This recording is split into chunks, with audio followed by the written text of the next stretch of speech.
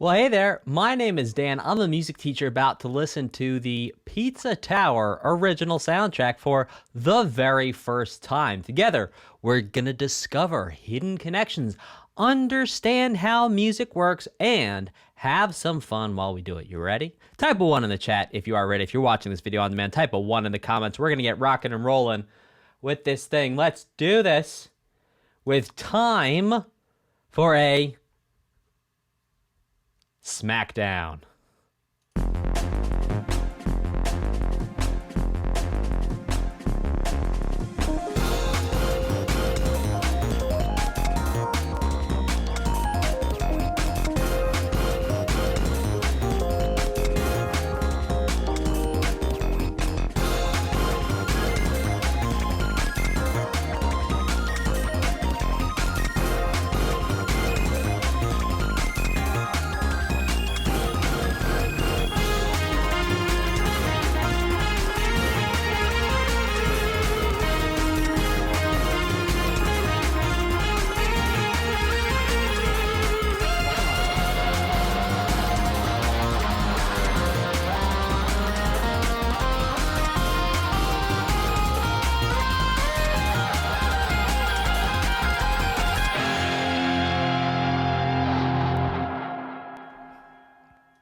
Well, that was delightful. Obviously, as we go through, I'm going to have more to say in terms of making connections in pieces. I just saw someone in the chat say, this sounds a little Jazz Jackrabbity, and indeed, I would agree with you that had Jazz Jackrabbit been made in 2022, this might indeed be how it would have sounded, because it's taken these ideas of this funk thing going on, and then also the idea of hanging out on less chord changes. And then, wow, I mean, just going through this, like, parts like right here. Oops, sorry, wrong song. Here we go.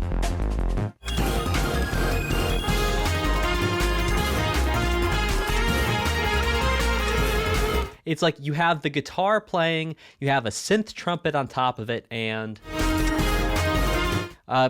a key synth as well, which sounds sort of like chiming beautiful bells, all layered together at the same time to create a unique sonic texture for this intro to time for a You Can't Even See Me Smackdown. Let's check out Pizza Deluxe. Oh, yes, please. Oh, let's go.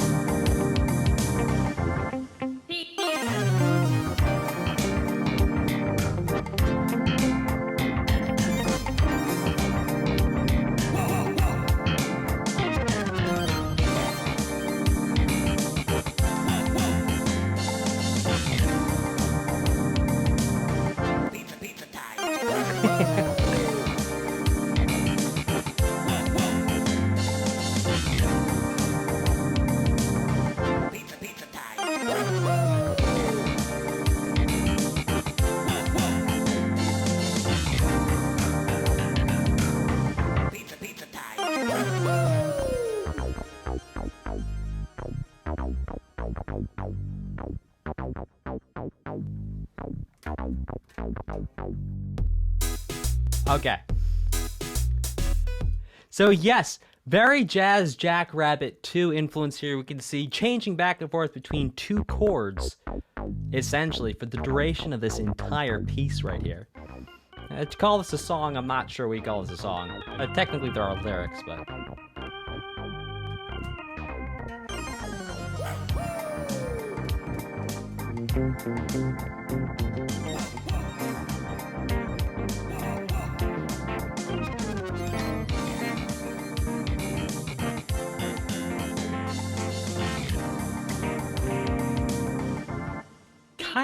It kind of is like a 1-4 type thing here. There's a little bit more nuance, something going on in this harmony I'm not quite picking up on just yet. Listen to it for a couple more seconds here.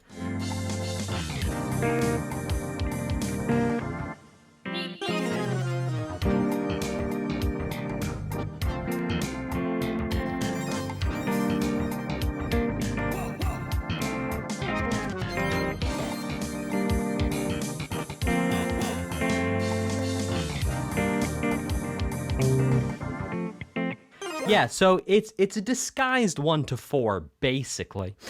So essentially, it's a C minor, but it's being disguised as this kind of, well, okay, there's a couple different ways we could look at this. We could look at this as being a C minor omit 3, so C, well, but then even call it C minor would be incorrect. So we could think of this as being like a C7 sus 2, or indeed we could think of this as being a G minor over C, because we have this G minor triad up top, but then the bass note really is hanging out on the C.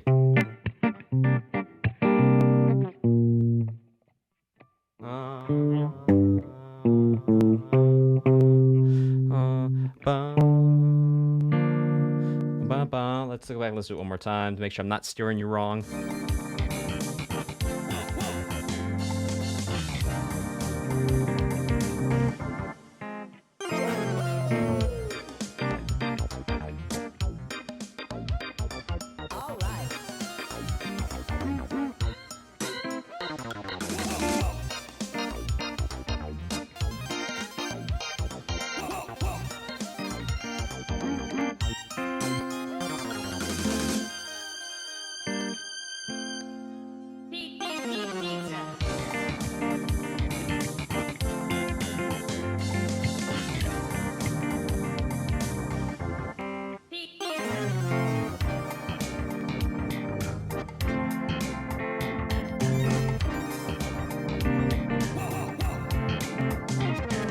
Yeah, it's kind of like an F over C. So it's like C stays in the bass.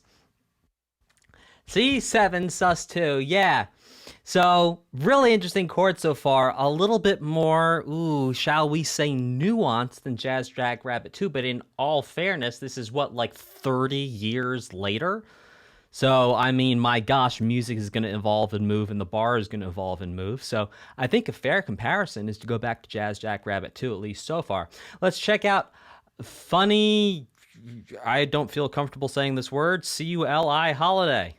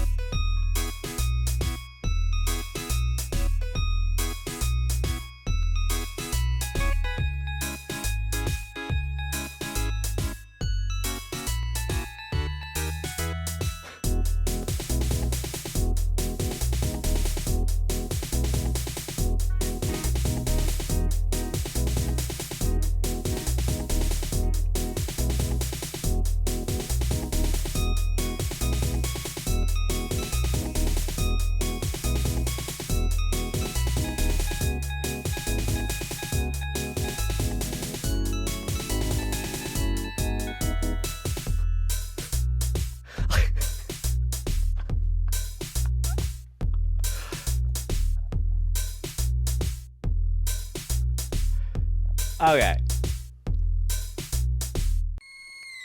Oh my gosh. I don't even remember the music for the Spider-Man pizza minigame, though I do remember playing. It was the Spider-Man 2 game on GameCube, where it was the open world. You could run around New York City. You could climb all the way to the top of the Empire State Building and jump off, and then web swing your way down. It was so cool. I probably did that like 15 times. You go all the way up and like, what the Empire State Building? Anyway, I don't even remember the music from that. So let's talk a little bit about this holiday thing that's going on here. So what's really interesting, it starts off with this. It feels like reggae.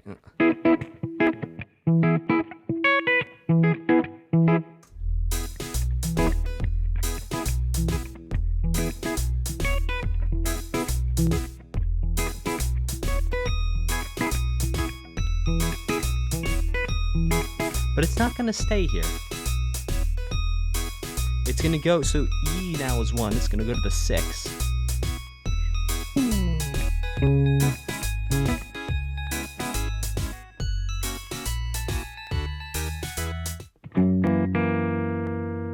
then it goes to an F sharp 7.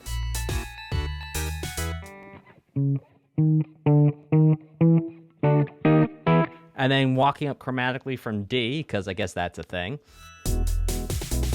And now it switches to this, like, bossa nova chord thing with, like... I don't even know what to describe those drums as. So it's like an E major 7/9.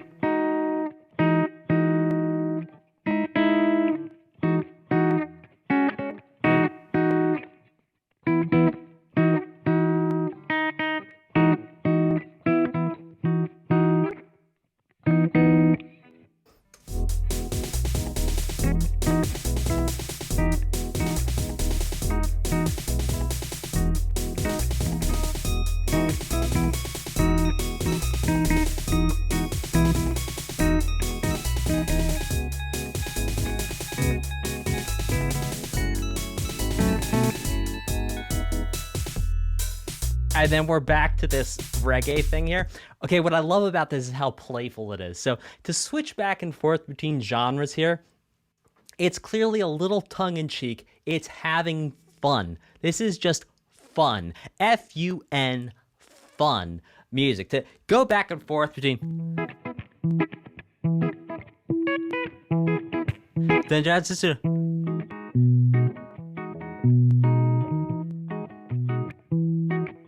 Like, why?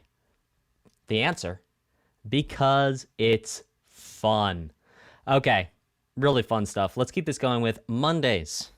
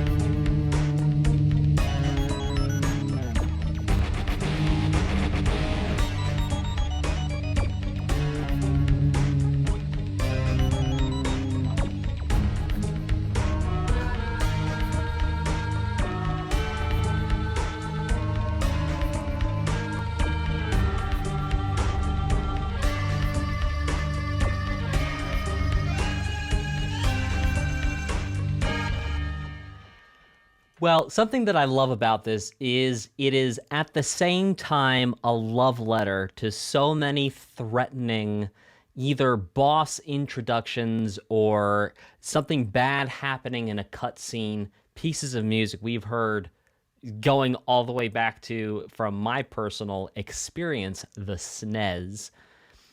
But it's also totally unique and adding a really fun twist onto things. So let's take a look. I want to break down one particular thing that's happening here.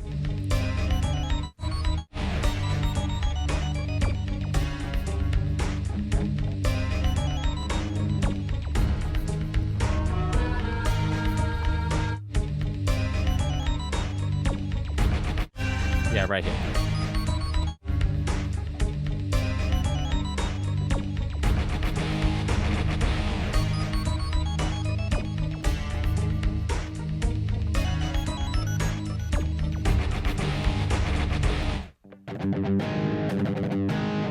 Okay, so this is really interesting. So what's happening here is this is fundamentally switching back and forth between two areas. An area of A flat, which sounds like this, and an area of G, which sounds like this. But here's the thing. It's not quite as simple as that. So what's happening is we have that. That's the A flat. That's our first area. But when we go to the second area, it's actually a mix between the A flat and the G. So here's the A flat sound. Here's the G sound. And here's what's happening. We're taking the lowest note from the G sound and the highest two notes from the A flat sound and like mixing them together. Dee-doo. Delightful tension and dissonance. Meanwhile, through the whole thing, there's this descending line going.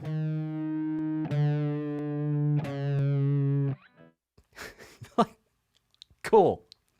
And so what's happening is in this line, they're emphasizing this note right here, which is a D note, which when we stack it up against an A flat, and whenever we hear notes in music, whenever we hear sounds in music, the lowest sound always gives all the other sounds their context. It's the way our brains perceive sound. So because this is the lowest sound here, when we hear the second sound, it actually sounds, we're always going to compare it to the lowest sound. So in relationship, they sound lots of tension, lots of dissonance. They sound very dissonant together. And this is called an interval of a tritone. And this is one of the most word just slipped off the top of my head. Dissonant. One of the most dissonant sounds we have in music between two notes. So this is a note, this is a note, this is a note, this is a note, this is a note, this is a note, this is a note. All these are different notes. And when we take two notes and put them together, one of the most dissonant combinations of notes is this relationship right here, the tritone. Very dissonant. So creating lots of threatening feelings on this Monday as if something bad is going to happen in the week to come. Let's check out Unearthly Blues. By the way, chat, if you are live, please feel free to ask questions about the OST in the chat. And if I see them, I will answer them to the best of my abilities. Okay, let's keep going with Unearthly Blues.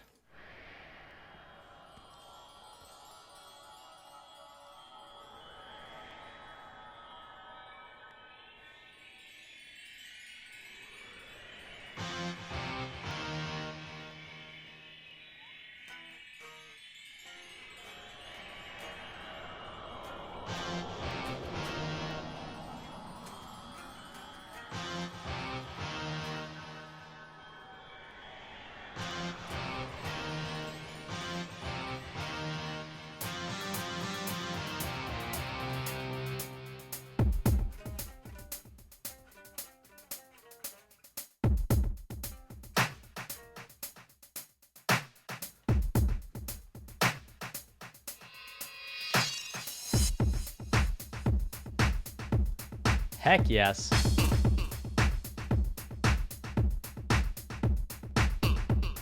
This is a hot beat.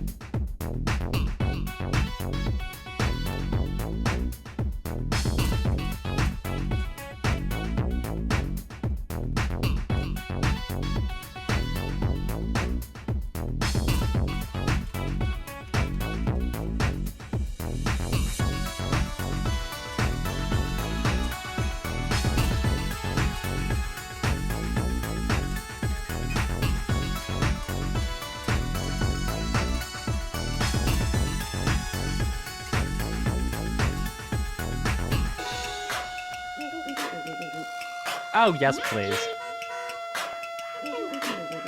I love that.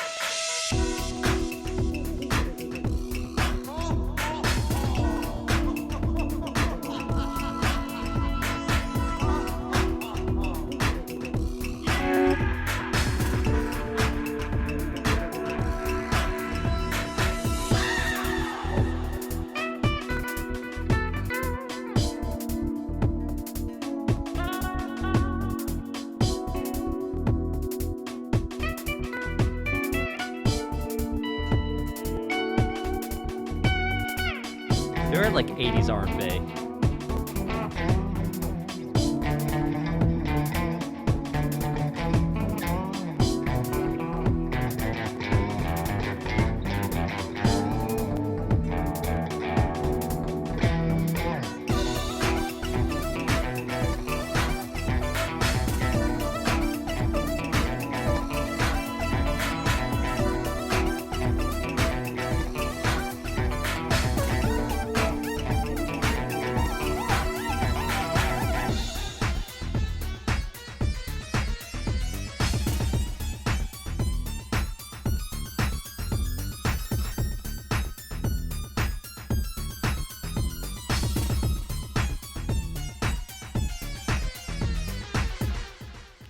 Help me out, guys.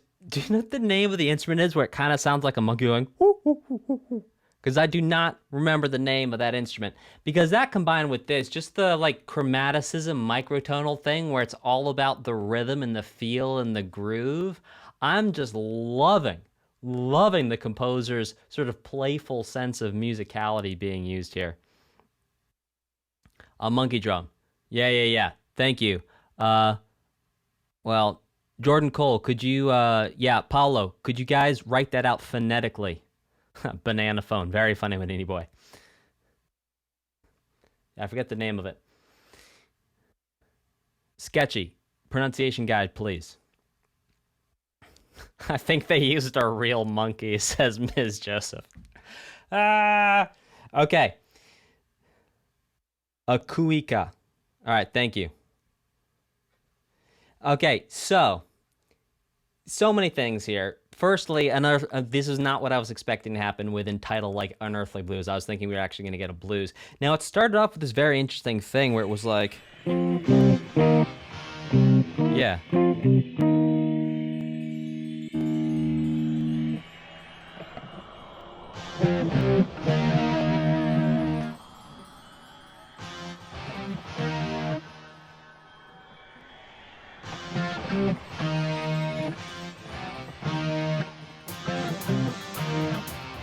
And then,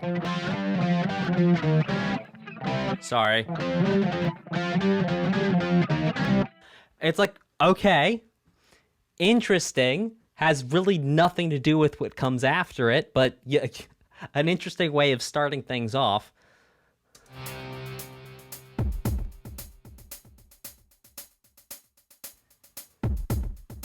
And then it's totally different here.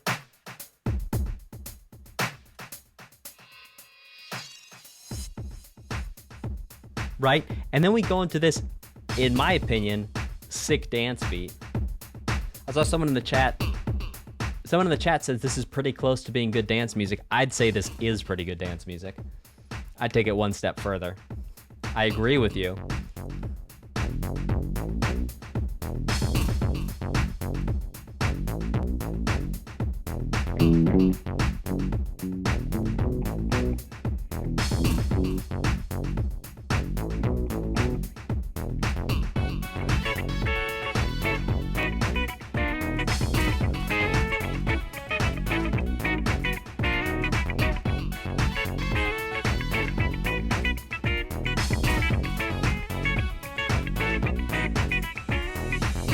That right there is like 1 to 4. This is Jazz Jackrabbit staple land. The 1 is the F sharp minor. The 4 is going to be a B7. I'm paraphrasing.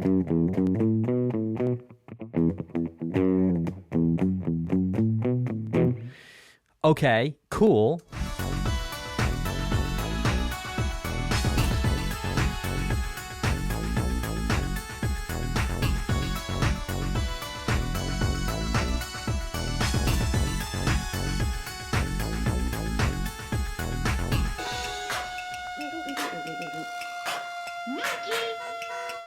Monkey.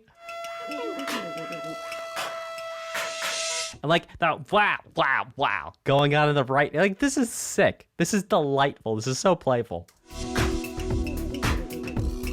And now it's like, where are we going?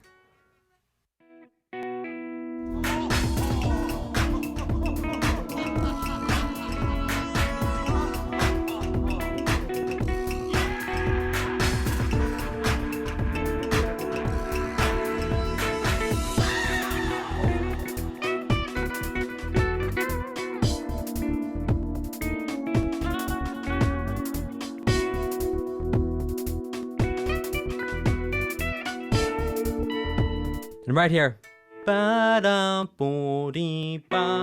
is what we would do if we were in the 80s with like some Anita Baker or something. But anyway, some really cool stuff going on in Unearthly Blues. I'm absolutely loving this soundtrack so far. Let's check out It's Pizza Time.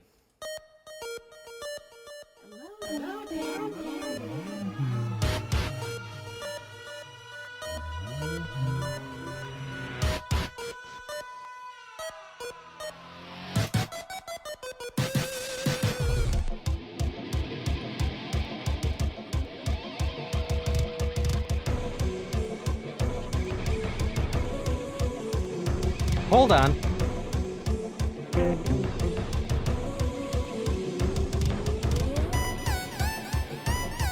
That's what we just heard.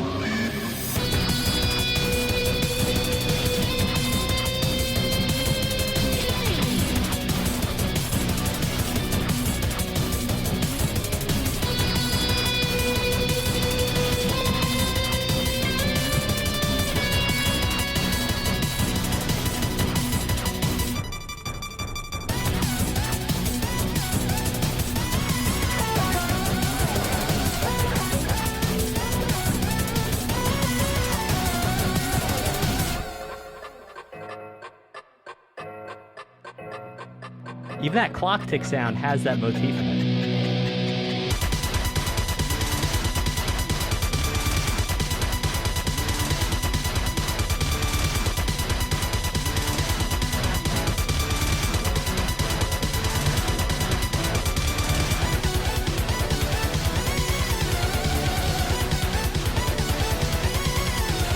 Oh, that's chaos.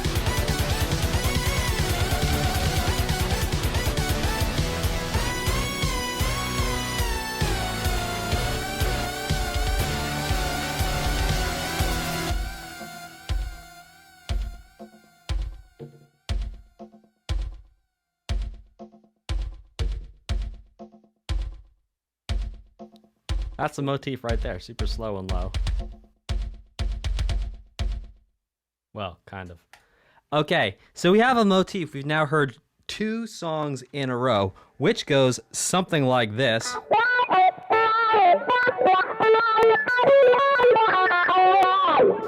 And we've heard that in chord form, we've heard that in note form, we even hear it in the sound of the ticking clock. The clock itself is giving us part of this motif. So I'm going to go ahead and guess this is a important motif for this OST, and I'm also going to guess we're going to be hearing it again, considering it was hinted at in Unearthly Blues. We heard it big time here in Pizza Time, not just with the chords, but also with the melody itself. Now, something I want to point out to you here is when things really start to go off the rails, I have 98% confidence in saying that It's Pizza Time is a timed trial or timed mission where we get close to the end of the time and everything starts going off the rails. Chat, type a 1 if I'm right, that this level here has to do with a timed challenge. And the reason why I say that is because it keeps on speeding up and getting more chaotic as we go on to mirror what you feel inside of you. And I know, because I play video games too, that when there's a time trial and you start getting close to the end, your heart starts pumping that adrenaline. So you're like, am I going to make it? Am I going to make it? Escape sequence, sure. Yeah, essentially at a fundamental level, both are timed, right? Because if not, something's going to catch you based on the time that you spend in it. So let's check this one part out here at the end, because this is just delightful.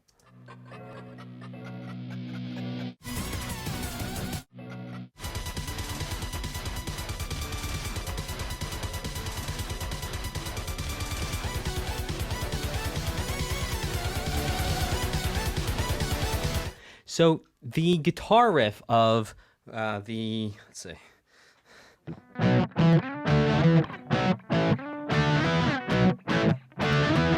Paired against the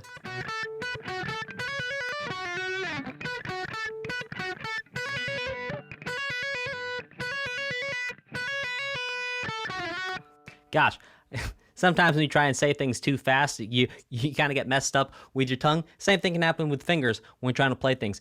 Yeah, so really interesting sort of cacophony experience at the end with so much going on in, yeah, that was delightful. That plays when there's 1 minute left and the timer says Aspie. That's really cool. Welcome if you're joining. If you've never been on this channel before, I'm a music teacher and I've never heard this OST before, and so I'm giving my thoughts, breakdowns, and reactions to it live and in real time, again, having never heard it before. So every time I hear a track, it's the first time I'm ever hearing it. Let's check out Hot Spaghetti. Much better than cold spaghetti, in my opinion.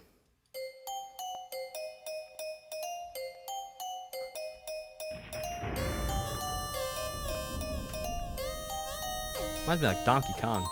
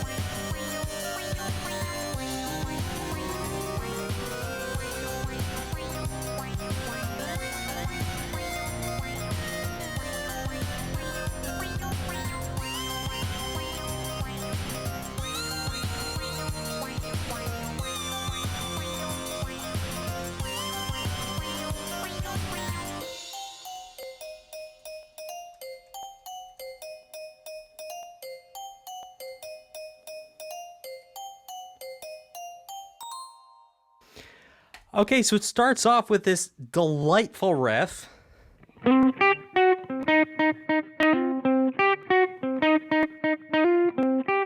Ah.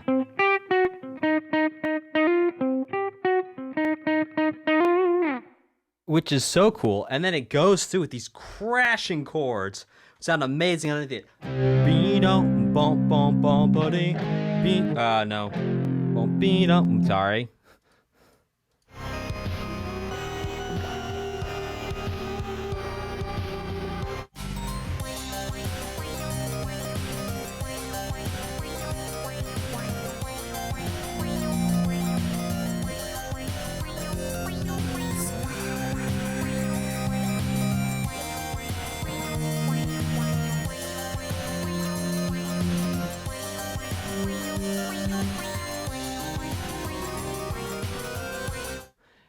Okay.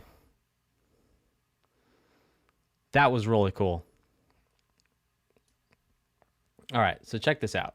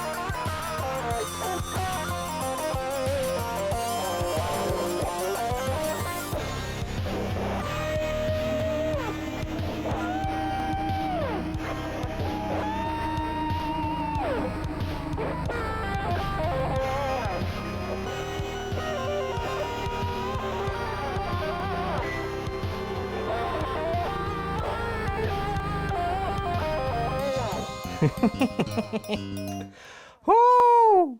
That's fun. Okay. So everyone's saying cold spaghetti is arguably better, so I say we go ahead and check out this cold spaghetti business. I mean, type a 2 in the chat if you've ever eaten cold spaghetti. Type a 2 in the chat if you've ever woken up and the first meal of the day you have eaten has been cold spaghetti, because I know I sure have done that. My goodness. Type a 2 in the chat if you woke up one day and the first meal you had was some cold spaghetti. And I'll make an exception. It could also be cold ziti or cold linguine. You know, cold pasta. 2, it's called depression. King Peggy 2, sadly. Okay, let's keep it going with cold spaghetti. Same riff.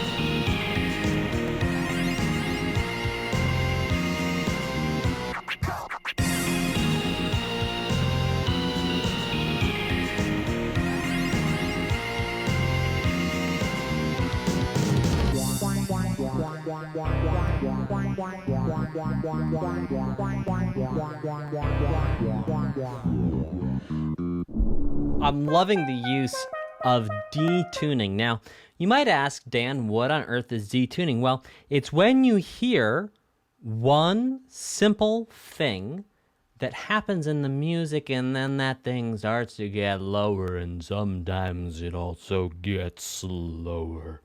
And so when you hear that happening in the music, that's actually a really easy effect to create in a digital audio workstation, which is what modern day video game composers generally use to create soundtracks, and it's actually relatively easy to create this effect. However, to use it effectively and make it tasteful is a whole nother ballgame, and I'm loving so far how Mr. Sauceman is creating these slow down tape effects here, because we heard them also in Unearthly Blues. We heard them with some of the chromatic things going down. Now, in that case, that was more of a pitch bend rather than slowing down at the same time. So when you have the descending in pitch accompanied by a decrease in speed, it is likely that it is a tape slowdown effect, because I don't know if any of you are as old as I am, but we used to have these things called cassette tapes, and if you were to slow them down, that's what happened.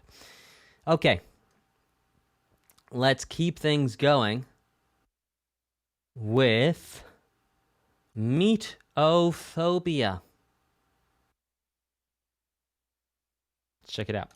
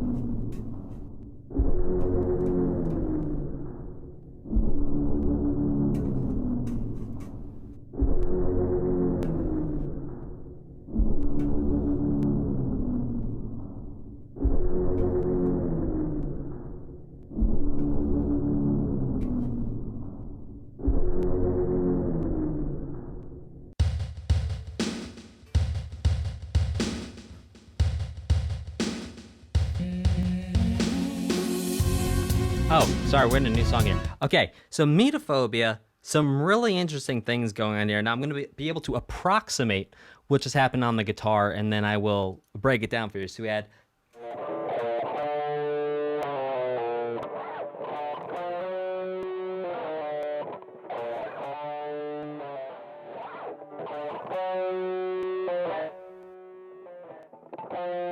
Sorry. All right, here we go, for real this time. Ah!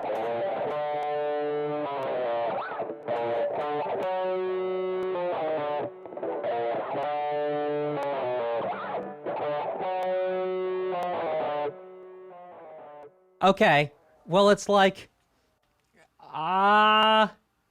that's interesting.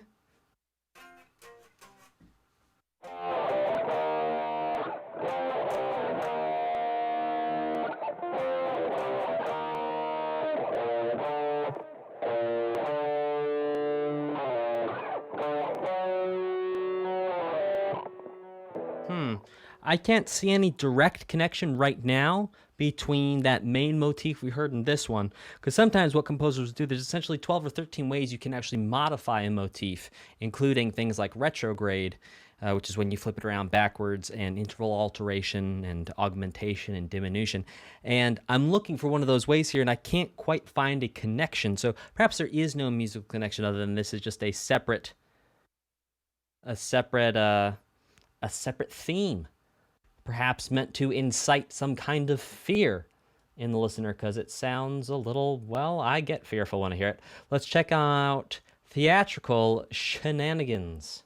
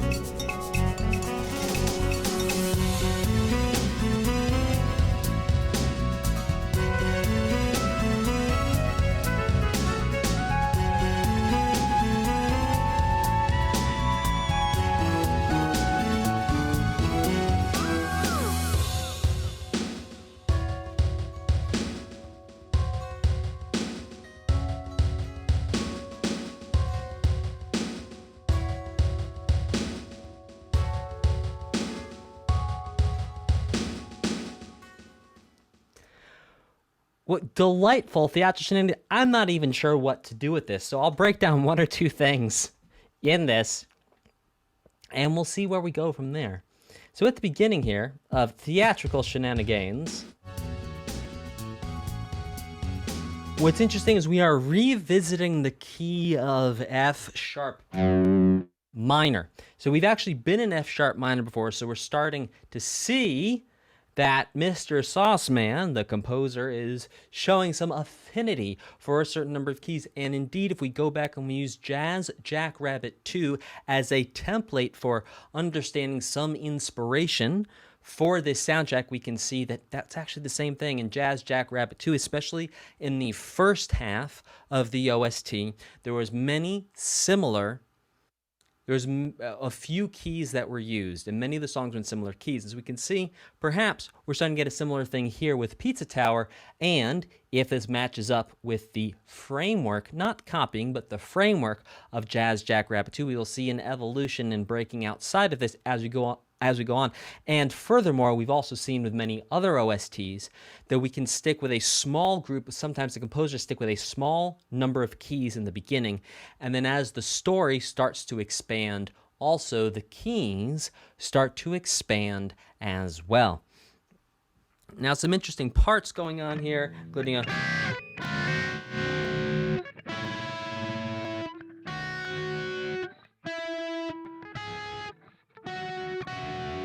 something like that.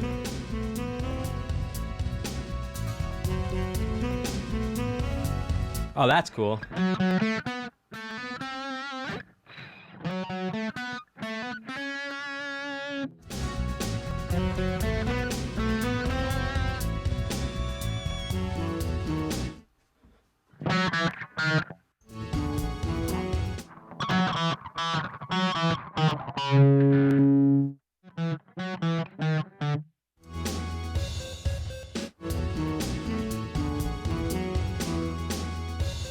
Oh, that ending of that riff's delightful.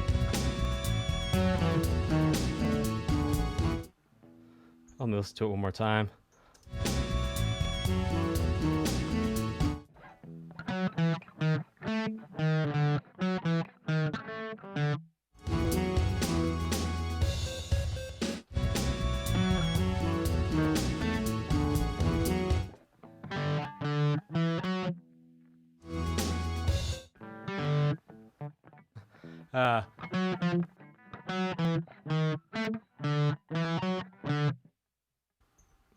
I think that was it. Oh, ending on an E. Sorry. Okay, let's play this riff one time.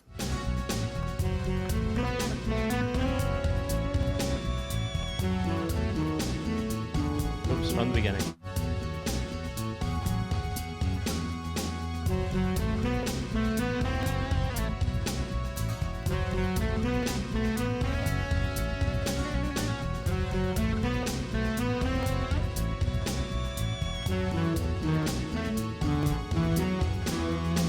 Ha!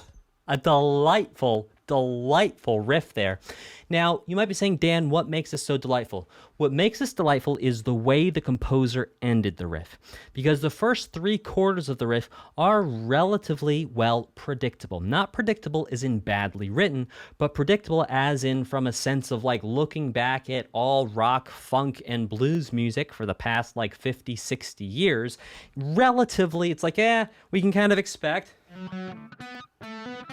Sure. And then I thought it was going to go higher, but it didn't. Sure. And then... Now where this riff gets genius is right here. I've never heard that ending for this type of riff before. Now you might be saying, well, Dan, that's all well and good. What on earth is a riff? A riff is when you have notes that are typically lower, not higher. So lower sounding is going to be down here versus higher up here. And it's something that's repetitive.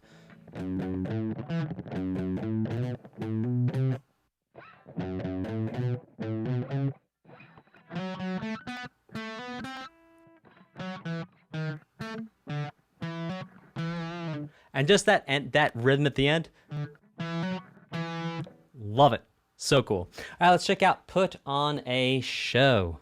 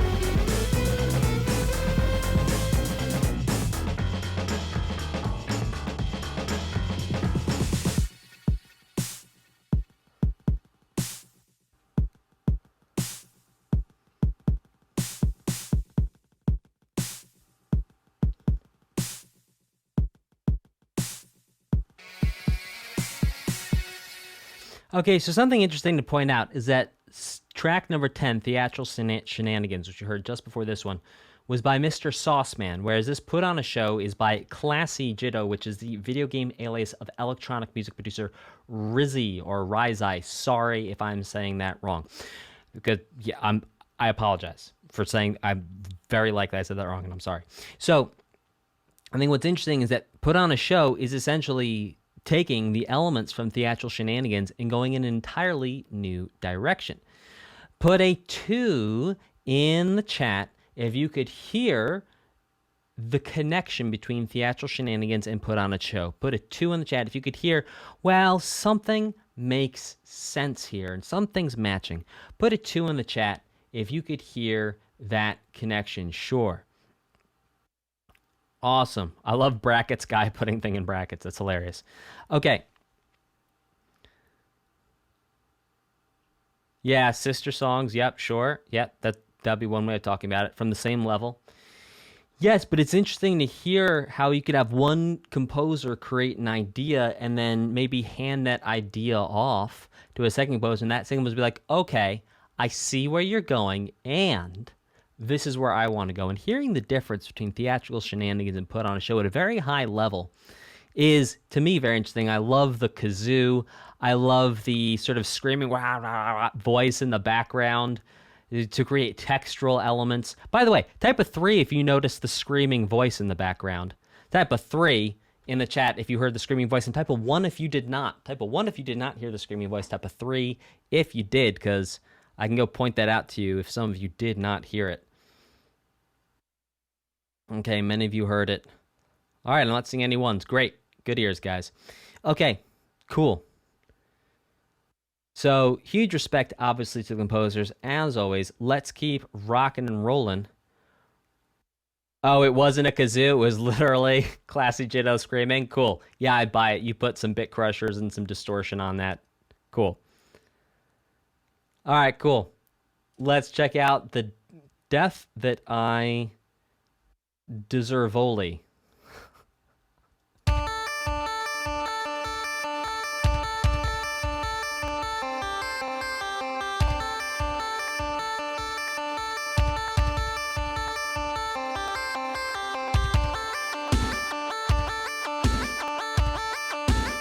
Speeding up.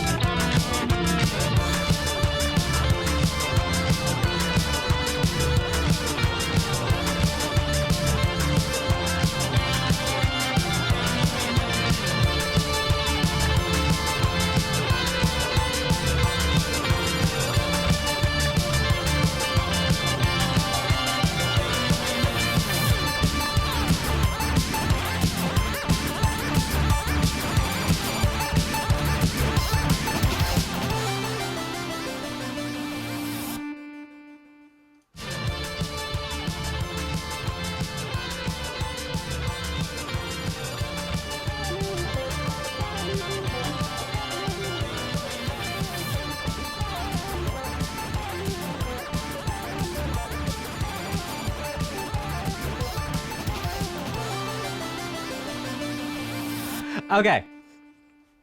So besides a very fast and butchered attempt at a Megalovania remix there right at the end, because that was indeed the chord progression for Megalovania. Really some interesting things. So the one thing I want to talk about is the way that the song starts and then how this progresses, because if we look at...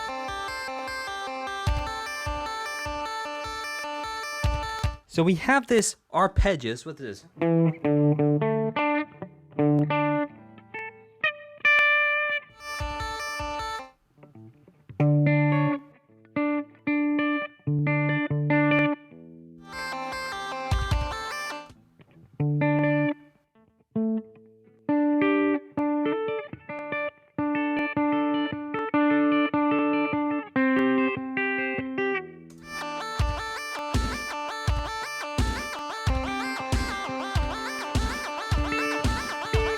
And then how it speeds up here, and then it becomes a textural element. Just adds to the chaos. Guys, scale of 1 to 5, how chaotic? How chaotic is this game to play? Because from the soundtrack so far, I'm going to guess this is insanely insanely chaotic and like so much fun because that's what it sounds like. Yeah, 6, 1 out of 5, it's a 6. It sounds like it's 7, 10, 100. 10 out of 10. On a scale of 1 to 5 is a 10 out of 10 chaotic. To add to the chaos, we're going to break the rating scale. Yeah. Because, I mean, look, if you're going to create a piece of music to imply time-based, adrenaline-pumping chaos, this is it. And I'm so in awe of the composers for doing what they did to create this sound and these textures. It's amazing. Let's check out Dungeon Freakshow.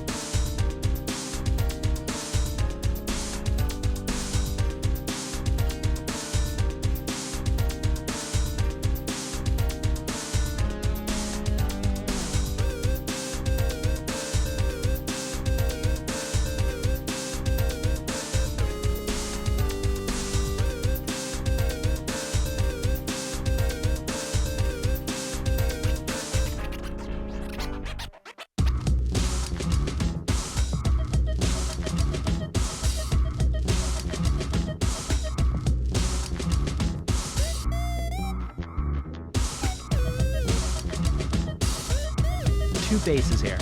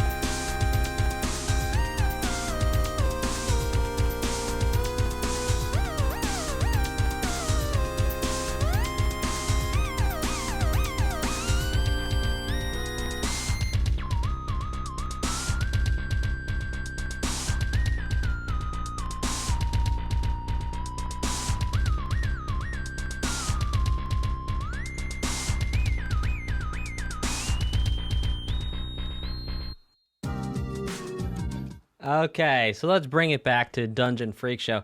Number one, this change in the middle is like...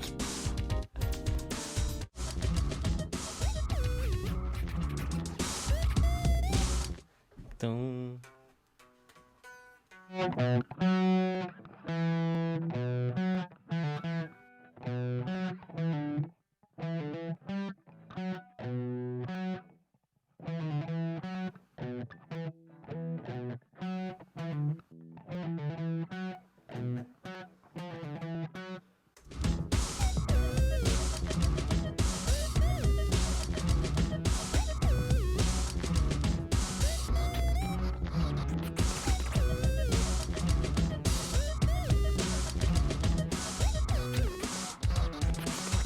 Okay, so this part right here, we actually hear there's two basses playing at the same time.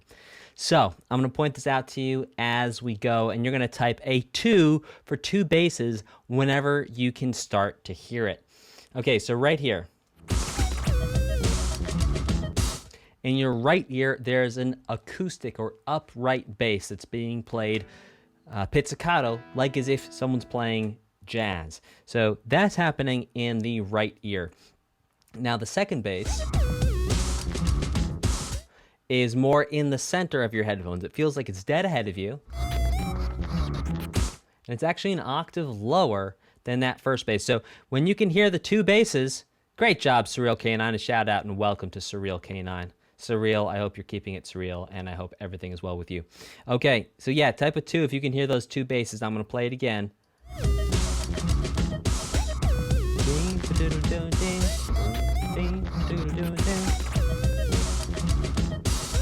They're playing those notes.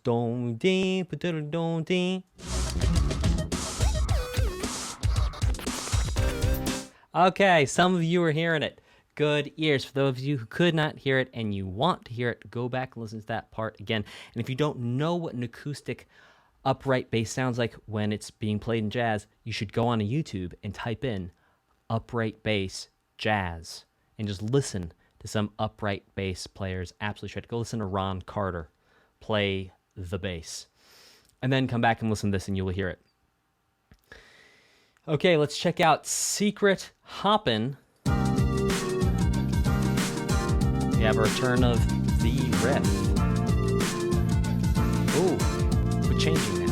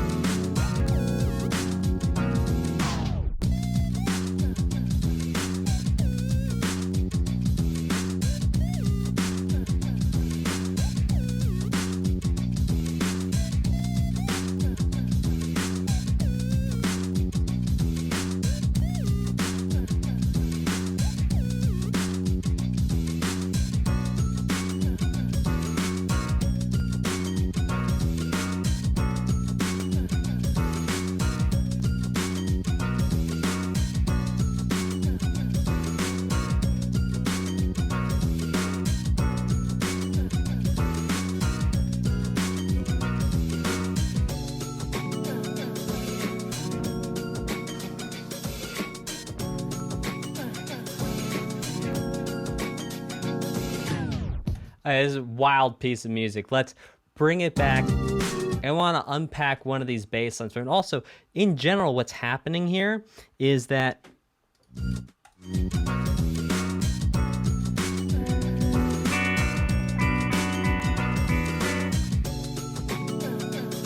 Just pull back.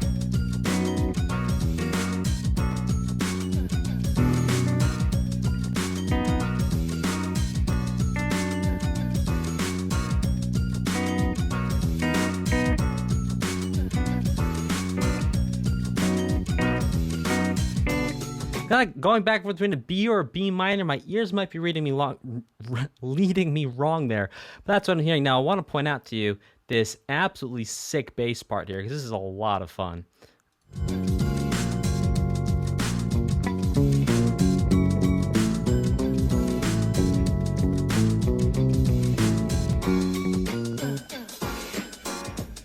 Pull back a little ways.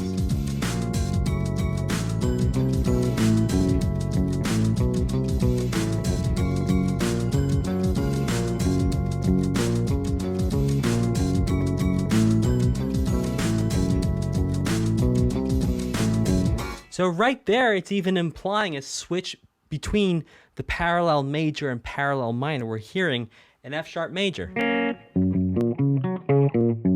That's literally playing the notes of an F sharp major chord and then implying an F sharp minor. Now, there is a song that I can cite as being a predecessor for many of these minor ideas. Maybe the composers were not using this as a reference, but it was out there in the 60s. And that's called Hey Bulldog by the Beatles. If you go listen to that.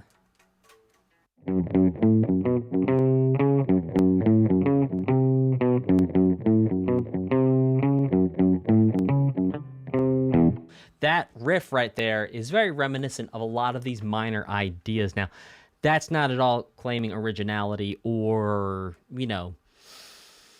that it definitely is connected. But that's an interesting connection if you want to go check that out. Let's check out Leaning Dream.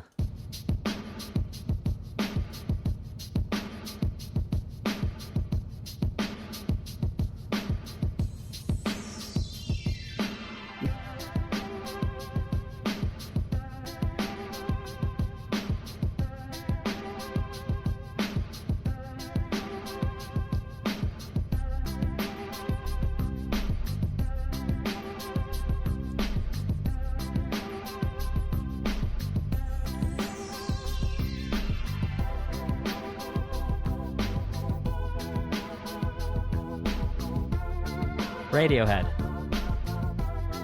I'll start it off with Radiohead.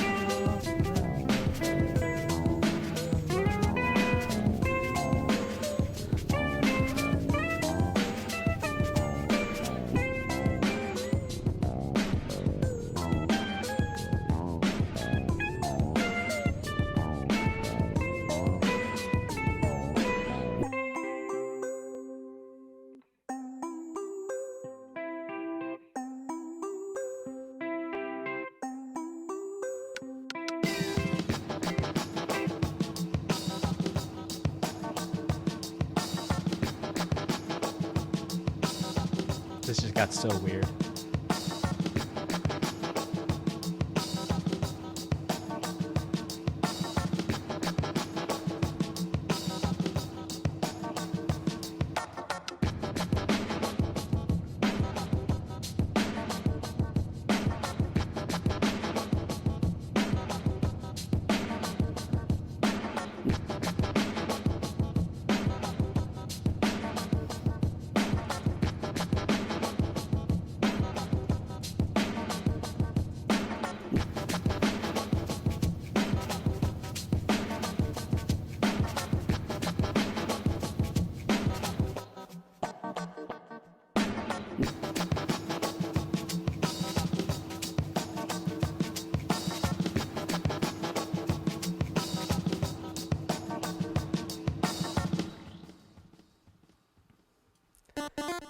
Okay, so Leaning Dream. Pretty interesting chord progression here. We have a C major, followed by an E major, followed by what is essentially a D minor, and to an E minor, to a D minor, back to a C. Very interesting chord progression. In the beginning reminded me of Radiohead's I'm a creep. I'm a creep. I'm a weirdo. What the heck am I doing here? Technically that'll be an F, but F is one note away. I don't belong here. Or whatever it is. Cool. All right. Let's check out Tuesdays in the Park with Dan. Oh no, we're on Pepperoni Strikes. Excuse me.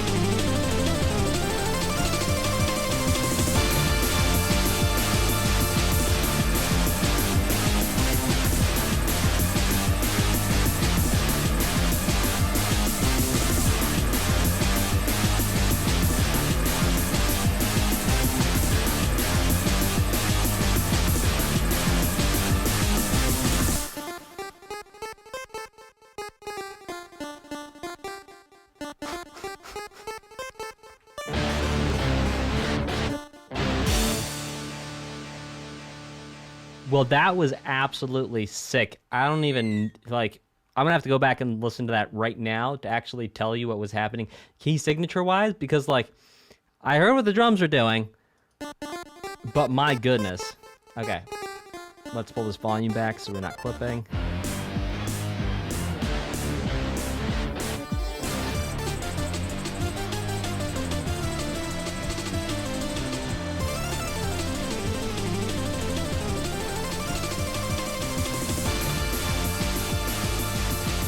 Oh, that's it. Oh, it's just 4-4 straight ball down the middle. Straight fastball in the middle. I don't know why my ears were playing some trick on me, or I was like, wait, what's happening? I wasn't really listening very closely, too. That's crazy.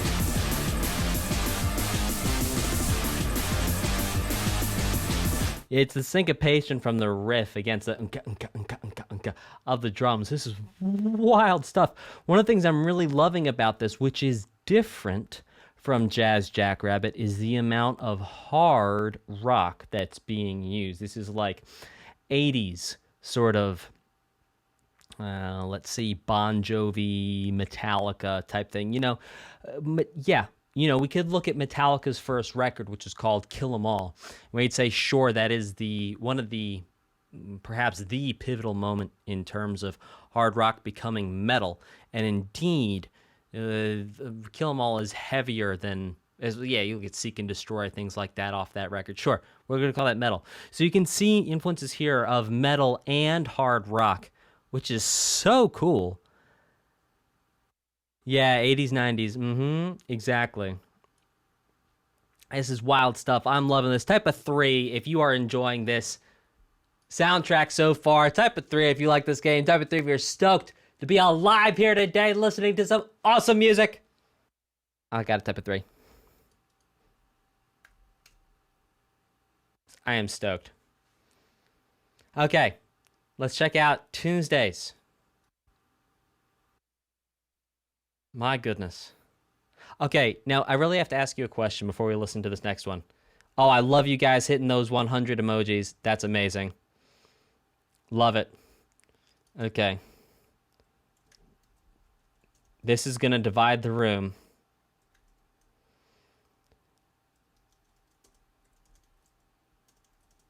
I know I'm not talking here, and it's a moment of silence, but it's going to be worth it. Ooh. They said don't discuss politics at the dinner table. Heh.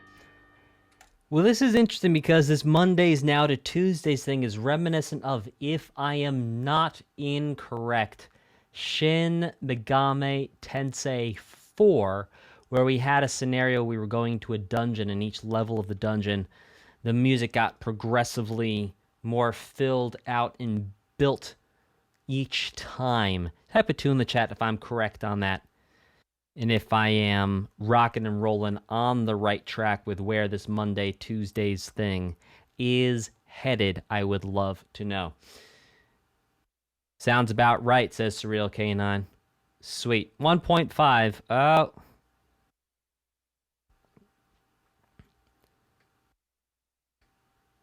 They're themed differently. Well, Mondays and Tuesdays were pretty close. Not wrong. I got a 1.5. All right. Persona 3. Yeah, the Tartarus in part 3 is what I was thinking of. Okay, that was Persona 3, excuse me. Not Shin Megami Tensei, rather Persona 3 is what I was thinking of. Okay, let's check out Oregano Mirage. What? You say it's not pronounced oregano, it's oregano? Well, excuse me, Oregano Mirage.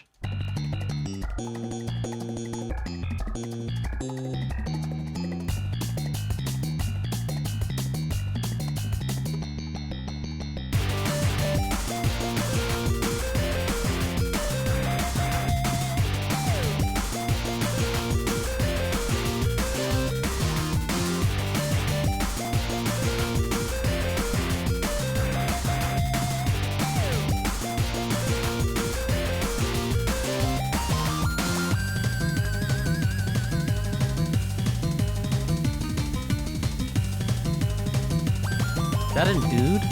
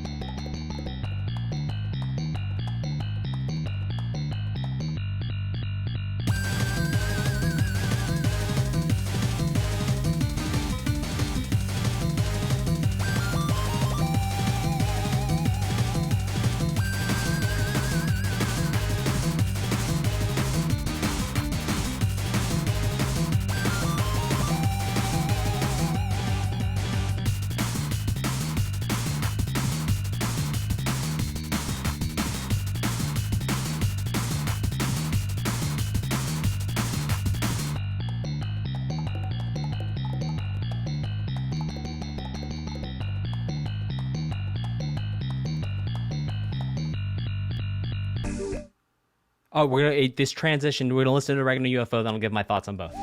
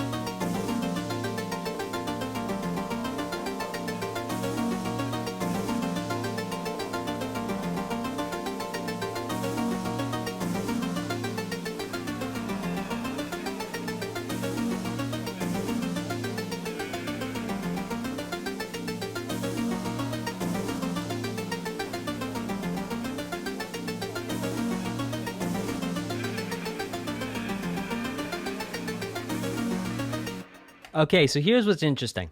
I don't know if you're watching the chat. If you're watching this on demand, you should open the chat because always fun things happen on these streams in the chat.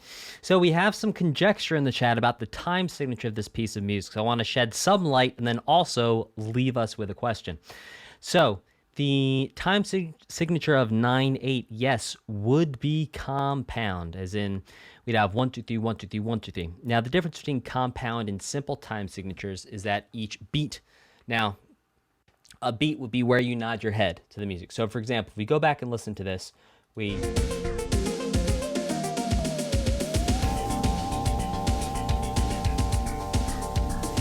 Go here.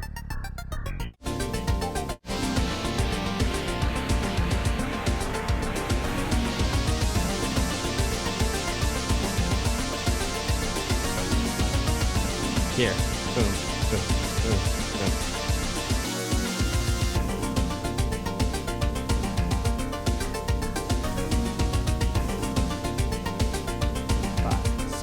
7, 8, 9, 1. And so people are saying 9/8, people are saying 9/4 because there's 9 of these places where you would nod your head before the music comes back around in what's called measures. Now, I don't have time to give you an entire music theory lesson to catch you up to speed on what measures are. You go back, watch previous streams. I've got a free list of music theory lessons on this channel and other channels as well. So let's talk about this. Okay, so clearly this music is not compound, right? Clearly this music is in, every beat's divided into 2 equal parts instead of 3 equal parts, which would be compound. Now, here's where it gets interesting. People say, well, 9/8 because it's fast, 9/4 because it's slow. Is 9/4 technically not compound? Anytime you have a 9, it's the top number where you put a 1, 4, 8, 16, or 32 on the bottom. Technically speaking, we're going to assume that it's compound. Now, here's the thing. 9/8 is the least commonly used of all the compound time signatures. In fact, when I was writing my Music Theory 3 book, to find 2 examples of 9/8 took me like, I don't know, I think it was 2 days of research. To find a pop song that was a 9/8, and then to find pieces of classical music that are 9/8, it's a little bit easier because Bach used to write some stuff in 9/8. Now, the question becomes, okay, if we know that the time signature of 9/8 is typically associated with 3 groupings of 3, or indeed 9/4 would be 3 groupings of 3, how then would we think about when we have 9 beats in a measure, yet each beat is divided into 2 equal parts instead of 3 equal parts? And for this, I would propose, and this is not necessarily the answer, but it is an answer, that we could think of this as being 4/4 plus 5/4. And the reason I say this is because if you listen to the synth part is actually laying this down. Or indeed, it's 4 plus 4, 4 plus 4, plus 1 plus 4, because you can hear in the synth part that the synth part is giving us 1 and a 2 and a 3, 1 and 2 and 3 and 4 and 1 and 2 and 3 and 4 and 5 and. So the synth part is actually giving us an even 4 measures before it starts up with a new pattern. So let me break this down for you. 3, 4. Right.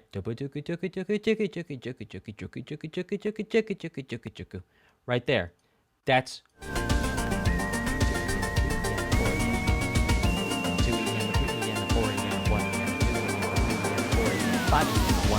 So you can see how that synth part is actually lining up 1E and a 2E and a 3E and a 4E and a, and then it's going 1E and a 2E and a 3E and a 4E and a 5E and a.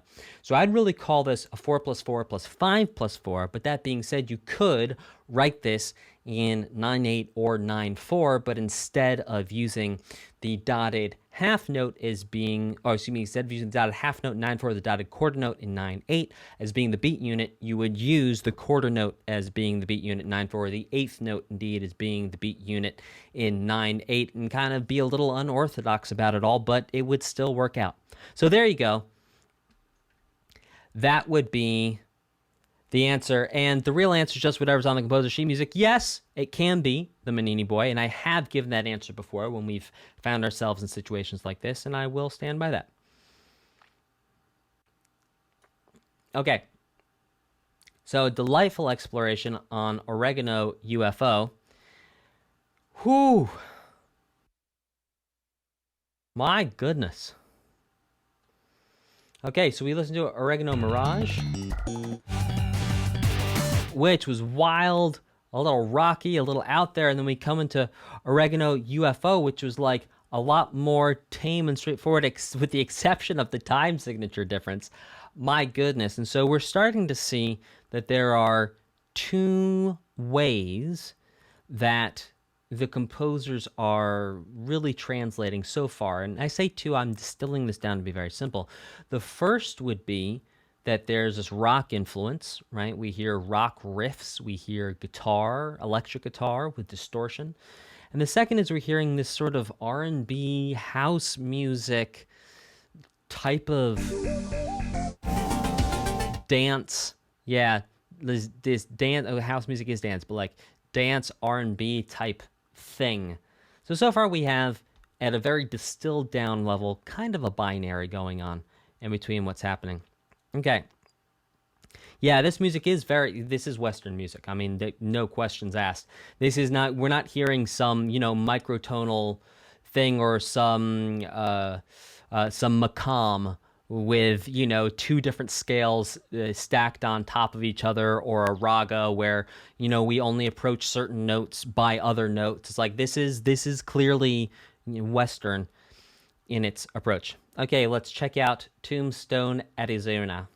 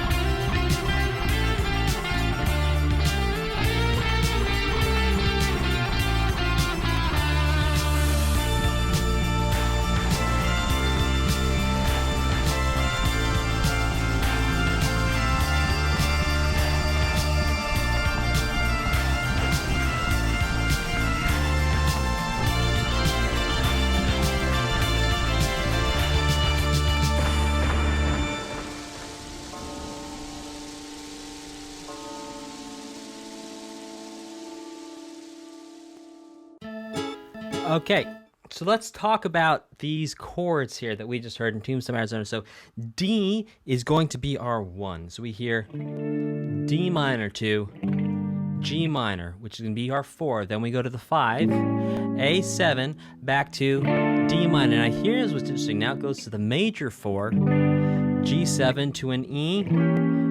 Well, we'll call it E fully diminished, or maybe just E diminished. Yeah, we'll just call it E diminished. Then to a 5, so E diminished would be 2, to 5, back to 1. That was the main chord progression for the first half of the piece.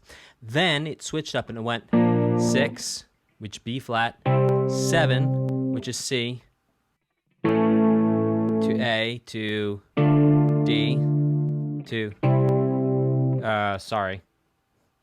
Let me pull that back.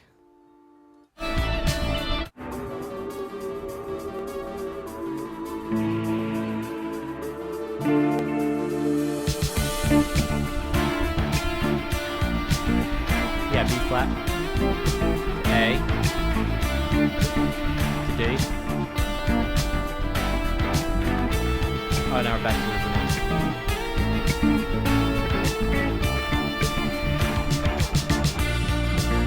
the B flat,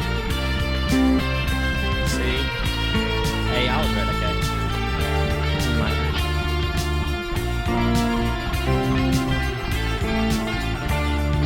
And then one time it does it double speed. So 1, 2, 3, 4. 1, 2, 3, 4. 1, 2, 3, 4. 1, 2, 3. Now double time. 1, 2, 3, 4. 1, 2, 3, 4. And that's called the harmonic rhythm. So the harmonic rhythm there was doubled to create an interesting effect and to keep the conversation rocking and rolling and also interesting. Okay, let's keep this rocking and rolling with Mort's Farm.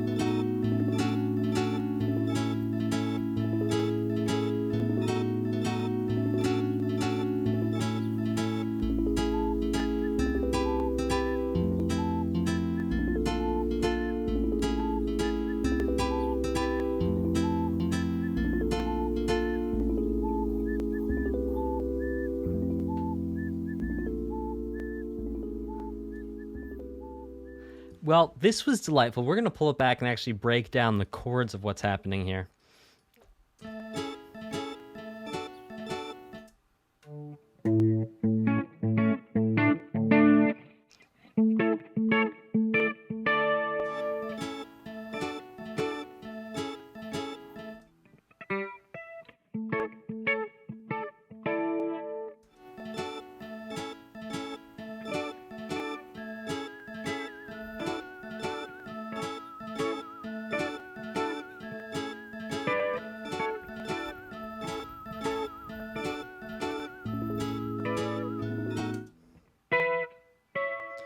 Oh.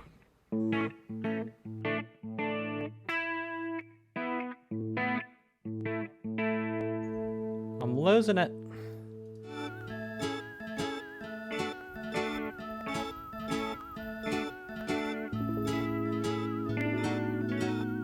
And then there.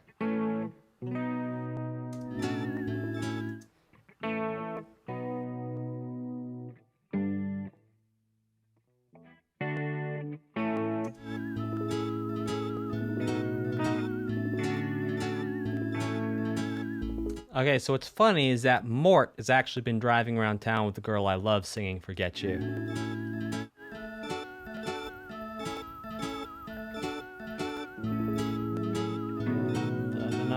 Forget you. I guess the change in my pocket, it wasn't enough. And I'm like, forget you and I'll forget her too. And then to C major 7.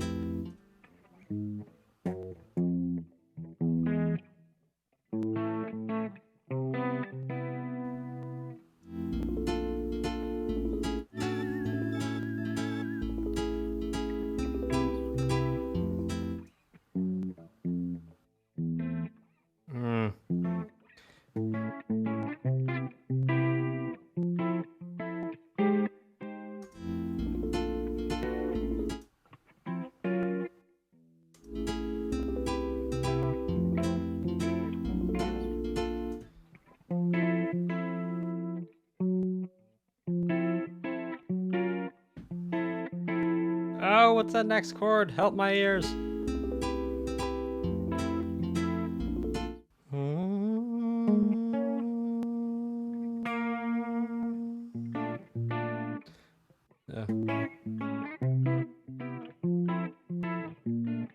There we go. And back. So then it goes A major 7, C major 7, F major 7, B flat major 7.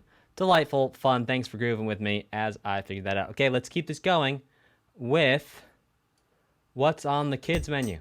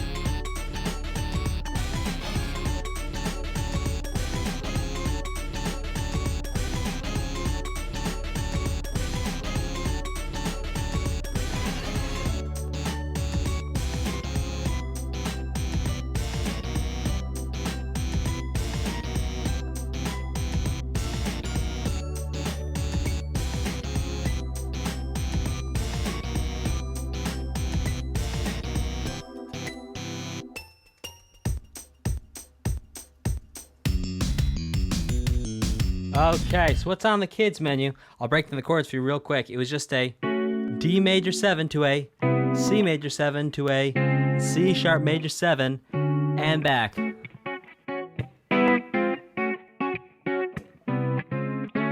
At a very fundamental level. That's all that was going on there.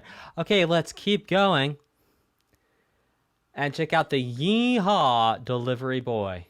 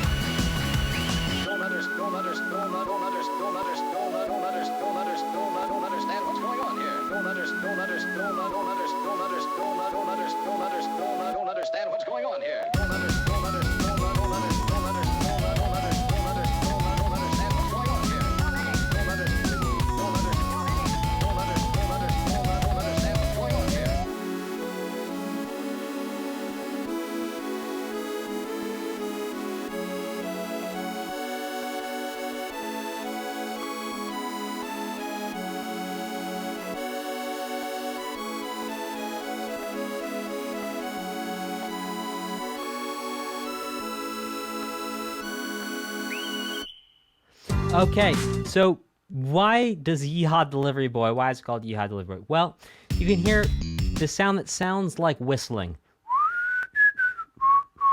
That you can hear in a lot of old westerns, that there's whistling over, indeed, a guitar.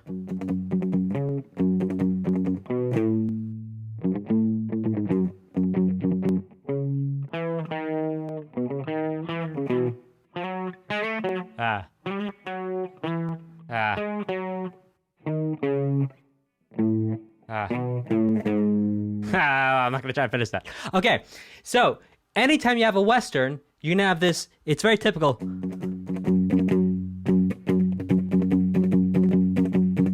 That's actually called a gallop, which you can hear in metal all the time.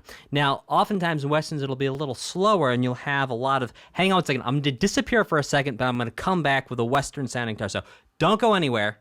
I'm going to disappear for a second, and I'm going to come back with a Western-sounding guitar. Don't go anywhere.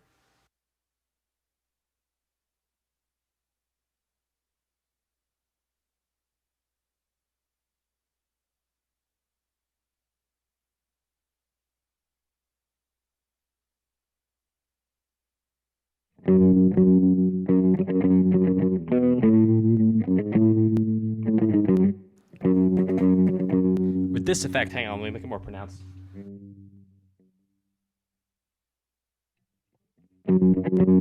There we go, that's a little too much. There you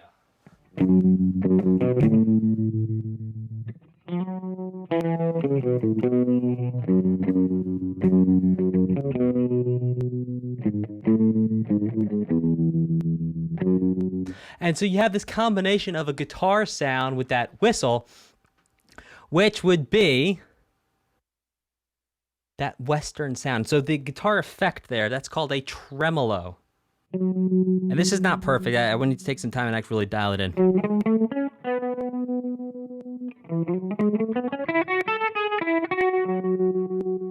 Okay, let's keep it going with Secret Hoppin'.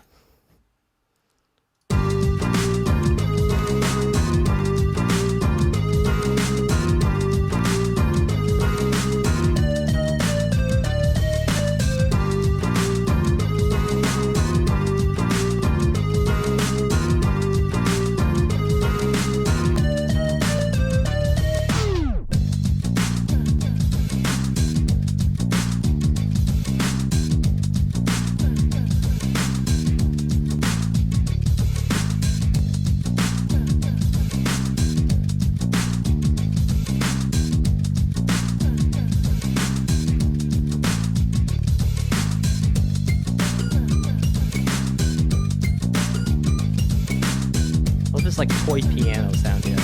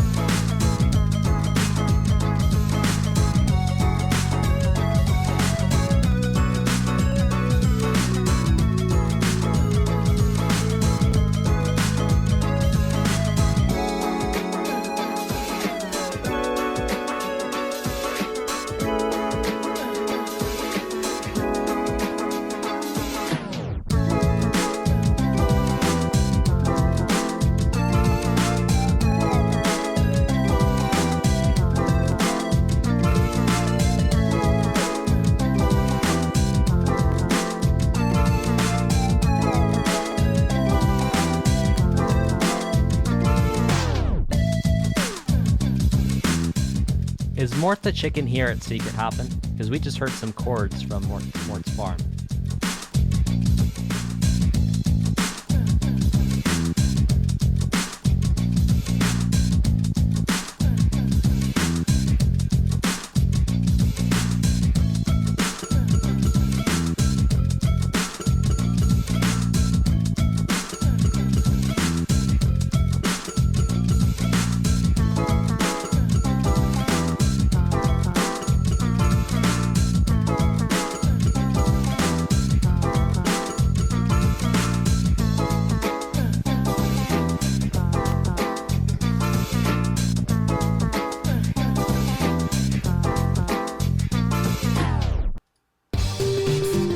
Okay. So, Secret Hoppin', we heard some elements of, well, let's see. We heard from Mort's farm. So, in Mort's farm, if you recall, there was a moment where I was like really cross-eyed about well, not cross-eyed, but I couldn't figure out a chord progression. It was like, what is going on? And what it was is what it was. And we just heard that in Secret Hoppin', which is how I knew Mort, the character, was there in Secret Hoppin'. Now, guys, I don't run ads on these streams. Believe me, I get messages almost every day, emails, through Instagram, of people who want me to sell you gaming chairs and headphones and speakers and guitars. And I say no. And I say no so that we can have our time here to appreciate the music. So please support this channel by sharing this video with someone who you think you will like it, by sharing this channel with someone who you think will enjoy these OST reactions, breakdowns, and have fun with you. Share it with a friend. That is my ask.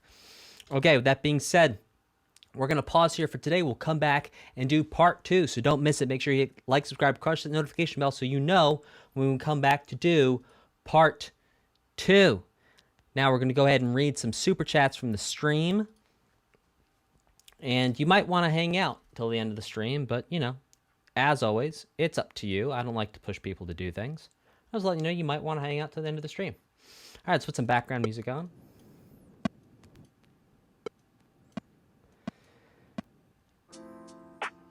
Okay, here we go.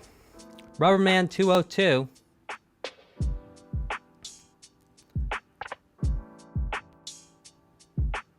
says, I'm so glad you're finally getting around to this. Pizza Tower is one of my favorite games ever now, and its soundtrack flipping rocks. I think you'll like it. Put this word Super Mario RPG's OST on the SNES. You got it, Rubberman 202. And thank you, Rubberman 202, for upvoting and being so vocal about getting this rocking and rolling. You were the first, I believe, on the channel to request this, and many have followed suit since, proving how popular this game is becoming.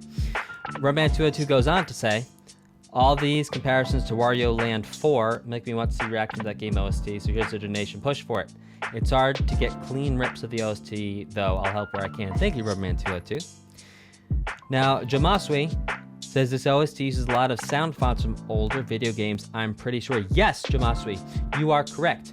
In fact, we heard the orchestra hits that we've heard in games going back, well, all the way back, and then also listening to games as modern as this one, and even things like Big Shot by Toby Fox. Rubberman 202 says, fun fact, Mort the Chicken is an obscure PlayStation 1 game whose main character cameos in Pizza Tower as a power-up to help Peppino. I recommend that game's OST, but instead I'll put this to Wario Land 4. That's a good idea, Rubberman 202, staying consistent, moving things up. Thank you very much for supporting the channel. As always, Rubberman 202, thank you for your support. Lehman says, I highly recommend the Blasphemous OST. Take care. You got it, Lehman. We're going to use those €2 to upvote the OST. So thank you for that. Rubberman 202 says, Yeehaw Deliveryboy, inspired by Hideki Naganuma's music. So I'm requesting Sonic Rush with the Super Chat. You got it, Rubberman. Zephoria. Hey, Zephoria. It's been a while. Zephoria says, hey there. Glad I can make it to one of your streams. Always miss out on them. Pizza Tower is one of my... thank you, Verse, for donating. Very much appreciated. Thank you. And we will make sure I count that at the next counting. So thank you very much, Verse. Zephoria, sorry. Says, hey there. Glad I can make it to one of your streams. I always miss out on them. Pizza Tower is one of my favorite OSTs. Well, I'm so glad you could make it. Zephoria goes on to ask, I'm making my first album soon. Got any pro tips? Yes! My pro tip for you is to segment each step of the process and each skill. So your first step would be to write the songs. So first put on your songwriter hat and write all the songs completely. And then within the songs, we could break the songs down into lyrics, melody. We can break melody down into 2 parts, which is rhythm and then the notes and then the harmony. Right? So once you have the songs by themselves with just melody and basic chords to the place where they sound really, really good and those songs are very compelling, then and only then start doing production. Because a lot of times, I've made this mistake, I've wasted literally hundreds of hours of my life doing this, is you get a song that's not that good and you try and fix it in production, and that's not the move. So get your songs done first. Get it so you're so happy with your songs that it's like lyrics, melody, chords are just perfect by themselves. Then and only then go into the production stage. Once you're in the production stage, you should be totally done with the song and not feel like you need to go back and change anything about the song. So when I say work on those songs until you're really happy with it, I mean make sure your songs are done, like you are done with the songs. Then move into production. Now once you're in production, if you already know how to mix, you can start to mix as you produce, because a lot of times how you use compressors and effects and everything, panning is going to go into how you want the final mix to sound. And then when you mix, make sure you're totally done with the production. You don't want to have to go back and forth between mixing, like, oh, now this doesn't quite sound right, let me go back and fix it. Oh, this isn't quite like, I've done that. It's a waste of time, don't do it. Make sure you are done with each step of the process before you move on to the next one. If you're mixing and mastering yourself, pretend like you're sending it to a different person. So completely finish each step of the process by yourself before you go to the next so they don't bleed into each other. Then once you're done mixing, if you're gonna master it yourself, have that be its own step of the process. And if you're mastering, obviously use reference tracks, as you should also do when you are mixing. You know, find a song that sounds similar to yours or uses similar instruments, and it doesn't have to be exact same thing, but use reference tracks. And same thing goes for if you're making an OST. It's like, don't worry about the arrangement. You know, write the melody first. Figure out your themes first. Figure out who gets what theme. Then you go in and figure everything else out, because otherwise what can happen is you have to scale back and forth, switching hats on what's going on. You've never finished one part of the process, and you're going to try and basically build the plane while you're flying in the air, and that's never a good idea. So do one step of the process at a time. One step at a time. And if that means that you need to take longer for your album, that's okay, because your album's going to be better.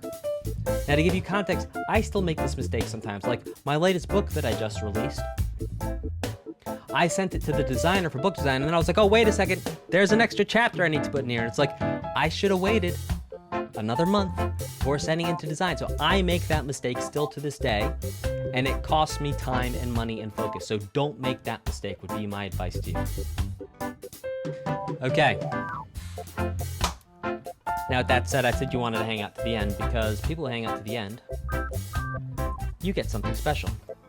You get an invite to my Discord. Now, this isn't even going to stay in the chat, because I want to incentivize you to show up live for chats, because I'm going to give you things when you show up live and you stay all the way to the end.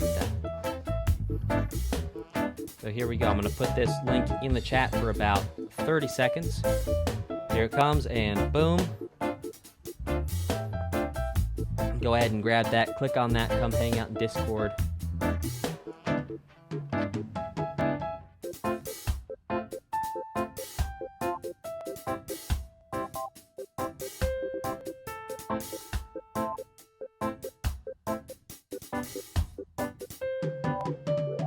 Okay. And with that said, we're going to go ahead. All right, y'all. Thank you so much for joining. Thanks for watching. I will see you next time. Take care and goodbye. Hey there. My name is Dan, and I am a music teacher about to listen to the Pizza Tower original soundtrack for the very first time together.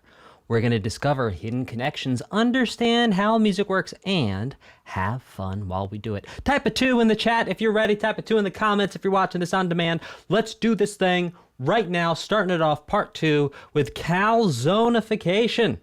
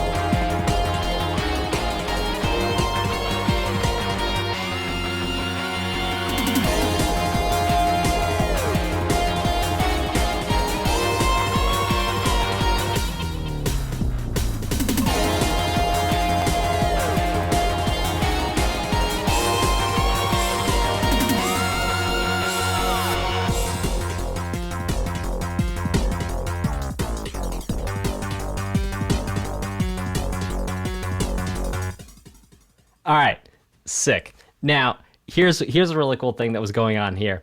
And that is, while the time signature is, I feel very confident saying 3, 4, what's happening in the melody is really, really cool because the melody is actually creating some very interesting syncopation where for moments it doesn't feel like we're in 3/4 anymore because if you listen to the melody, ooh, by adding attacks onto weaker and weakest beats within the context of the metric hierarchy of 3/4, it actually creates some really interesting rhythmic things. So let's check this out. Sorry, I'm about to make a noise. Plug your ears in 3, 2, 1. Plug your ears. Plug your ears. Plug your ears. Plug your ears. Sorry. Okay, here we go.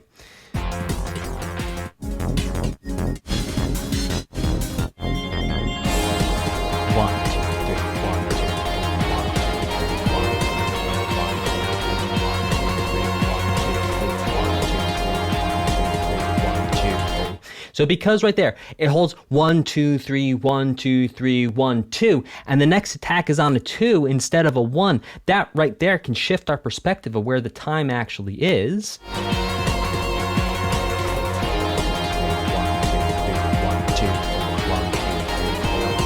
See right there, I even said the word 4. This is the point I'm trying to make, is that what it's like, oh my gosh, it's like going back to Beethoven. I forget which piece exactly. You can hear there's moments where he literally, what piece is it? I'm not going to remember. But it's like he takes a piece that is in 3/4 and moves everything back one beat. So all of a sudden you think beat 1 is actually beat 2. And that's exactly what is happening here. So essentially what I'm trying to say is Pizza Tower is as awesome as Beethoven. And I think Beethoven's pretty awesome. All right, let's keep going with Wednesdays. By the way, if you have questions about the OST, leave them in the chat.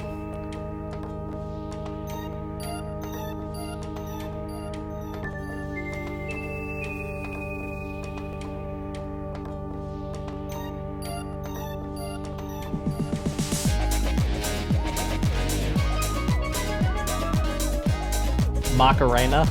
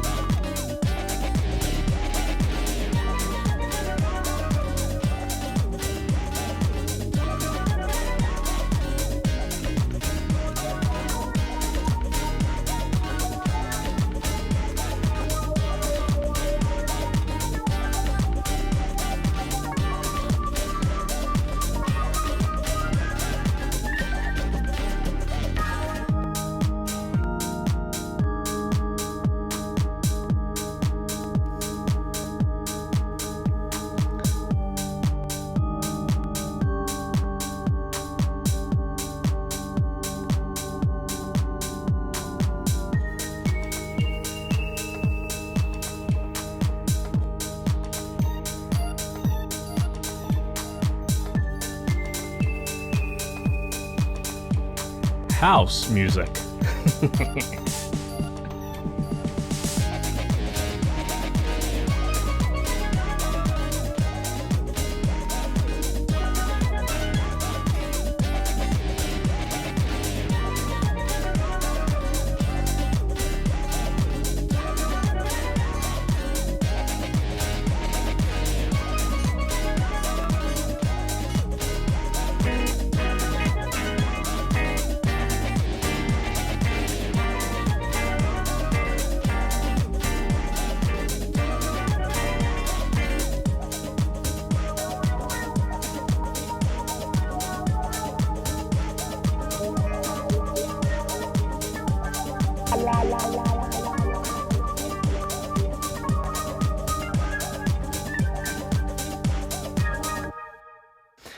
Well, as we moved through Monday and Tuesday, I hypothesized that maybe Wednesday was going to build off of Monday and Tuesday like we saw in Tartarus in, forgive me, Persona 3.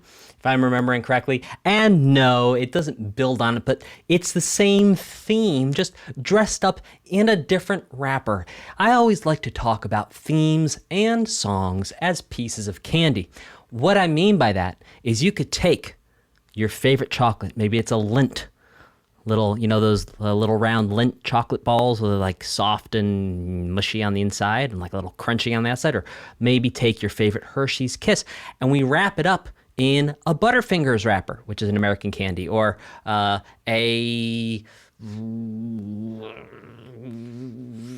don't know any other international candies. So we change the wrapper. It's the same candy on the inside. It's just dressed up a little bit differently. And so that's what we had here with Wednesdays. It's essentially the same idea as Mondays and Tuesdays, but in a different wrapper. Yeah, it's Skittles bag. J2O Juice, help me out with some British candy. My father's British, and he always talked to me about British candy, and for the life of me, I can't remember what on earth. There was like something mix that he liked, which was like licorice mix, maybe it was called. Anyway, doesn't matter. Okay, let's keep it going with Tropical Crust.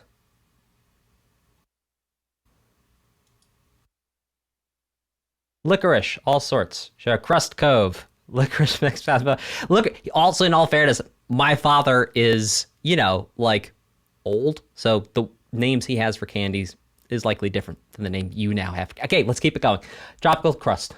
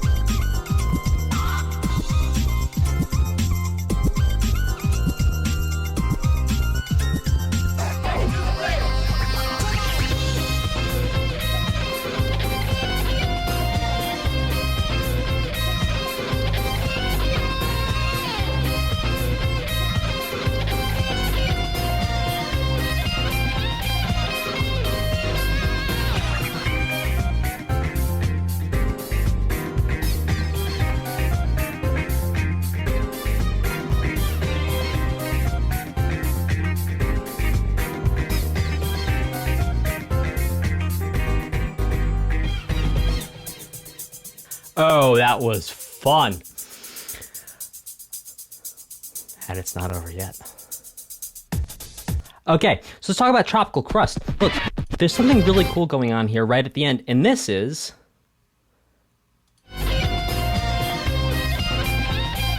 Look, either we've heard this exact riff... Okay, it's been a couple days since I heard part one. And in all fairness, I don't 100% remember every single riff we listened to in part one. But it seems to me like we've heard this before.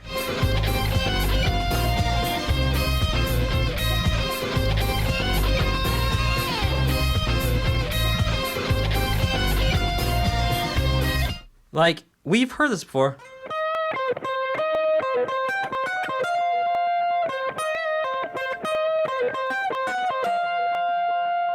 Remember, I was talking about Hey Bulldog.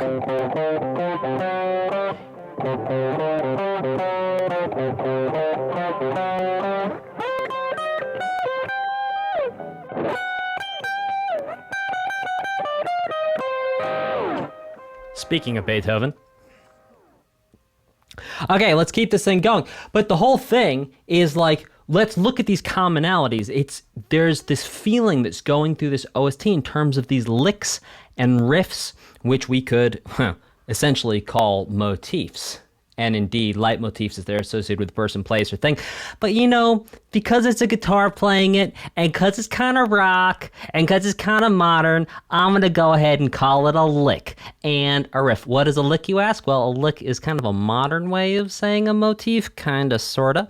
And then a riff would also be a modern way of saying a theme, kind of, sort of. Again, kind of, sort of. Oh, Ruska has an important note for the song. We'll go on. Don't leave us in suspense. Ruska in the chat, tell us what your important note for this song is. Is it a C sharp?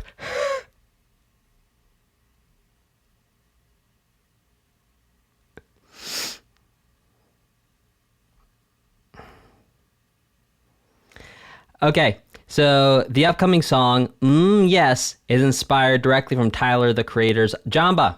Excellent. Thank you very much. Okay. Let's check out, Yes. Put my tree on my pizza. What? Put the tree on... Okay.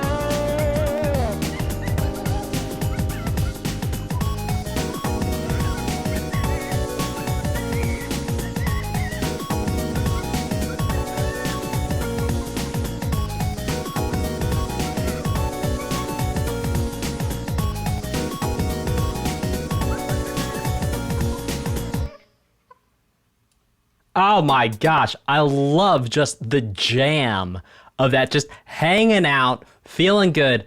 And I mean, in terms of creative song titles, yes, put the tree on my pizza.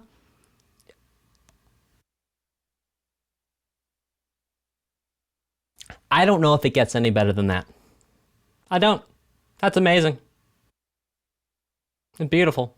A very interesting thing there, alternating at times between the key of B flat minor, A flat minor, and then also throwing in a couple B flat major, excuse me, for good measure. Don't ask me, but it sounds great. Let's check out Wudpecker.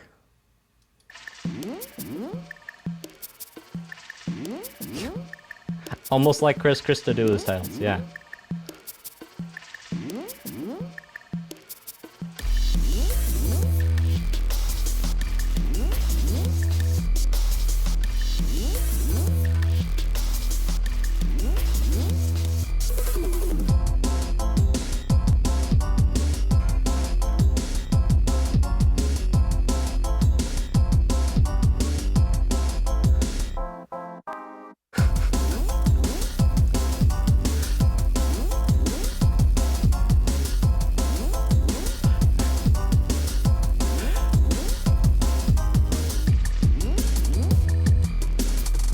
I skipped a song?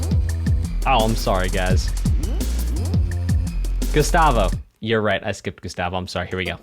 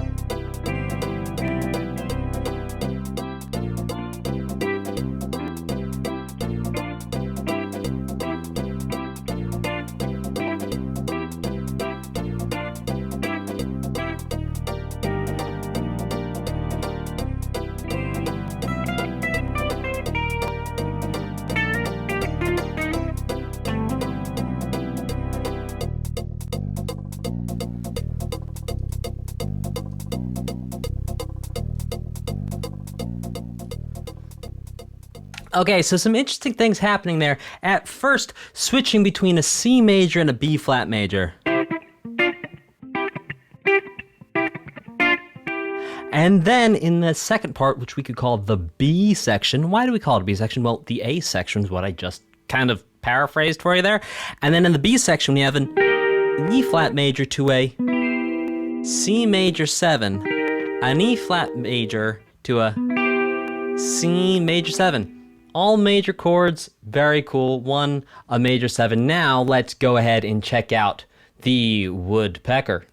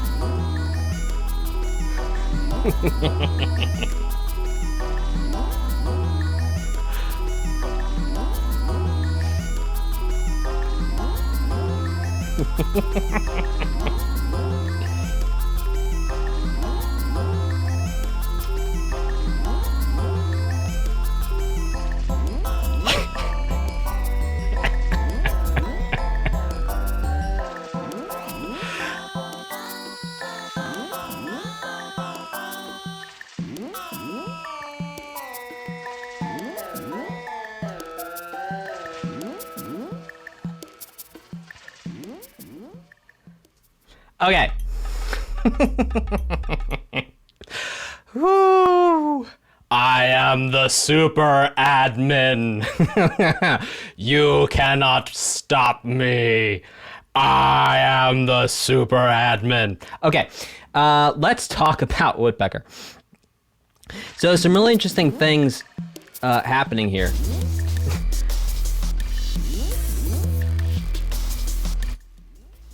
That I want to break down for you.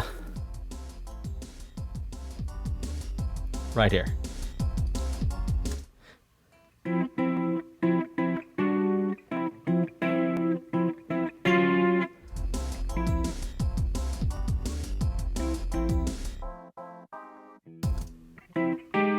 It's like really, really interesting use of a major 7 chord being moved up and down. Let's check it out again.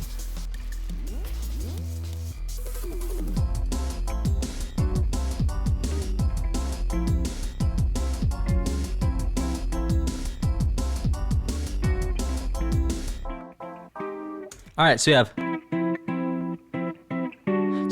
an F major 7 to a G major 7, an F major 7 to a G flat major 7, an F major 7 to a G major 7, an F major 7 to an A flat major 7, because, I mean, why not? Hey, Zach Lyle. You know what? I really appreciate that. Well, it's not all major chords. Okay, to be clear, the song before was 3 out of 4 were major. Essentially, you could think of them as being major triads, right? Regardless of the voicing, there was 3 notes. Essentially, there was 3 pitch classes, if you will. Not 3 notes, 3 pitch classes. If we're going to be, let's be precise with our language, because words mean things. So there were 3 pitch classes, right, for 3 out of 4. So we had a C major, we had an E, 3 out of 4. We had a C major, B flat major, E flat major, then we had a C major 7, which is where you have essentially 4 pitch classes implied. Now here, these are major 7 chords. Now, even though the voicing, at least the way I'm doing it, has 3 notes, there really are 4 notes implied in a major 7. I'm leaving off the, what am I leaving off? The 3rd. Right, because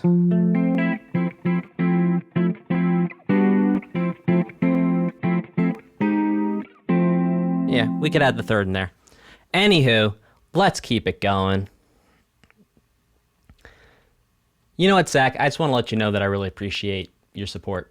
Again, thank you for just being like awesome and supporting the channel. Thank you. All right, let's check out Good Eatin', which hopefully is going to be like the Rascals, Good Lovin'. If you don't know who the Rascals are and the song Good Lovin', I invite you to check out the Best Music Podcast with Dan Spencer over on my Music Mentor Dan Spencer channel, where I actually talk to the lead singer of the Rascals. Believe it or not. Felix Cavalieri, amazing guy, rock and roll Hall of Famer. All right, let's check out Good Eatin'.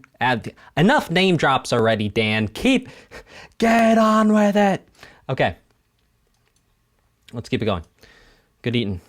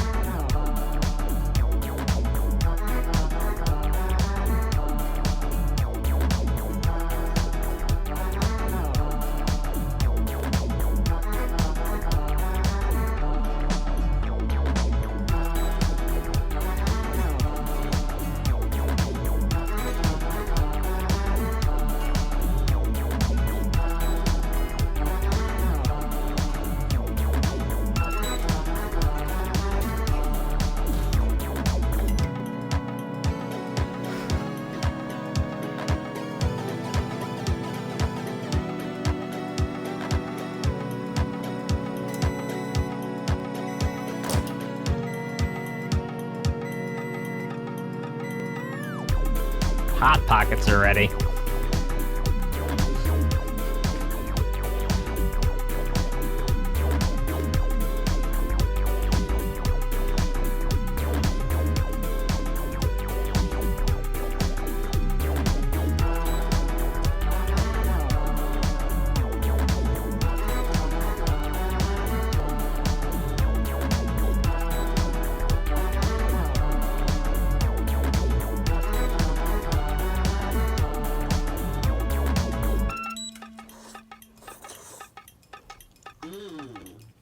Okay, so more fun with major 7 chords happening here.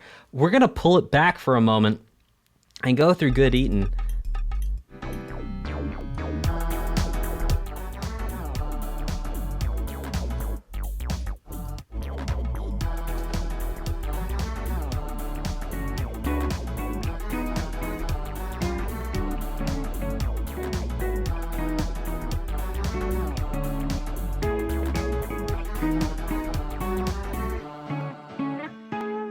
It's like an E major 7 to a G major 7 to a D major 7 to an A major 7. So I got that round backwards.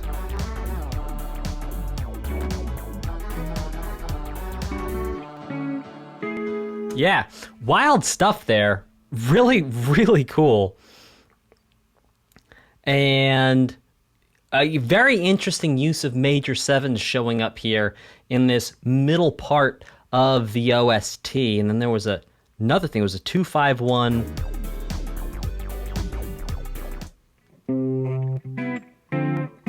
So a 2-5-1 in C. So we're going D minor 7 essentially to G7 to C major 7.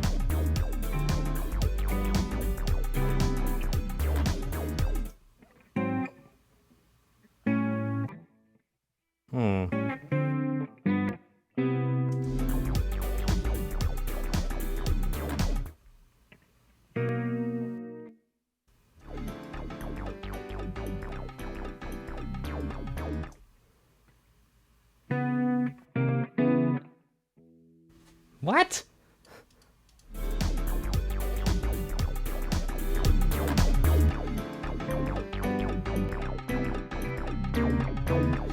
Yeah, because of course it is. Okay, so we have a 2-5-1 in C major, but then to turn us back around to the 2. So if we think about this, a 2-5-1, the 2 is like medium level tension, the 5 is like big tension, and then the 1 is resolution. And then oftentimes there's going to be something after the 1 that's going to give us a tension to bring us back to the 2.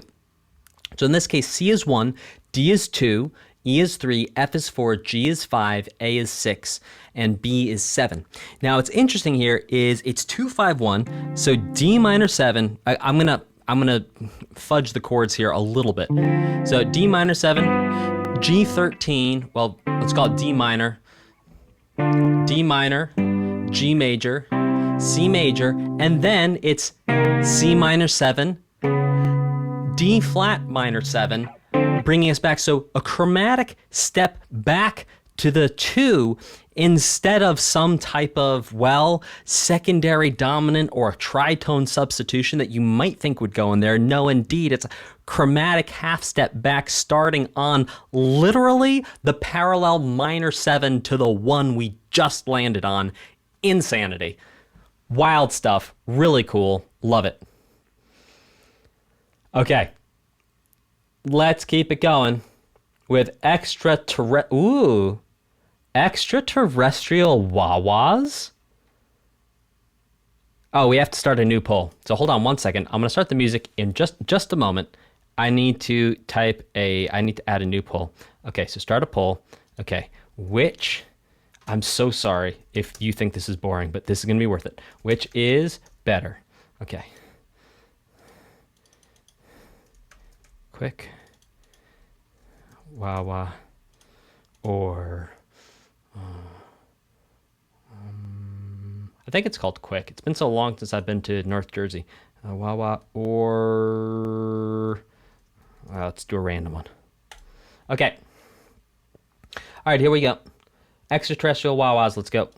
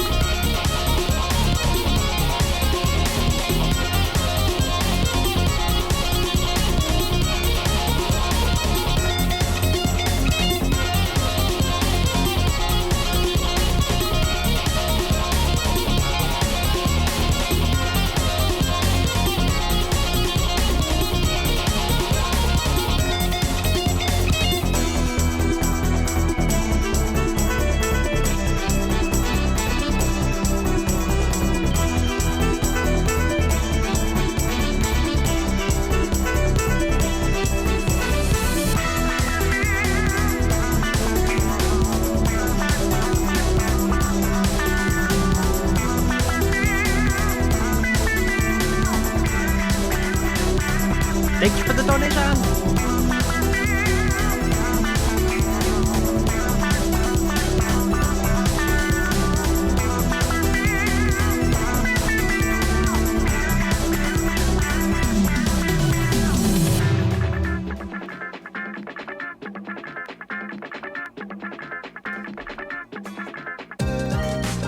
Okay, so I saw someone in the chat ask how that guitar sound was made. I'd love to tell you. So, number one, what's kind of interesting is that the Extraterrestrial Wahwahs sounds like there might be an auto wah. Not from Canada, but an auto wah means automatic wah on it. That, or someone just is being very consistent, so.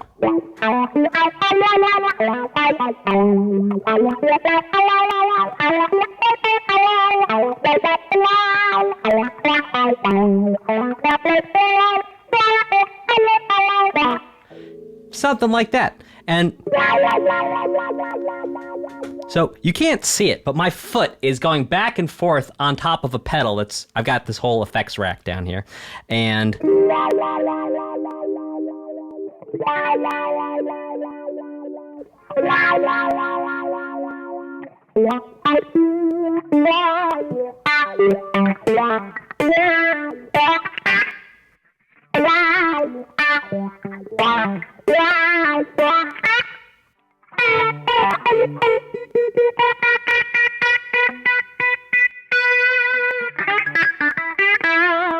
that's called a wah wah. Why? Because it goes wah wah wah wah wah wah wah wah wah wah wah wah wah wah wah wah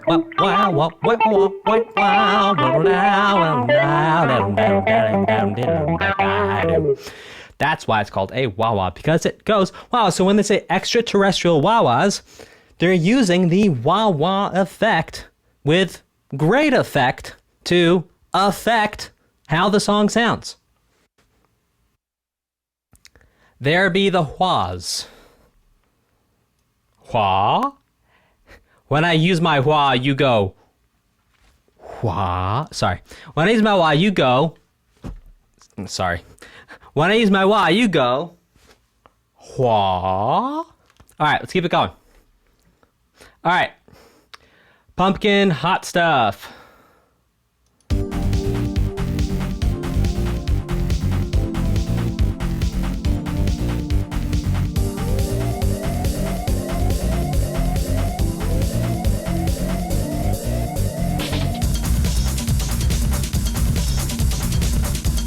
I skipped another song. Sorry, guys.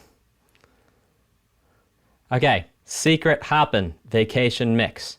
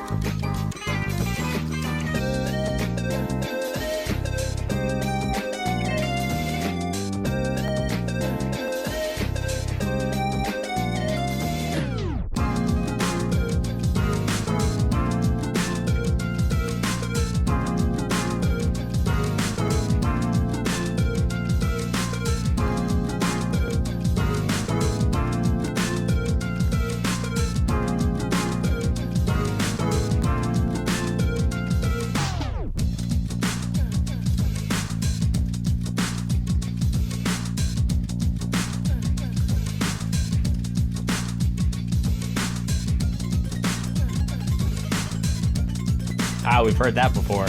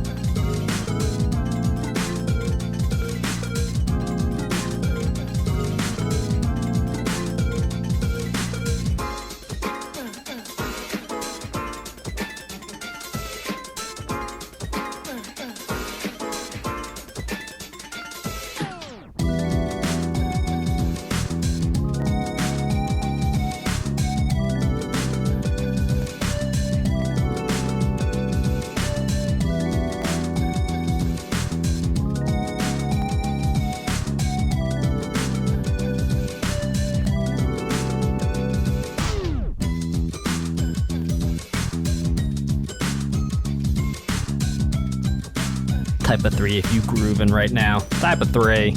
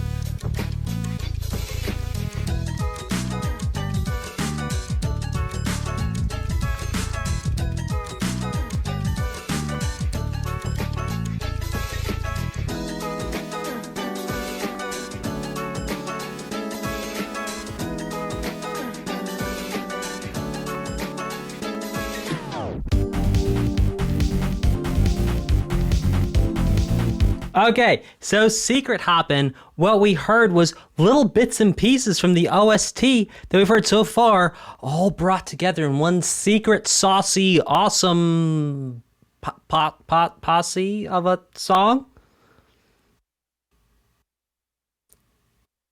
Any way you slice it, any way you dice it, that was awesome groovy. I gotta say, I love that toy piano. I mean, look, real talk, type a 4 in the chat to show some love for that toy piano. And if you're watching this on demand, go ahead and put a 4 in the comments. 4. Insane stuff. By the way, you want to hang out to the end of this stream because I'm going to give you my final reaction and summary at the very end. Okay, let's check out now.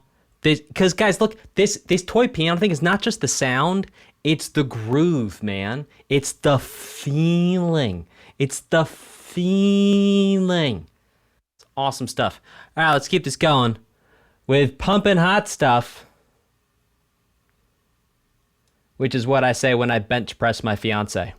Let's do it.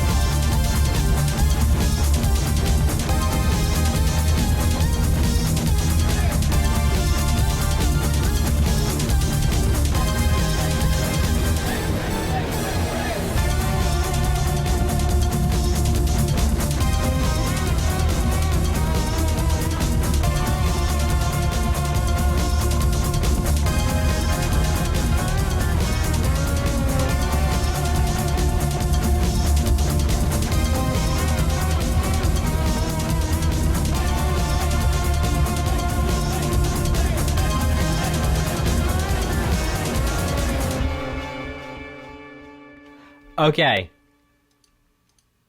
So many things to talk about here. First of all, the theme. What piece is that? Where have we heard that before? Have we heard that before in this OST, or am I thinking of something else? My gosh, anywho, here's something I want to point out to you. Right here, this is just delightful.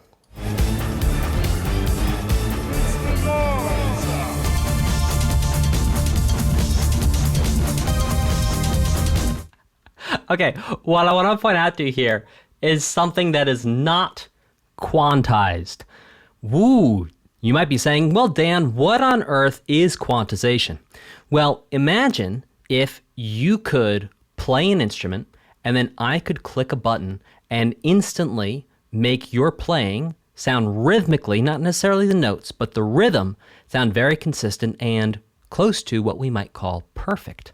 Well, this is something called quantization. And through quantization, we can take already recorded sound and actually move pieces of that sound around to make an instrumental performance different than the original recording. Now, this is not quantized. And what's really delightful here is how you can hear the guitar separate from the drums and push ahead and actually rush forward into the future while the drums groove along at a steady pace. Listen to this.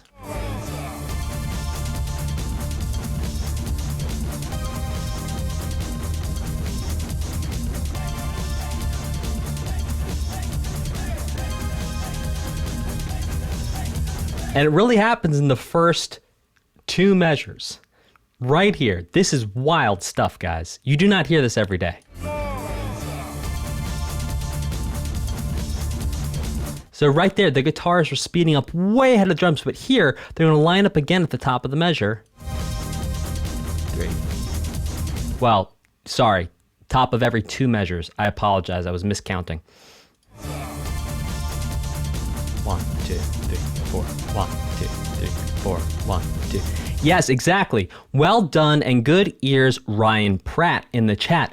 It does speed up and then it realigns with the drums. So we hear 2 measures over which the guitar speeds up, and then at the end of that 2 measures, it realigns, starts back from 1, and then over another 2 measures, speeds up again.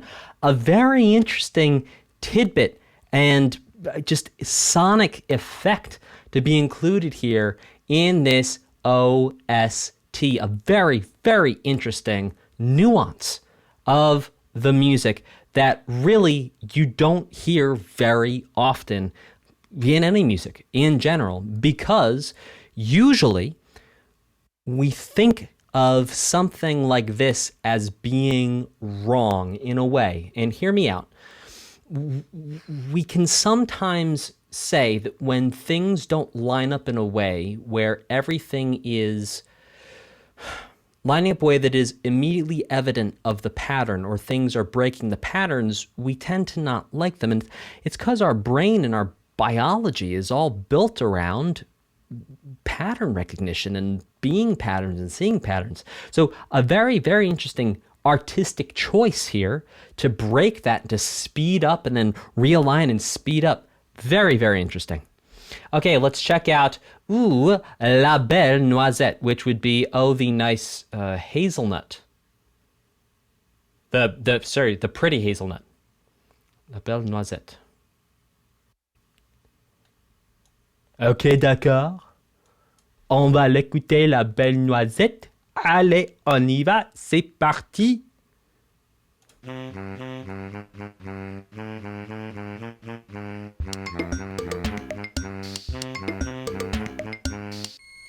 Okay, so what we just heard there was one of the melody themes from Pumpin Hot Stuff, played on what sounded to me like to be a baritone saxophone.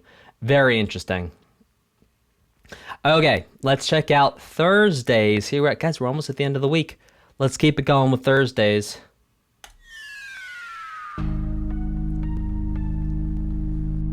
Ooh.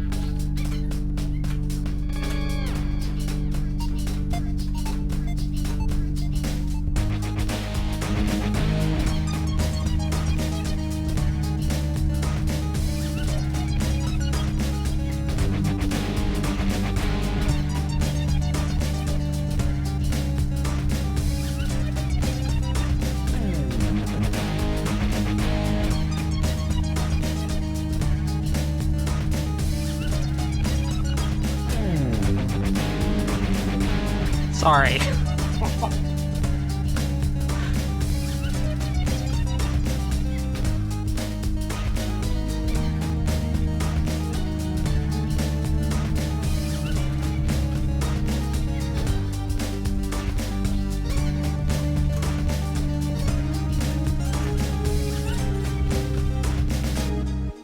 Okay. Let's check out Another One Bites the Crust.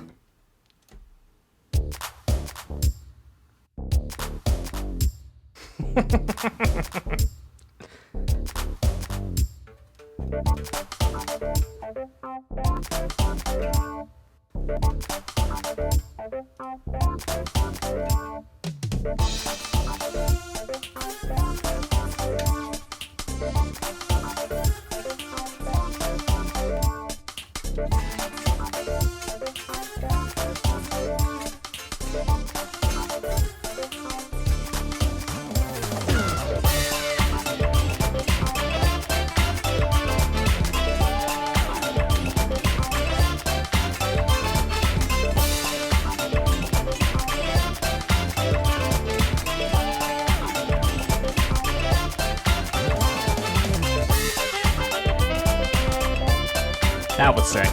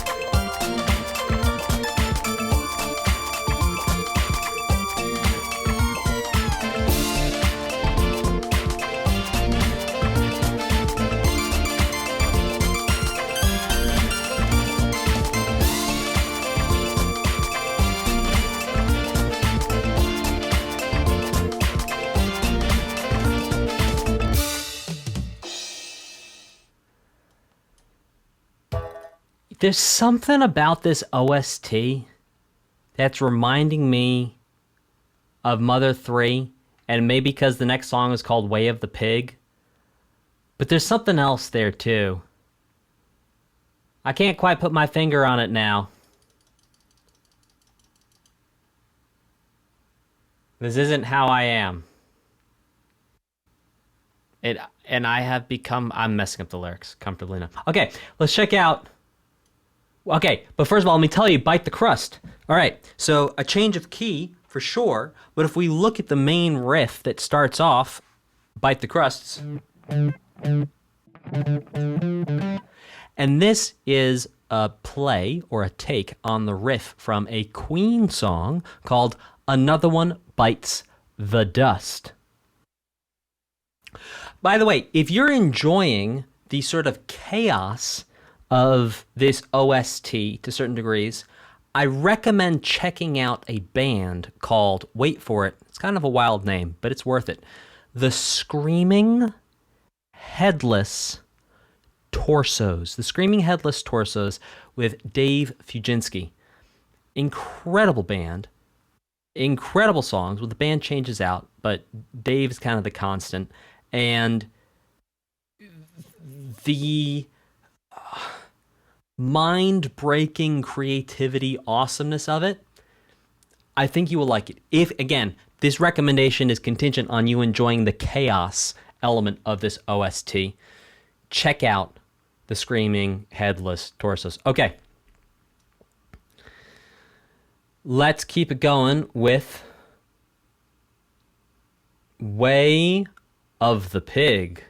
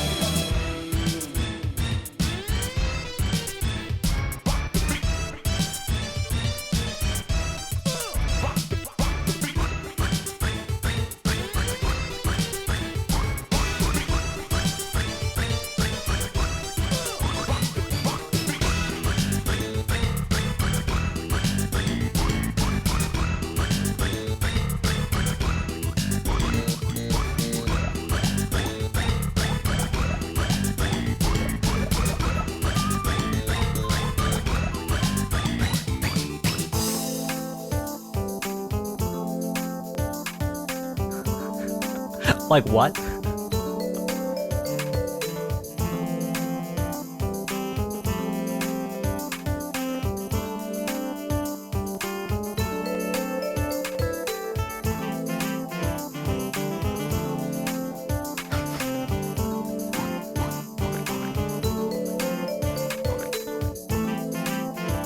I love that pig being used as a percussion element.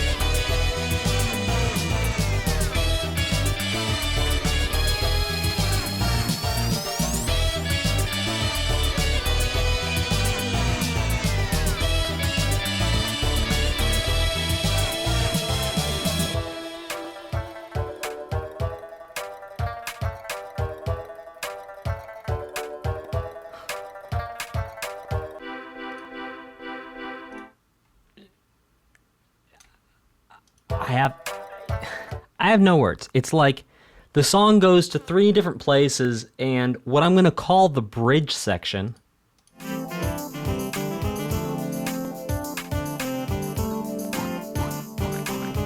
which sure, you still have the riff in there, which is cool, and I love the pig noise being used for percussion. That's amazing, especially when we're going to title the song Way of the Pig.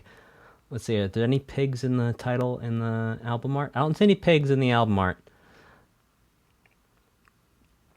But still, wonderful stuff. Going back and forth with these sick riffs. I mean, what's not to love?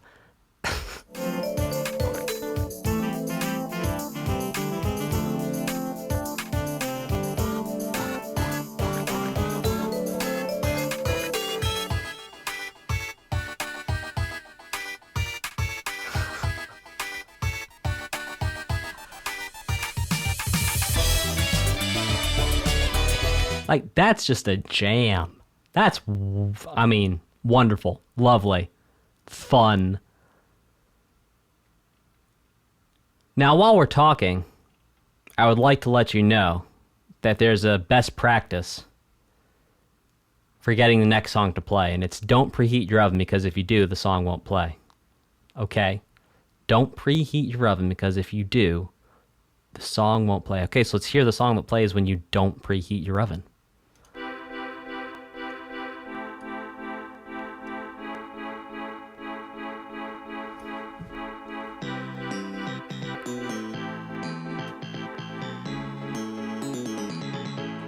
House chords.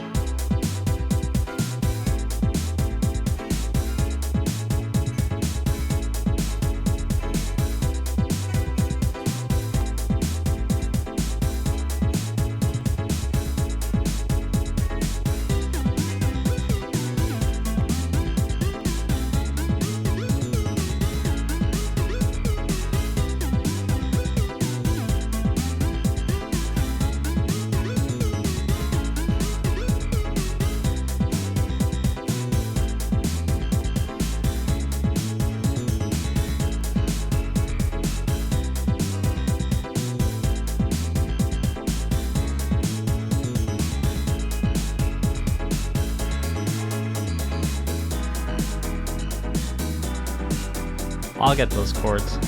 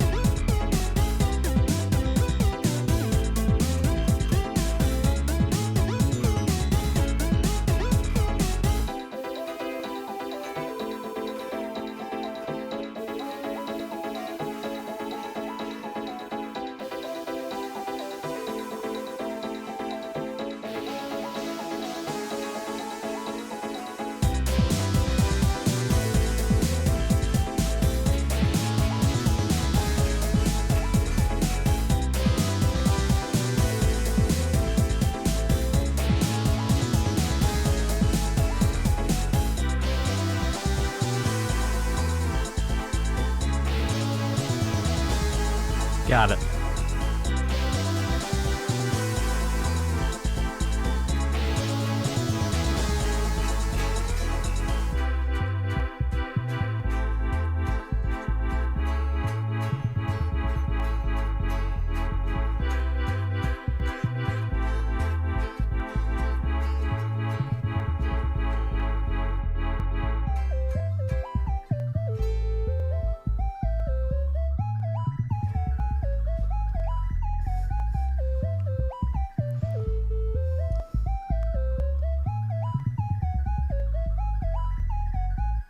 So I used to do house music, singing and a little bit producing. And one of the things that always delighted me about house music is when you could make some unrelated chords sound so cool. Unrelated in terms of the key, but you make them related by them sounding good. Now, here's the chord progression we had here. We had, oops, too much distortion there. We had C major 7 to A minor 7 to a A major 7.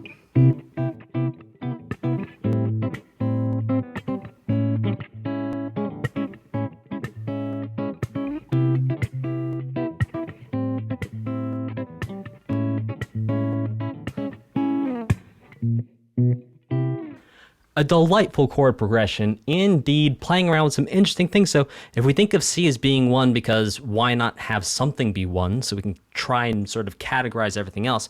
C is going to be 1, A minor 7 is going to be 6, and then A major 7 is also going to be 6, but this time 6 is major 7 is going to be the quality of the chord. Let's keep it going with Celsius Troubles. It sounds like the name of a villain who comes to like freeze you or something. Okay, here we go.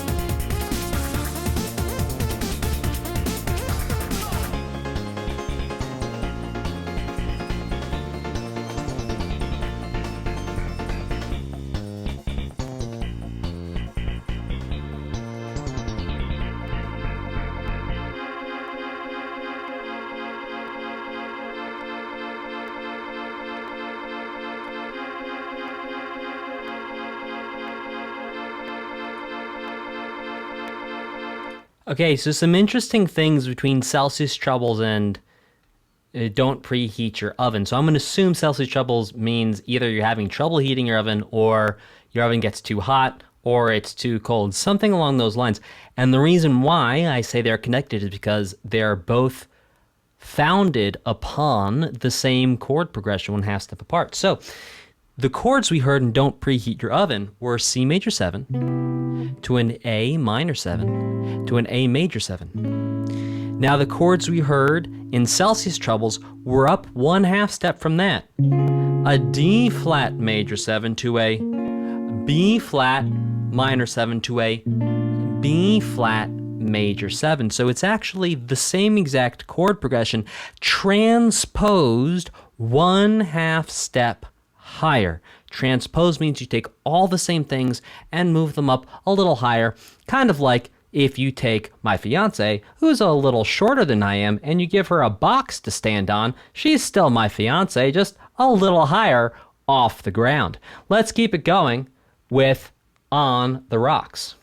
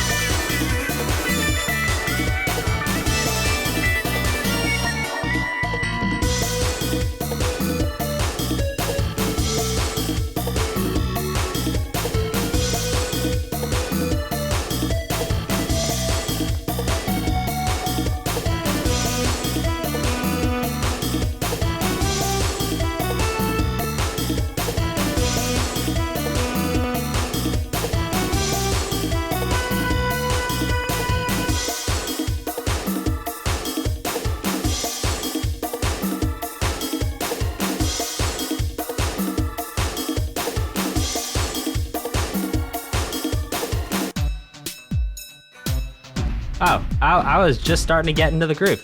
So On the Rocks, what I was hearing was...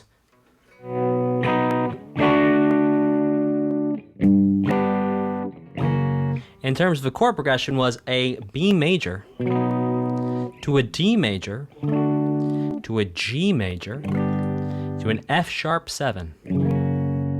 Now, what's interesting about this is we might typically think of the first chord here as being B minor, and indeed,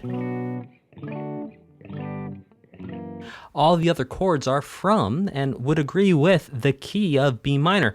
But instead of being minor, the first chord is actually B major. So we're actually going to think of all the other chords as being borrowed from B minor, but we're going to think about this as being in B major. Kind of odd when you think about it, because we only have one. I was literally just going over my Theory 3 book today, doing some edits and getting ready to do, like, you know, every once in a while I sit down and, like, any new ideas I have, I go through books, redo them, and then re-release them. And I was looking at this one page where it was like, because I literally was working on this today, where it was like, we have one chord that's major. All the other chords are borrowed from the minor, with the exception of the 5. All the other chords are borrowed from the minor, which in this case is 2, fair enough. So we're looking at a 50-50 split of chords from the major and chords borrowed from the parallel minor. And at that point, really what we're saying is that the one chord holds so much more weight than all the other chords, because it's the tonic area, it's the home base, that because of that tonic area chord holding so much weight and so much power in the music and in the way we perceive the music, that we would analyze everything in relation to that one chord. So instead of thinking of this as being a borrowed one, we're going to think of this as being one. This is flat 3 major, this is flat 6 major, down to 5. Cool stuff. Let's keep this going with Pizza Engineer.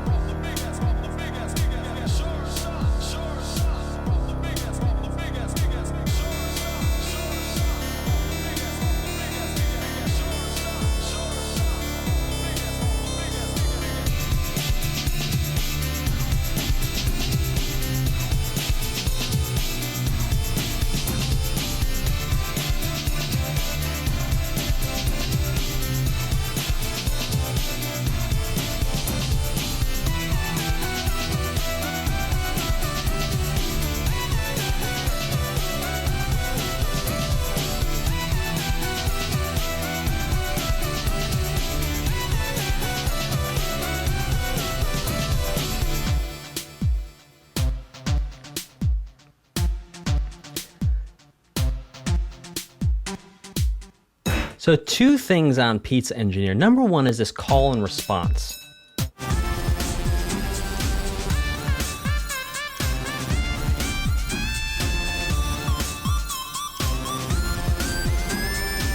Did you hear the call and response? Type a 2 in the chat if you heard the call and response. So the call is yum bum bum yum bum bum wow wow, and then we hear that same thing with a different instrument.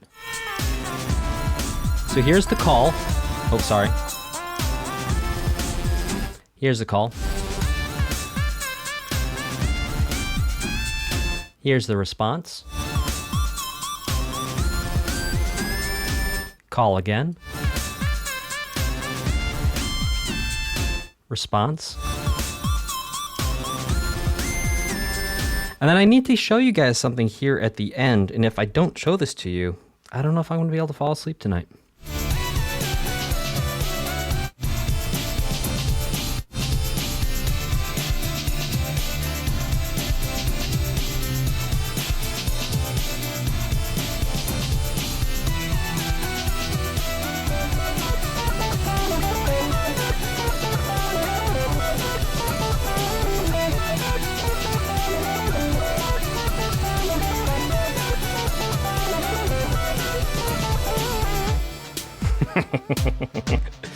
Okay, let's check out Peppino Sauce Machine.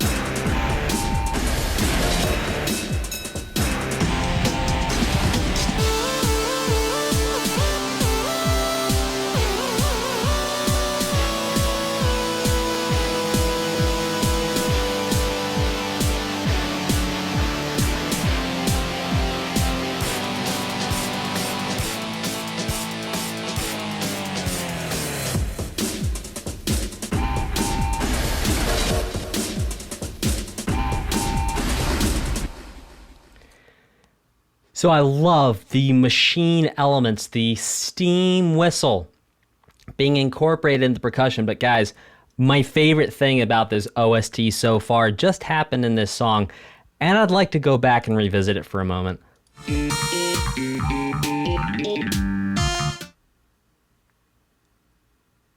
I'd like to go back and revisit it for a moment.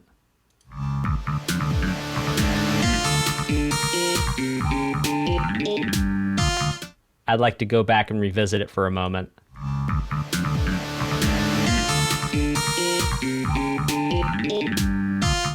I'd like to go back and revisit it for a moment.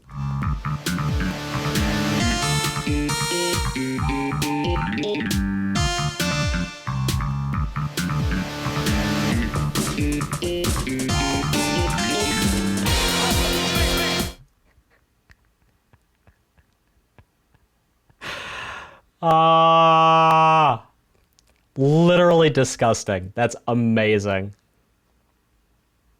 That is literally so good. That is literally so good. So look, here's the thing. We could find a bass player to do that with tapping, but like, that's a sick bass line.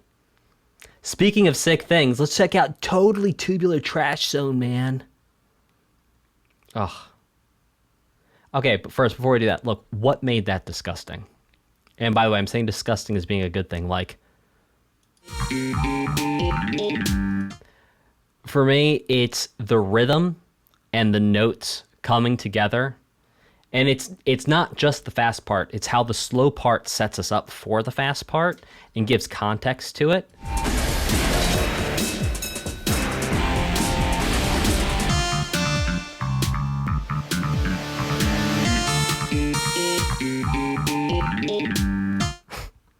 Sick.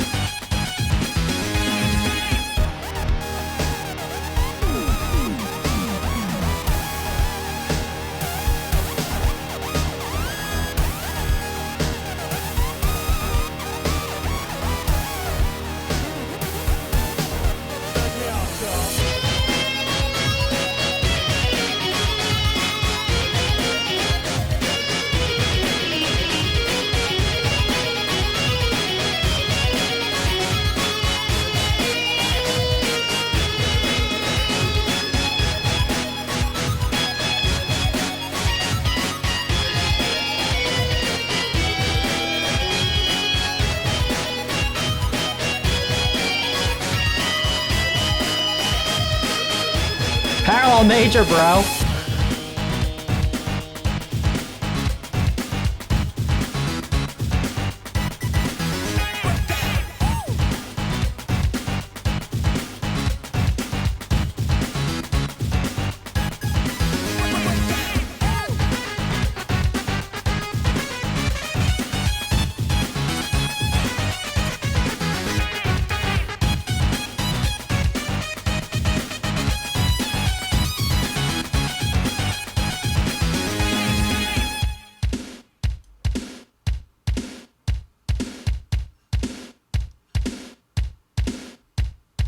All right, check this out. I want to show you a little something because it's cropped up so many times in this OST so far. And it's this. You can hear this in so many genres, so many compositions, pieces, songs. Come on, check your butt, better do that. George stuff. I did don't go come much your body, but you that gonga don't which you don't be jump it don't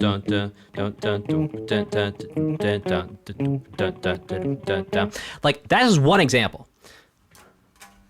And so what's happening here is this is our home base, and we're finding a way of navigating through moderate tension, high tension, which then brings us back. So it's literally like a story where we're going, and then this happened. You get excited with the story, and then you're like, and then this happened, and everyone's like, oh my gosh, they're losing their minds, and then you come back home and everything's okay, and it's the end of the story. And so what this is the mild tension. This is the big tension where everyone's losing their minds, and then we come back. Because if we just went, that's okay, that's cool, it works. It works fairly well.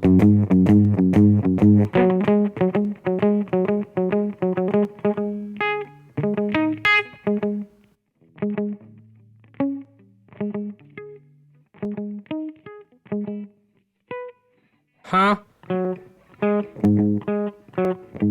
Yeah.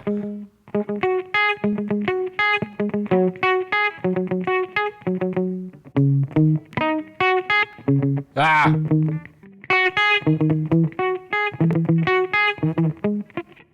Lord have mercy.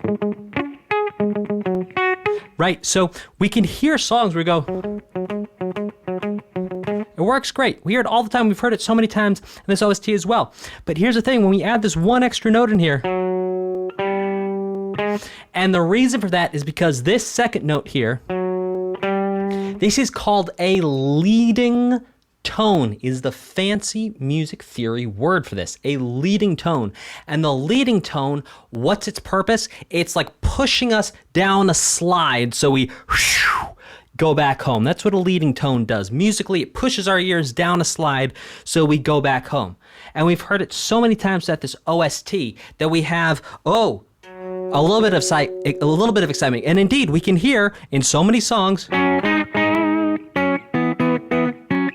this relationship. We cut out the leading tone just between what's called the subtonic, will be the fancy music theory term for this word, for this note, and the tonic, which is going to be our home base, our one. But using that leading tone in there creates so much tension and excitement and pushes us back home that I want to address that small little tidbit and bring that to you. Ah, delightful. All right, let's check out Secret Hoppin Factory.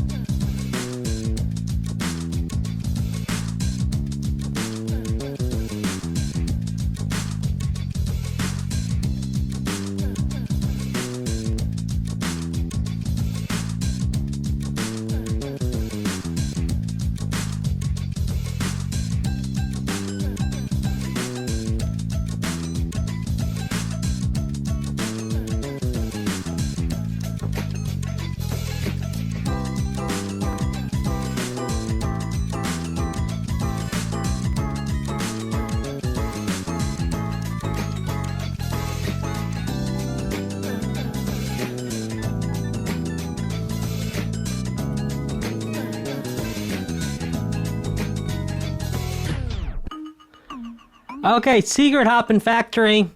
We've heard a lot of these elements before. I'm going to just go ahead and say, let's check out Pizza Time Never Ends. Let's do it.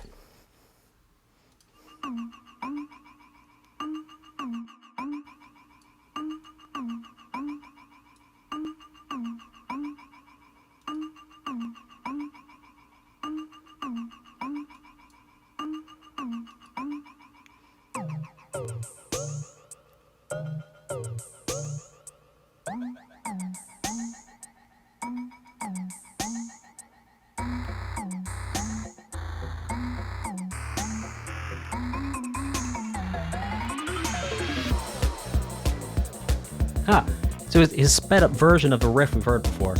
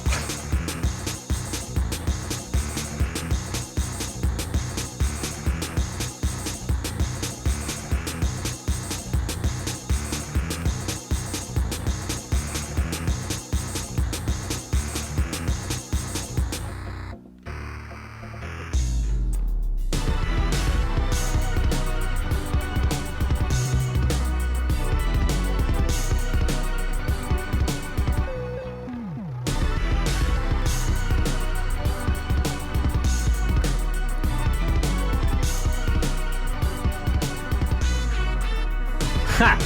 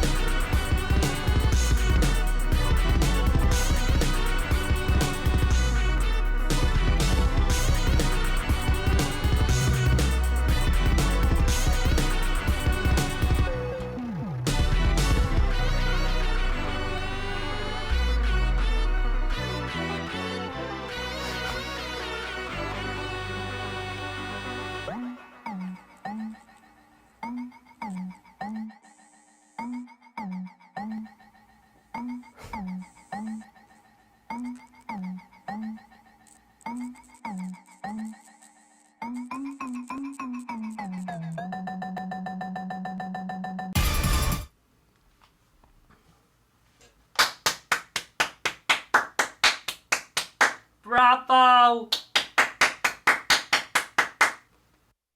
That was amazing. Not that I'm like the gatekeeper of what amazing is. I'm just saying that that's amazing. Like, to be clear of where I'm coming from, there's not some sort of like bar where it's like, well, Dan thought it was good. No. My personal opinion, that was amazing. That was an incredible piece of art. Like, wow. Like, that is just...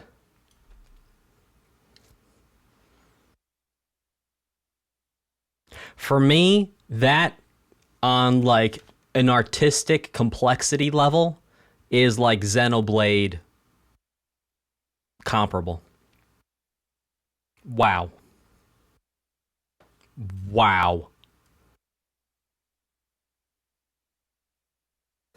I mean, that's out of this world. That was incredible. I thought that was amazing. That's my favorite piece in this OST so far. Easily, hands down, no question. That was amazing. God, I would love to talk to Classy Jiddo. That was really cool. Then I'd be saying, Dan, what made that so cool? Well, look, it's the level of complexity and care. It's the level of complexity and how good it sounds being that complex. When I say good, what I really mean is subjectively pleasing. Like, subjectively, for me, when I hear that, it makes me feel good. I like the way it makes me feel. I like the sound. I like the way it speeds up and slows down, how the different parts are almost tearing at each other, but still sort of together. It's, amazing. Incredible. Beautiful music. Beautiful music. Anybody listening? Look, you play that for someone else who, might be a little bit more rigid in their interpretation of things. They might say, well, that just sounded like a mess. It's like, well, no, you don't understand. It's like, that was just gorgeous, incredible, just visceral art. That was amazing. That was amazing. All right, let's check out OK Campers.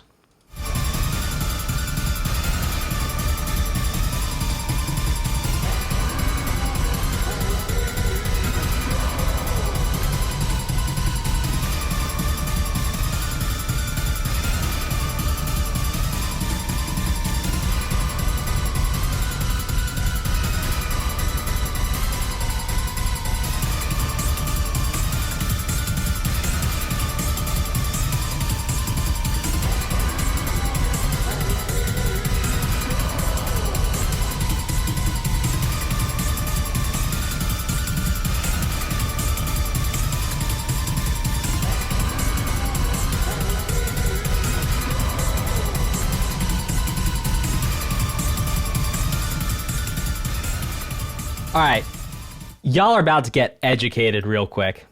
Hold on one second. I'm going to pull up a different streaming. Well, no, I'll come back to this. I'll figure out how to get back to this.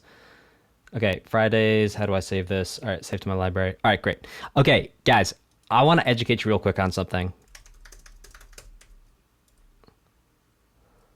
Check this out. So Nikolai Rimsky-Korsakov wrote a piece called Flight of the Bumblebee. And that's essentially what was happening in the background there. Check this out. Here.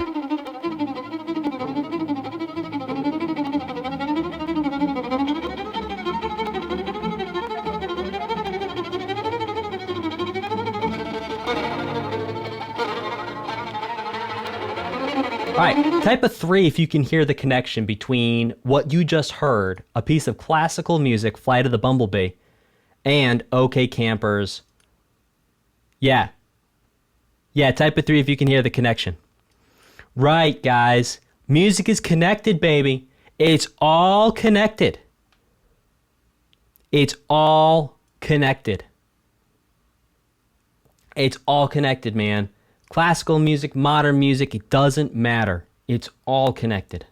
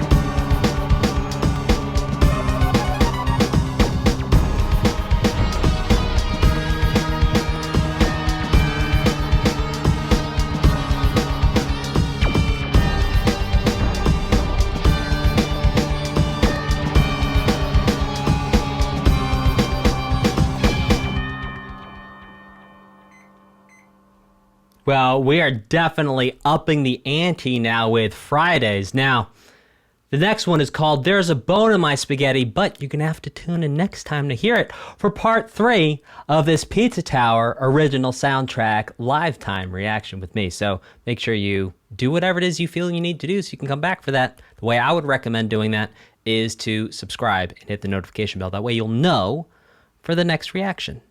Just saying. Okay. So, guys, there's like 24 more songs. It's like an hour and a half more of music. We'll come back for part 3. Okay, so that being said, my final reaction and summary is this is amazing. We heard my favorite piece so far in this OST being Pizza Time Never Ends. Yeah, guys, there's 24 more pieces of music for us to listen to in part 3. We're doing every single piece of music associated with this here soundtrack all the way through Spooky Apartment Escape, Groundbound, Pizza Mayhem. We're doing it all. So we're going to come back and do a part 3. Cool. Thank you all so very much for joining me. I'm going to read out the super chats. Well, I didn't really... Okay, my final reaction summary wasn't worth... I said wait for my final reaction summary. I didn't really give it to you. Good. So, look. Here's the thing about this OST. We can hear elements of Jazz Jackrabbit. We can hear time elements from Mother 3. We can hear inspiration and, taking things from like back in the day type sound fonts, like using the orchestra hits. And at the same time, we hear these composers being so creative and using all these tools in really innovative and interesting ways that I certainly have never heard before. Incredibly unique, amazing. I'm very excited to come back and listen to part 3. Okay, that being said, we're going to go ahead and read some super chats. So hang out real quick while we do that. Let's see. Matthew Banky. Hey, Matthew. Matthew says, if you're liking Pizza Tower's music, then hopefully you like Wario Land 4's music too. Pizza Tower takes inspiration from Wario Land in a number of ways, music included. Please put this towards that. You got it, Matthew. So I'm very excited to hear that because I'm already spotting some connections here, so it'll be very cool to get a new connection. Thank you for that. Rodney Buckentime. First super chat ever. Thank you, Rodney. Rodney says, ooh boy. Breaking out the wall for this one. Hey, man, I think you'd enjoy Deep Rock Galactic OST. It's all about danger, darkness, and dwarves, rock and stone. You've got it, Rodney. I do believe that's on the list, and we're going to use your super chat to upvote it. Zach Lyle.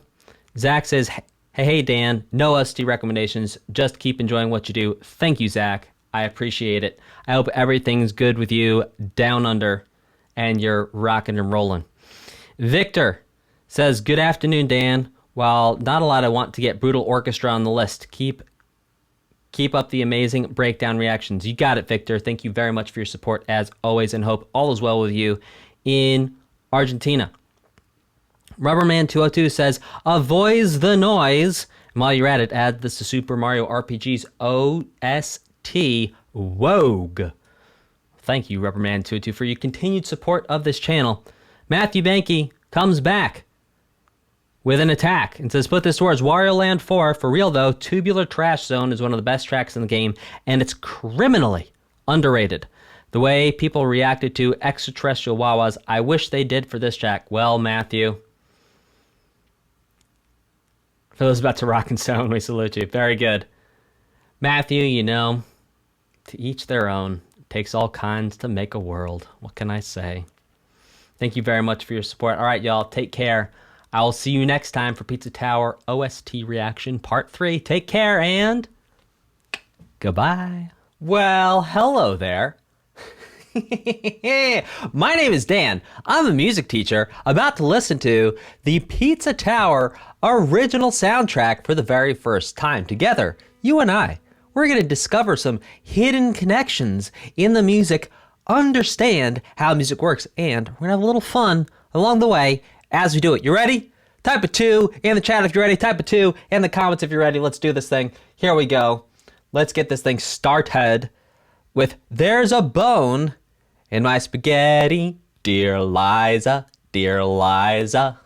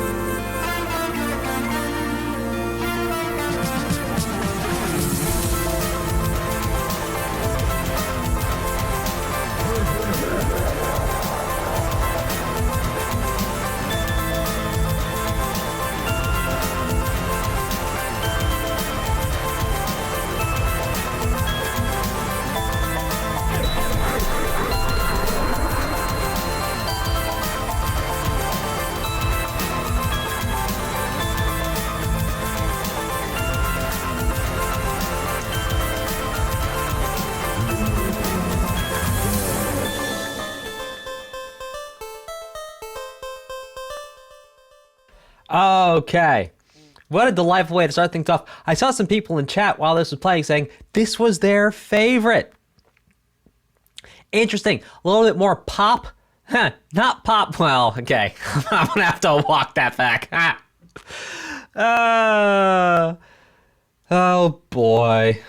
Yeah, not pop. But I mean, like, the structure of it, a little pop. So you might have noticed a couple times I looked a little confused, or indeed questioning. Well, let me explain why I looked a little confused or questioning, and that is because, well, you know,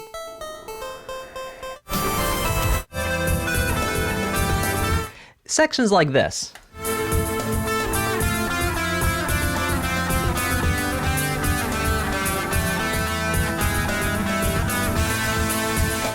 It's like, beautiful art and guitaristically not as clean and, tightened up as I was thinking there might be in terms of the guitar. So like some of the notes were a little out of tune and stuff, but not in a way where I'm going to be like, this is bad guitar playing. Because, I mean, it's like it's art, you know? And it's like it doesn't need to be perfectly polished, like Dragon Force Herman Lee level playing for it to be good playing. This is good playing because it's effective and it's translating the emotion. But one of the reasons why sometimes I was like, was moments like right here.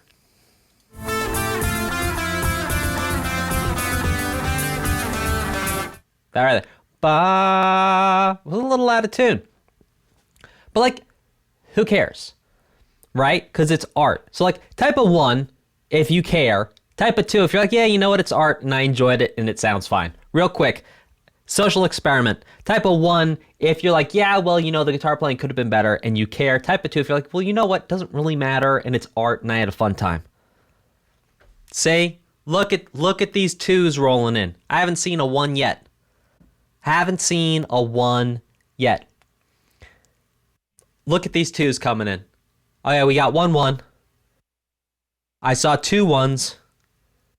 Okay, but by and large, over 90% are 2s.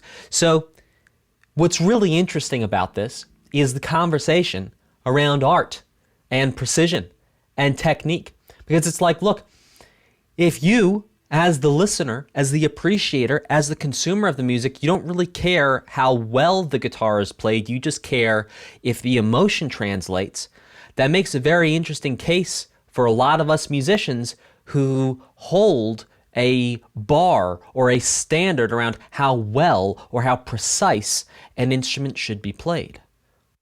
So it creates a very, very, very interesting, almost paradox, where paradoxically, the musicians who are chasing some version of musical perfection are actually not running after the most effective thing. The most effective thing they could run after would be to be emotionally connective with the people they're listening to. Interesting. And I'm saying this in terms of the mostly true. I'm not saying this is 100% true. I'm saying just like it's mostly true that all of you would prefer to just have the emotional experience, right? There's a couple you put 1, right? I'm not discounting your opinion. What I'm saying is it's mostly true. It's like 95% true. So we're going to say it's mostly true. So basically it is true that by and large people would appreciate having the emotion. So very interesting point. And thank you for joining me on this social experiment as we understood a little bit more about the relationship between the people who make and play music and the people who consume it. So thank you very much for joining me on this social experiment. Let's keep this going with Tunnely Shimbers. I want to say Shiver Me Timbers, but that's not what this is.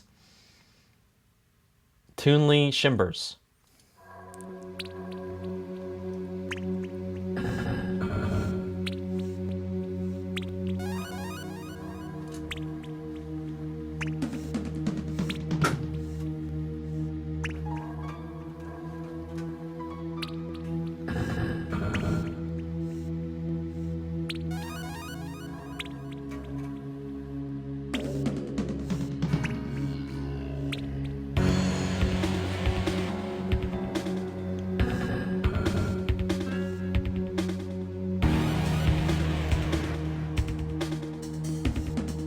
I'm having like Donkey Kong flashbacks.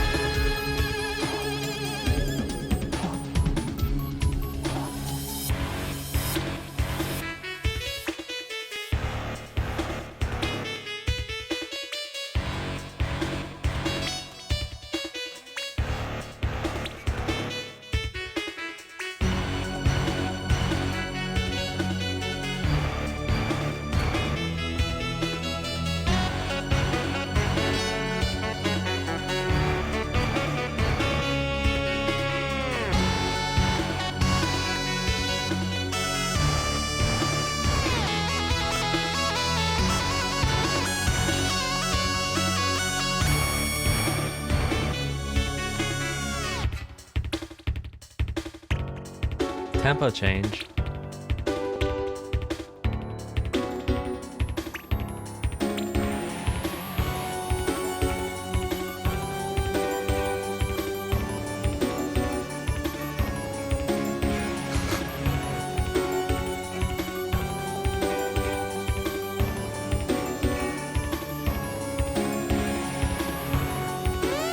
time signature too.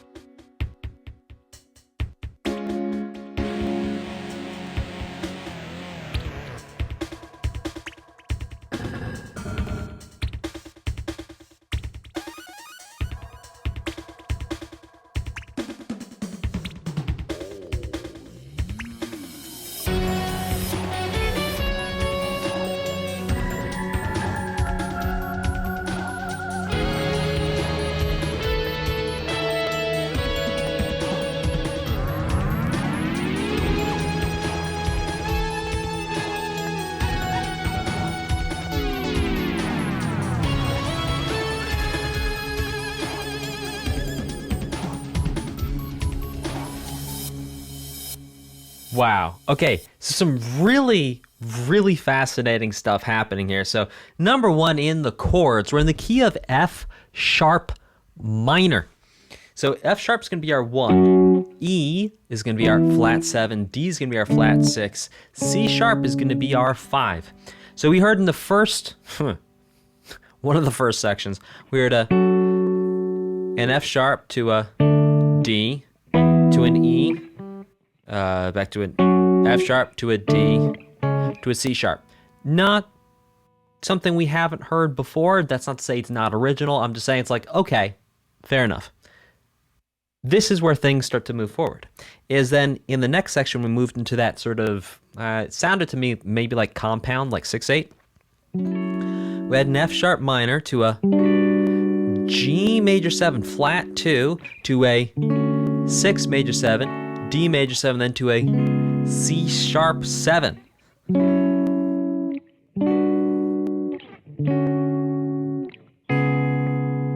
Delightful, wild stuff. Also, really reminded me of Donkey Kong Country 1. Something about the drum sounds and the space felt like some of the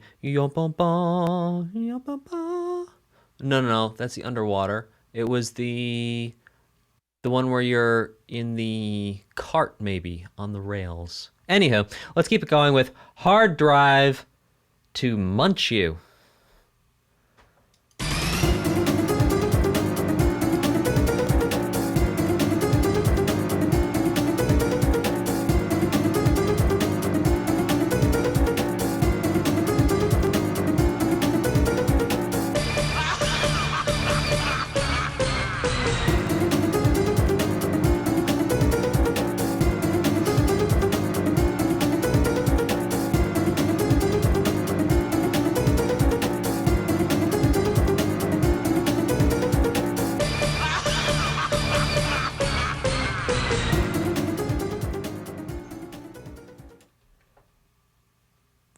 That was wild.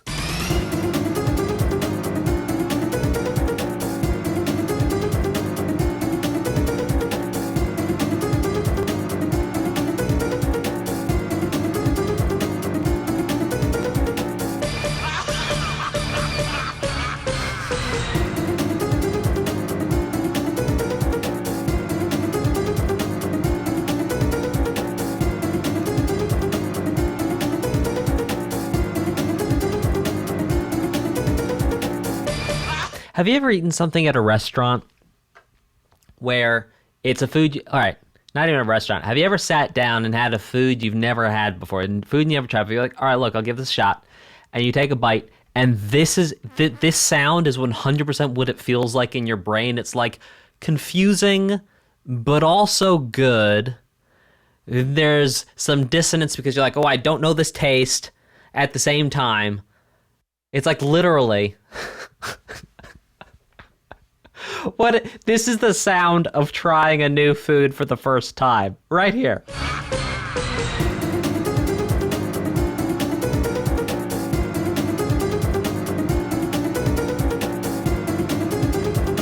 So much chromaticism going on too. Lovely.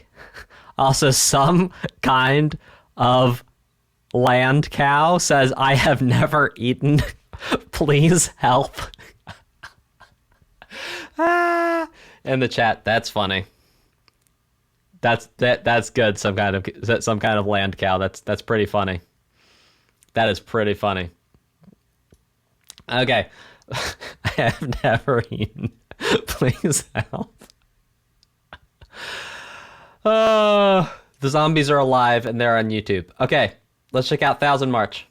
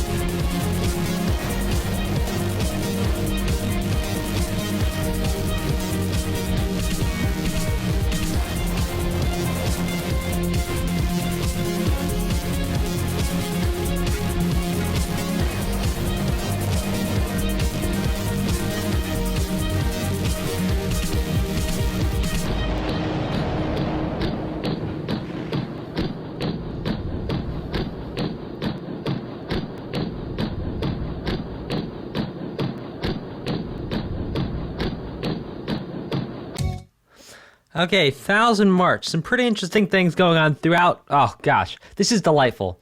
Like it's like the fun never ends with this OST, right? So we have an F to a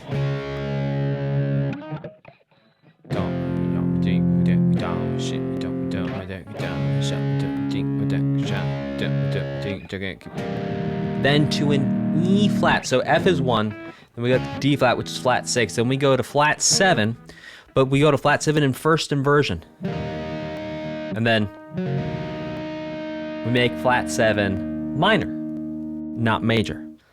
But I mean, the whole thing is just absolutely delightful, insane, like crazy creativity. I mean, I could talk about it for days. Just the first riff.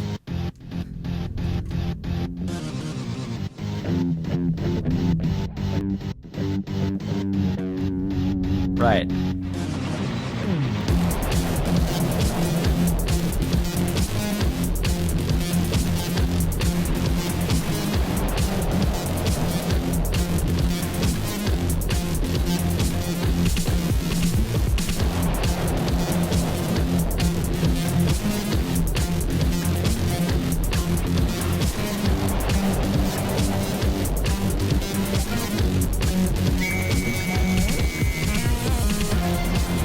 Like, sick riff. Sick riff.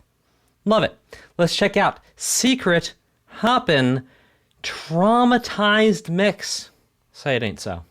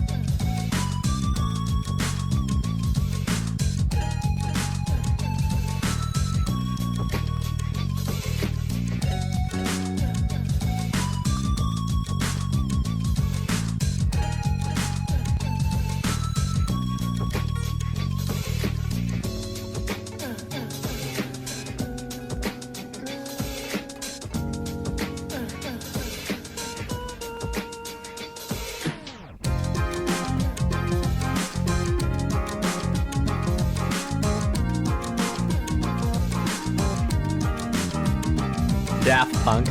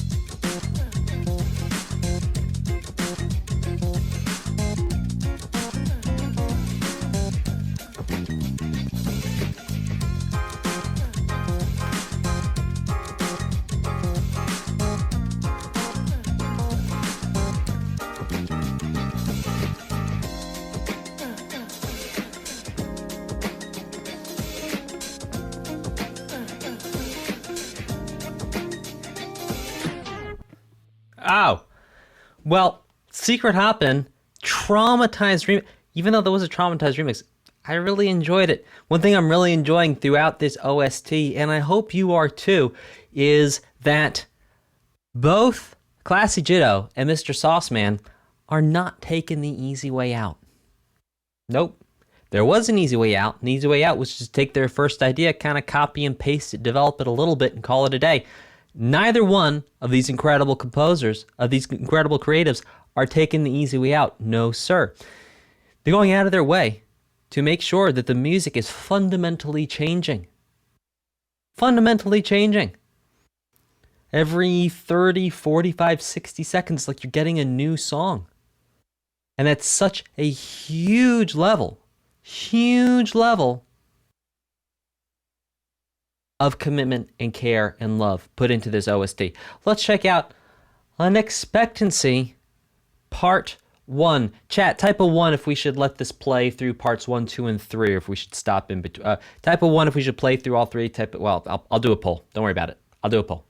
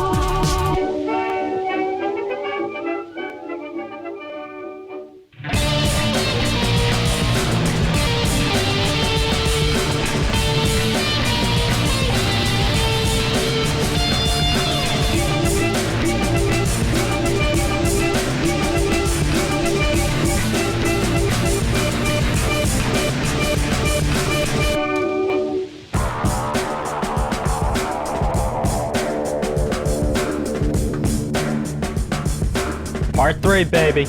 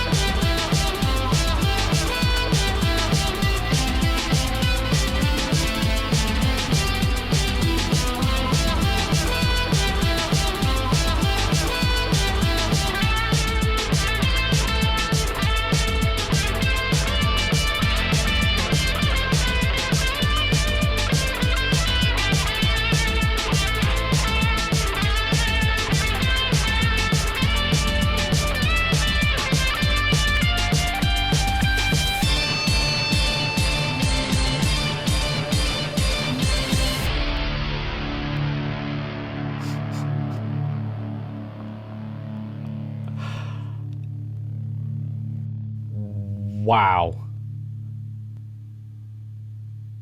So we start off with part one of unexpectancy, and indeed many things that happened here were unexpected with insane noises. There's these pop moments. The music fully drops. It's like dance music drops. And then like some dubstep bass thrown in there, some wobbly bass going on. Like, what on earth? No, J2O Juiced says, Dan definitely was not expecting that wild ride. I certainly was not. And by the way, shout out and thank you to J2O Juiced for assembling this playlist we're using here today. Thank you very much. Then we go into part 2, okay, where it's related to part 1 because we hear that same sort of arpeggio with a little bit of Alberti-style arpeggiation in there. But then what happened is we get this, it sounds like a possessed 50s radio talking, singing the song, when you get what you want and you don't want it, which is a standard from way back then. I'm not sure the year it was written, but like, while just the way that was used was insane. So it's like a possessed TV or a possessed possessed radio. Well, yeah, I know the song. I went to school for jazz. I'm like, I know the song. And I think I even have it in one of my books as a lyric example. Then it goes full on rock. And kind of punk. And then we go into part 3, which was totally different from, like, part 1 and part 2, I could hear the connection. Part 3, not much of a connection. Now, what was really interesting is the way part 3 started off was with this flat 7-to-1 movement. Now, we talked last time in part 2 about this difference of when we go flat 7 to 7, back to 1, and we could hear in the beginning of part 3 it was all... Just going flat 7 to 1, might not be the exact notes there. And then it goes full on rock with a guitar solo. And then returns to parts of the OST. And what was really interesting was actually heard there's been a percussion sample throughout this entire OST we've been hearing at times. It kind of sounded to me like a tabla, but with all the low end pulled out of it, we actually heard that percussion sample in part 3 full, including the low end, which was really cool. That was wild. And then after that, the drums come in. And it's like the drum sound changes and it's even tighter and has like saturation, or what saturation is a kind of distortion. It has distortion on it. Wild stuff. There's one thing I wanted to point out, which was in part 2, this full stop in silence that happens here. This is nuts. All right, it was 1 minute 46. Here, check this out.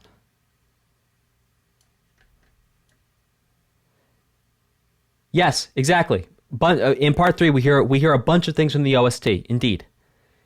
Okay.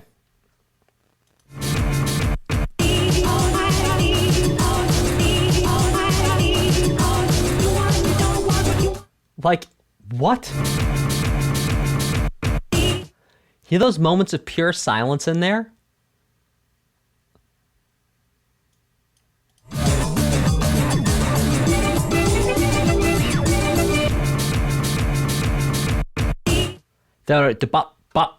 Pure silence. Insane creativity being brought to bear by Mr. Sauceman. Wow. Incredible stuff. I love it. I love it. That was amazing. That was really cool to listen to all 3 parts too and take notes and then come back and revisit them. That we could listen through the whole thing. That was really cool. All right, let's check out Bye Bye there. Oh.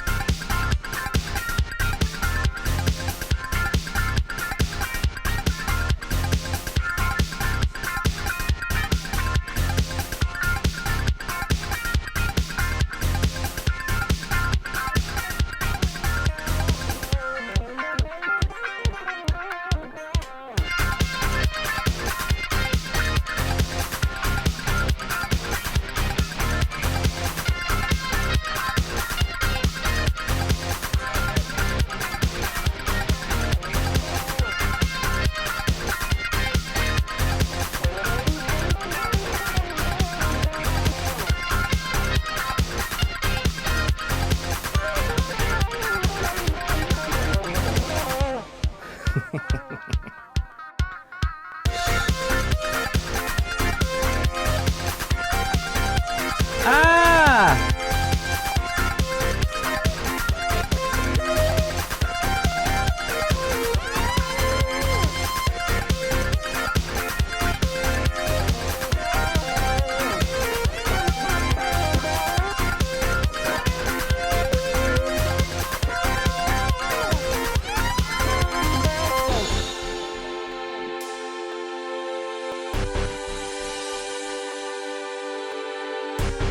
Ooh, where are we going?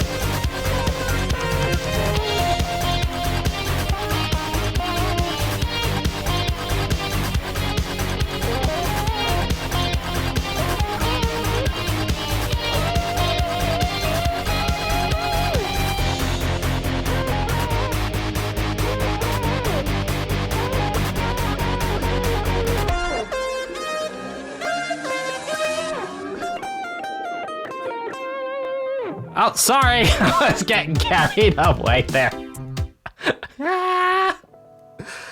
Oh. That was a lot of fun.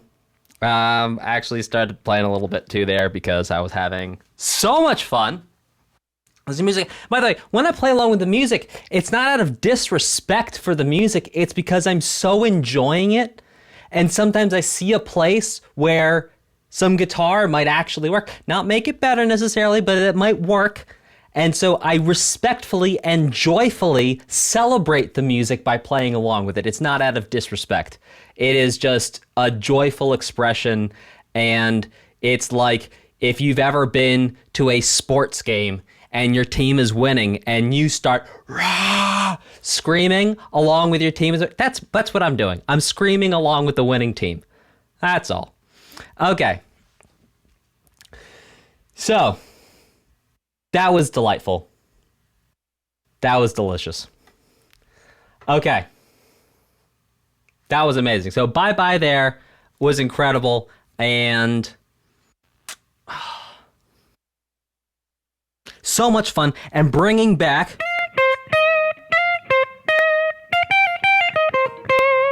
that motif we've been hearing throughout the OST, and bringing it back in 2 different keys. We heard it in C minor, if I'm not mistaken, and then brought it up to F minor. Lovely stuff. Totally loved it. Let's keep it going. So we're going to call that the Pizza Tower motif. Cool. We're going to call that the Pizza Tower motif. Let's check out... Oh, gosh. I'm never going to hear... Oh, no. Oh, we're not there. Let's check out Pizza Pieing.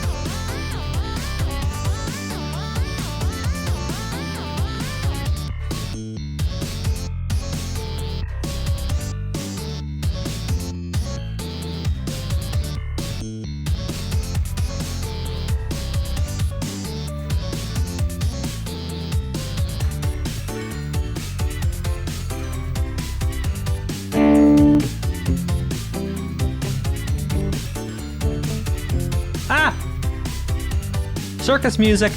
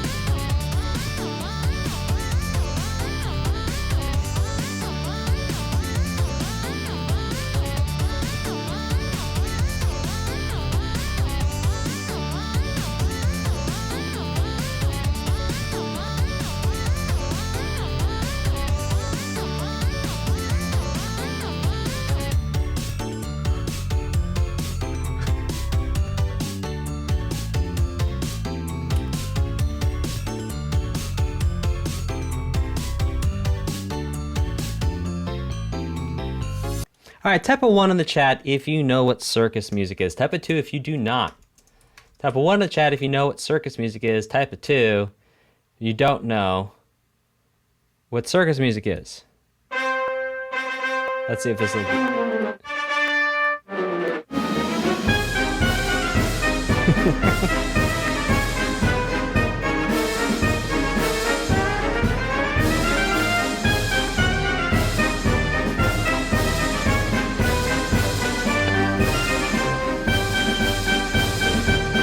That was like rock and heavy metal before rock and heavy metal. It's sick.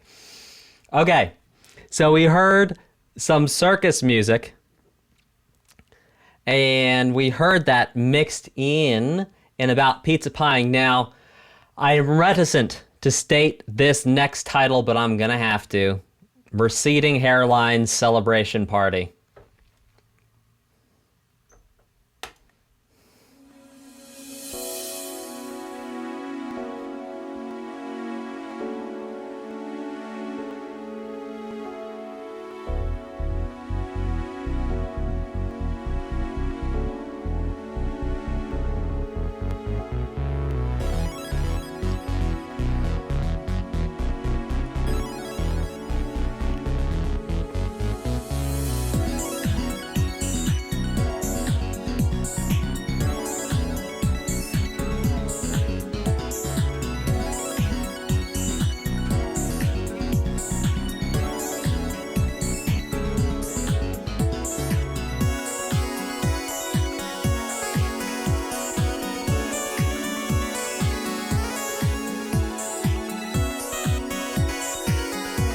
Oh, this is so fun.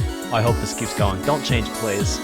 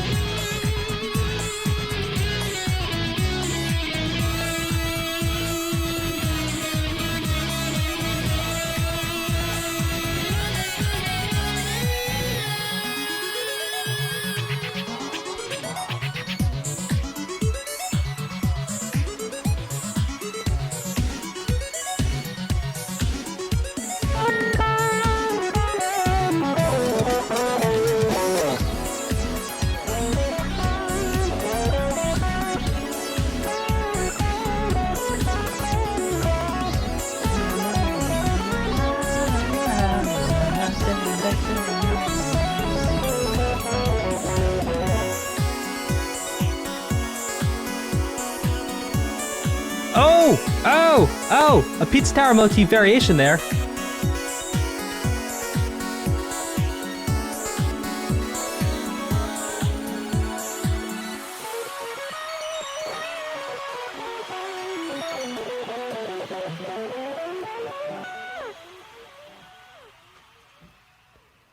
Well, that was fun. Now, the reason why I was reticent to say that is if you could see on the dashboard of the YouTube comments, I get 2 types of hate on YouTube. Well, 3. The first type of hate I get on YouTube is that I have too many teeth or I have too few teeth. My smile is too big or I have too many teeth. Is the first negative comment I get on YouTube. The second negative comment I get on YouTube is when I miss things that people think music teachers should know. So apparently music teachers mean different things to different people, and people think I should know everything, right? So it's like if I miss a classical music reference, like music teachers should know classical music. It's like, yeah, well, I can't know everything and I can't pick up on everything all the time. The third type of hateful comment that I get on YouTube is, you guessed it, about my hairline. Now, here's the thing. I'm trying. Microneedling, sprays. I'm doing my best to fight nature here, guys. But if you look at my father, and that's where we're headed, the future is not too bright. So here we go. Let's keep it going with Hip to Be Italian.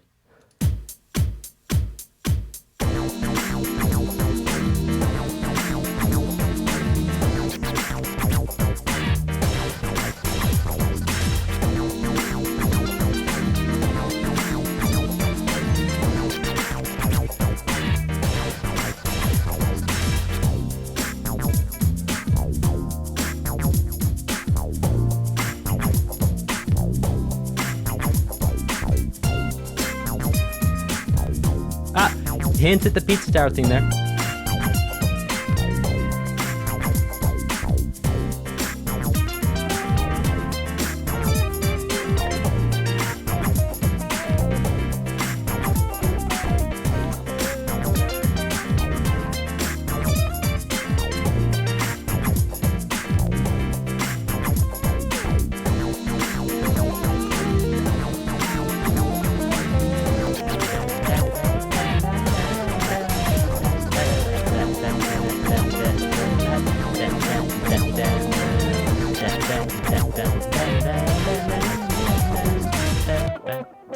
Oh, hold on. I want to do that again. That was fun. We're doing that again.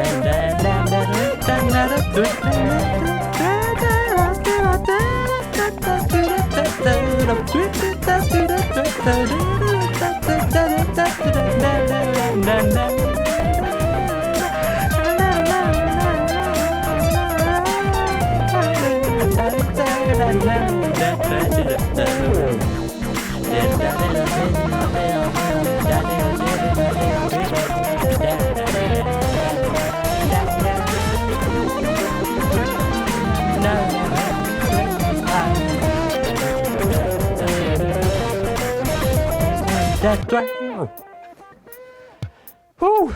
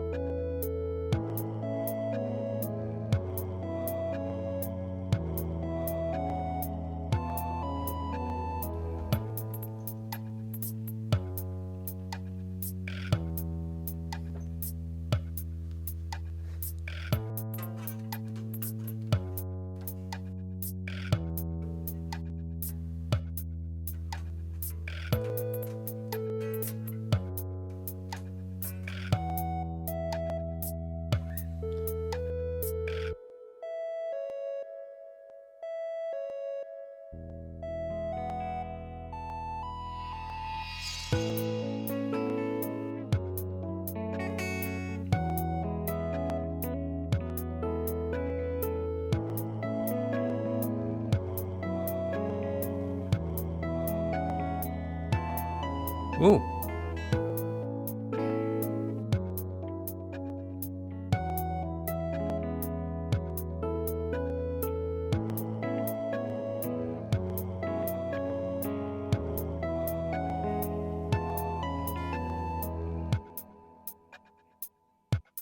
So, a delightful chord progression, which is very interesting, and I said, oh, at one point for a very specific reason, which I'll tell you why. So, the chord progression, we're in the key of A major, and the chord progression is A, being 1 to F sharp, which is 6 to E, which is 5. Now, here's what's really interesting is that repeats over and over again, but with one small variation, is every once in a while, on the 5, it's no regular 5. It actually implies a 5 with a flat 9, an altered chord. Ooh, very interesting. So instead of just having an E major, listen to this. When I add this one extra note in, it really changes the character. Ooh, wild. Now what does this sharp 5 do, or this augmented 5th? Well, what it does is actually creates tension before leading us back to the E note, which is the 5th of the A. So what happens is we have an A major, and the notes in an A major are A, C sharp, and E. And the notes in the E major are E, G sharp, and B. And so what we're doing is we're taking that E, which both the A and the E chords share that E note, and we're coming up by a half step in the E, which creates tension to bring us back down to that E note in the A chord. Let's keep this going with The Noise.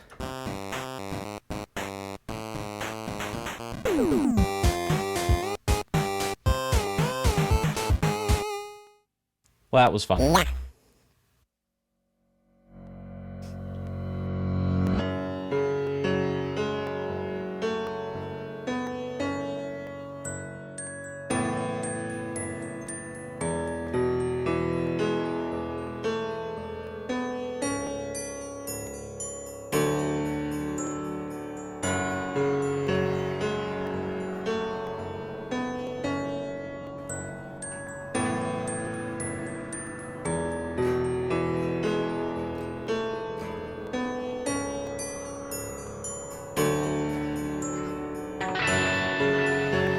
Oh, heck yes. This is sick, guys.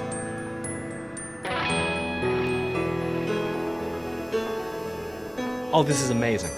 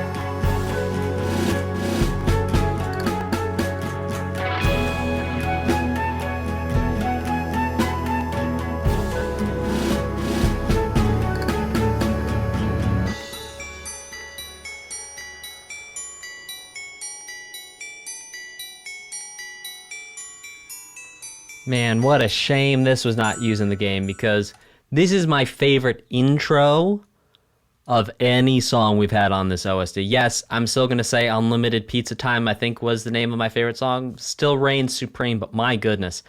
This is a work of genius. I'll break it down as we go. So first of all, that reversed piano sound coming into that piano hit, delightful. This piano part here is so gorgeous. Perfect tempo for it too. And then having that movement coming in with that glockenspiel there in your right ear.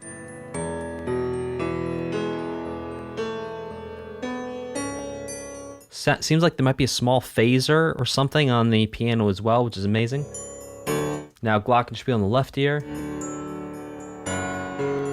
And then that bell there, that chime, beautiful.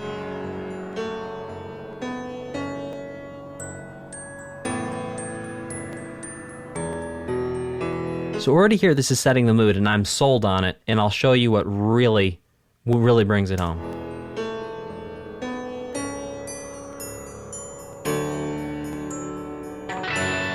That right there.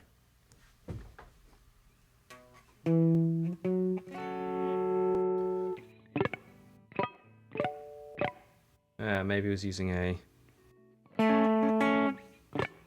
maybe they might be using a capo. Who has the capo? Oh, someone back there. Hang on, I'll grab the capo. Someone over there is borrowing it.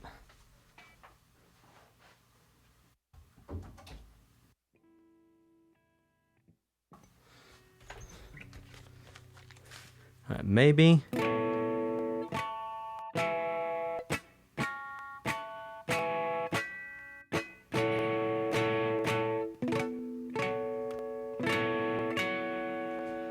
Something like that.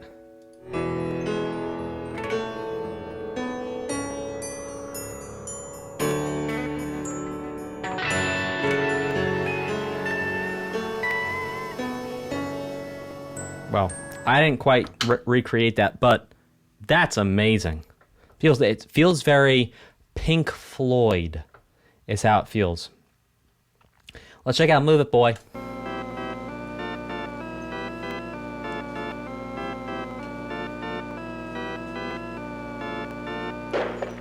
Move it, boy.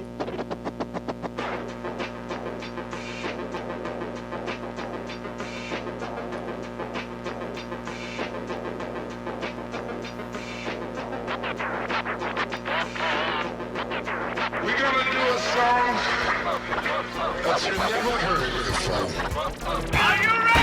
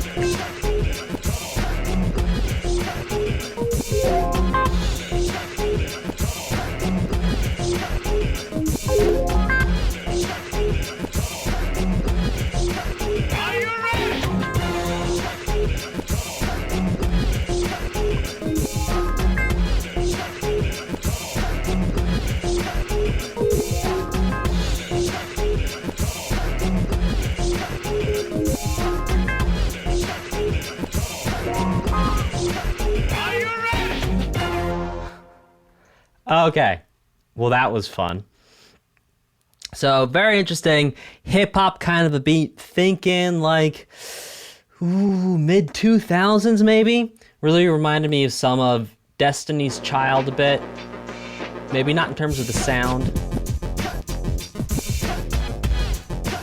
Also, that feels almost Bollywood, which is interesting too. That's fun. Ah, really cool stuff.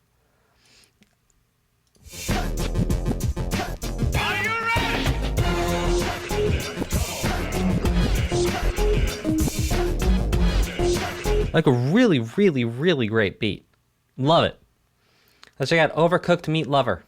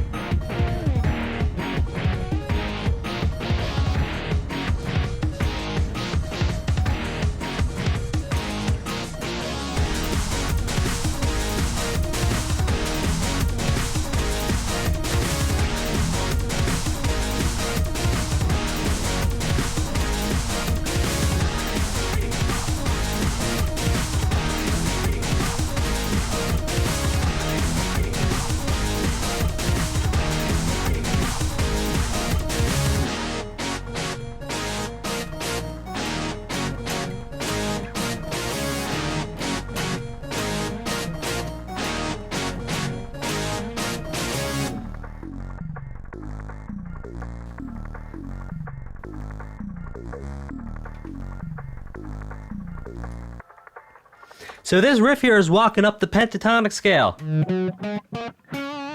We have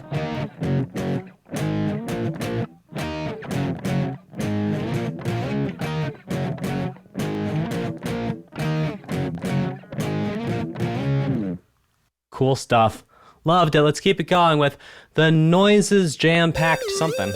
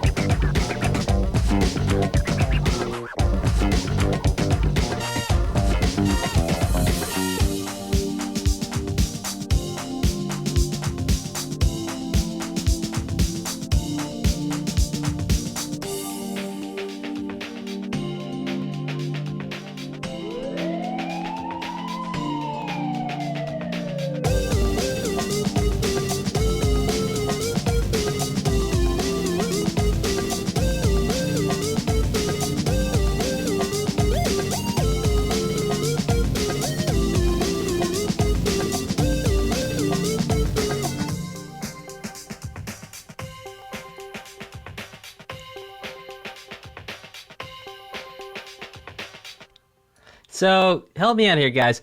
This theme, I'm getting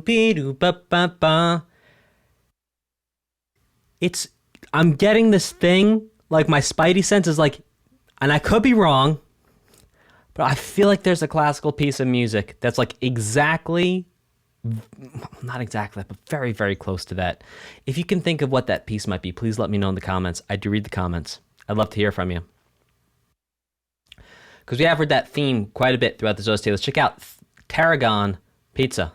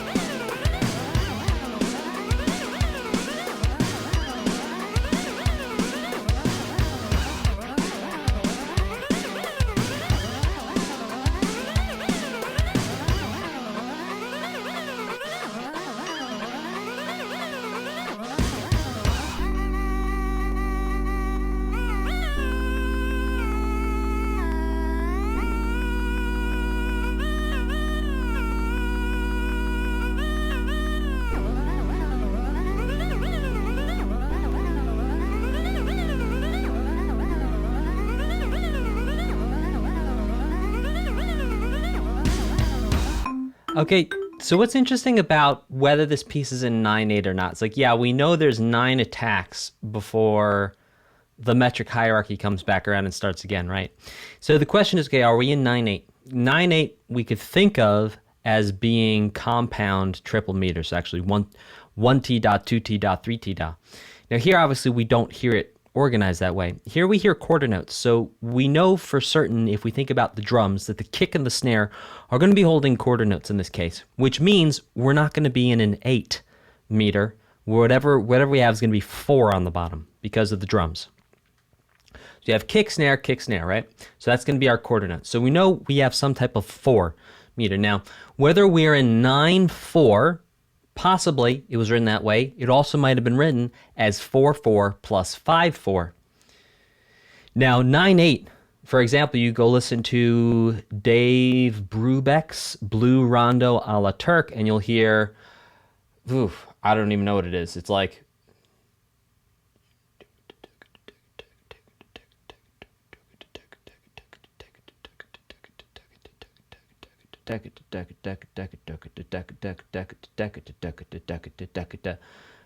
some really fun. Here, let's actually check it out real quick, because I feel like I might be misremembering it. Let's listen just for a few seconds here.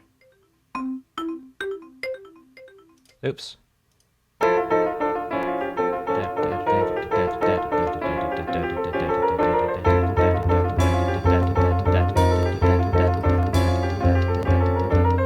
Right. So that's technically 9/8, but the way it's divided is totally different. Okay. Let's keep this going with Leaning Nightmare.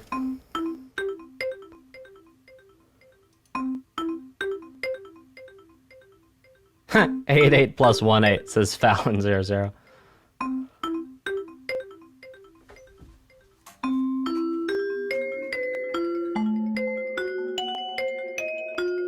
Oh, fun.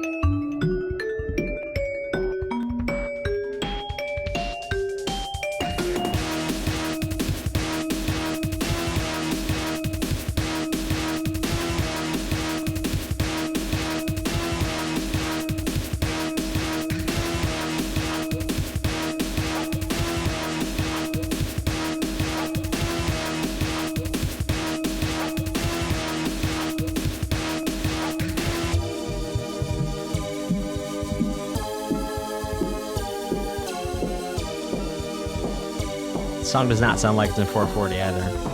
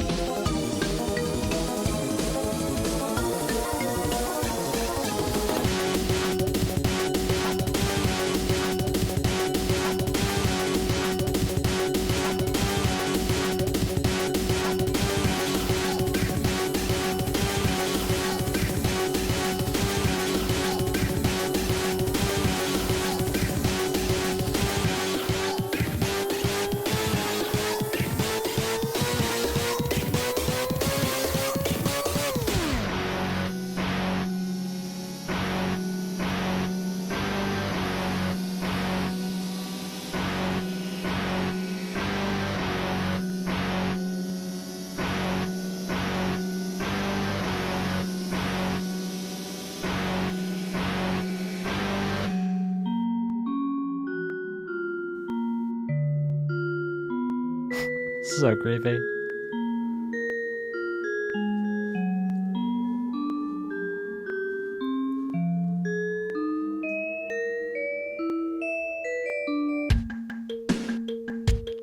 Spooky apartment, let's escape, let's do it.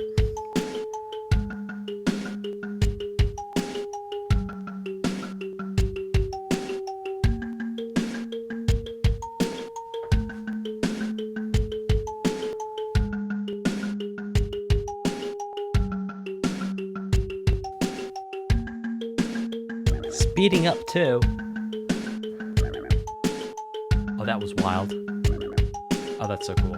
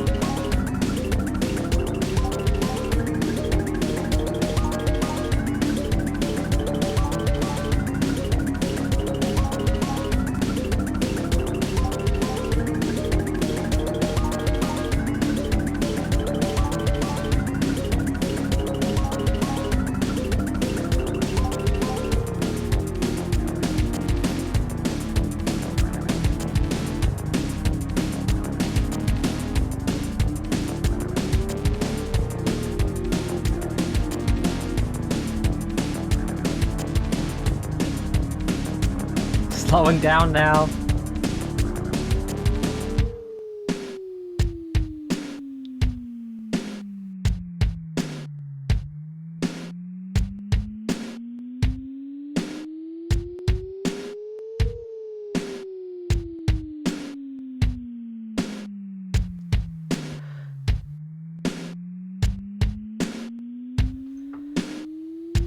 Okay, and it's done. All right. So, Leaning Nightmare and Spooky Apartment Escape, we heard playing around with time, which we've heard a couple times throughout this OST. You know, honestly, Spooky Apartment Escape, yeah, I can see why that might not have been used. I get it. I get it. Okay, let's check out Teeth in the Dust.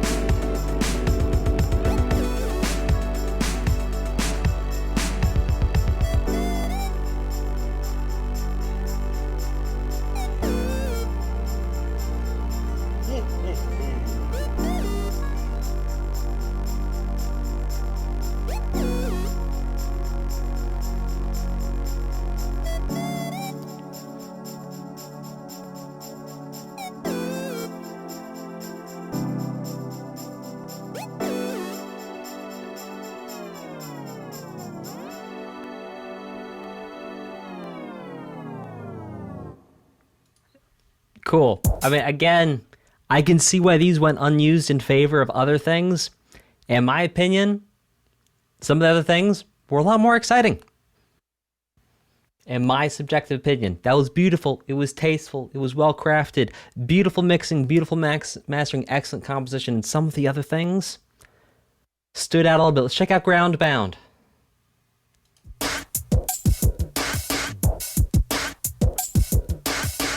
This is fun. Pizza, spaghetti, meatballs, salsa, cornbread, ravioli, Bring me ravioli.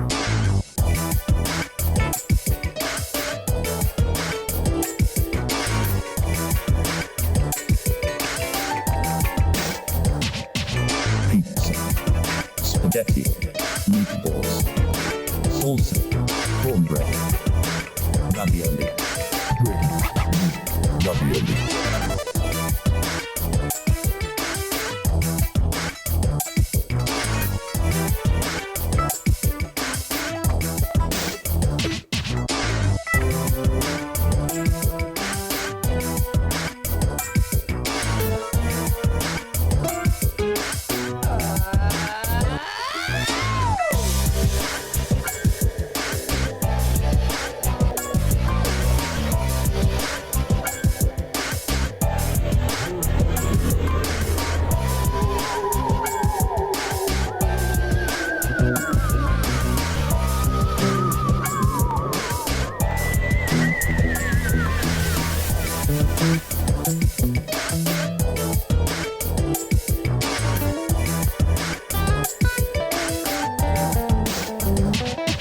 pizza, spaghetti, meatballs, salsa, cornbread, ravioli, Ravioli.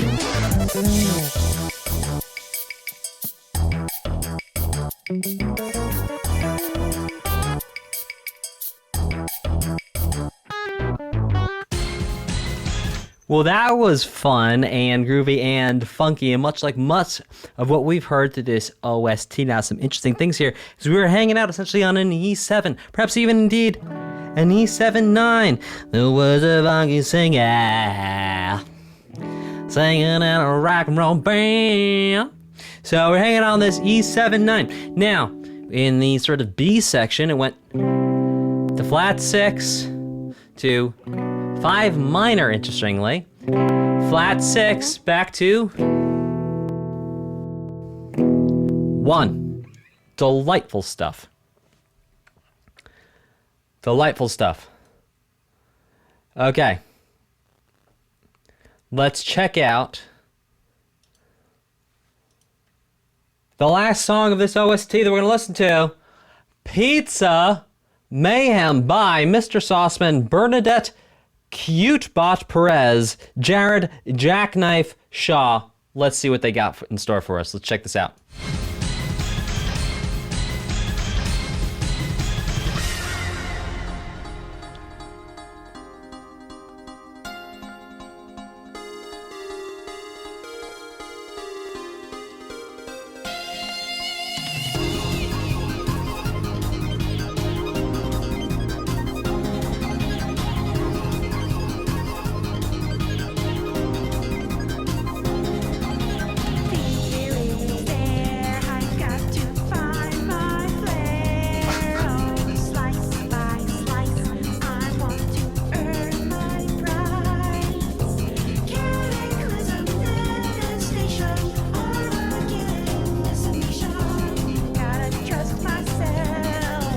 Cataclysm Armageddon?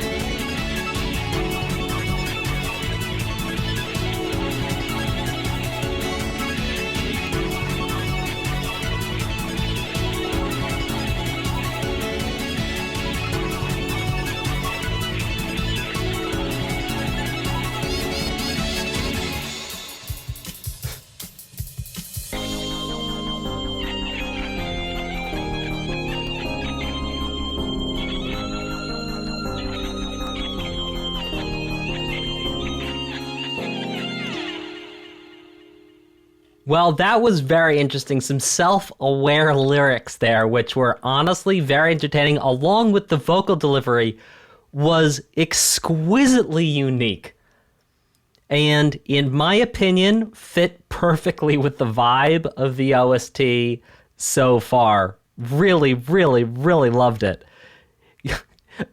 Pixel Demon in the chat says, I adore how horrible this is. Honestly, that's funny. Okay. Okay, let's see. Irreverent lyrics are fun, says BA in the chat. Foul says no likey lyrics, but the guitar solo is sick. We have it's perfect from the chat. Right, but it's perfect in a way that is it's perfect in a way that is perfectly fit with the OST. And exactly. Rubberman 202 says they're cheesy in a good way. I agree. It's cheesy in the best way. Well, I do believe we have finished the original soundtrack. I know there are some unused tracks, but I don't think we're going to be going there. Because we've looked at everything from the OST and indeed some additional unused tracks. So what we're going to do now is I'm going to give you my final reaction and summary. And we're going to go ahead and put on some of my favorite songs from this OST so far as we go. What was it called? Unlimited Pizza Time was my favorite, I believe. Let's see. Let's go put that on. Where's that? Where is Unlimited Pizza Time? Pizza Time Never Ends. There we go. I think was it. Yes. I think Unlimited Pizza. Thanks, guys. I was paraphrasing the title. Cool. So, guys, I love this OST. Thank you to everyone on the channel who has been literally in the comments being like, hey, dude, when are you going to check out this OST? Thank you.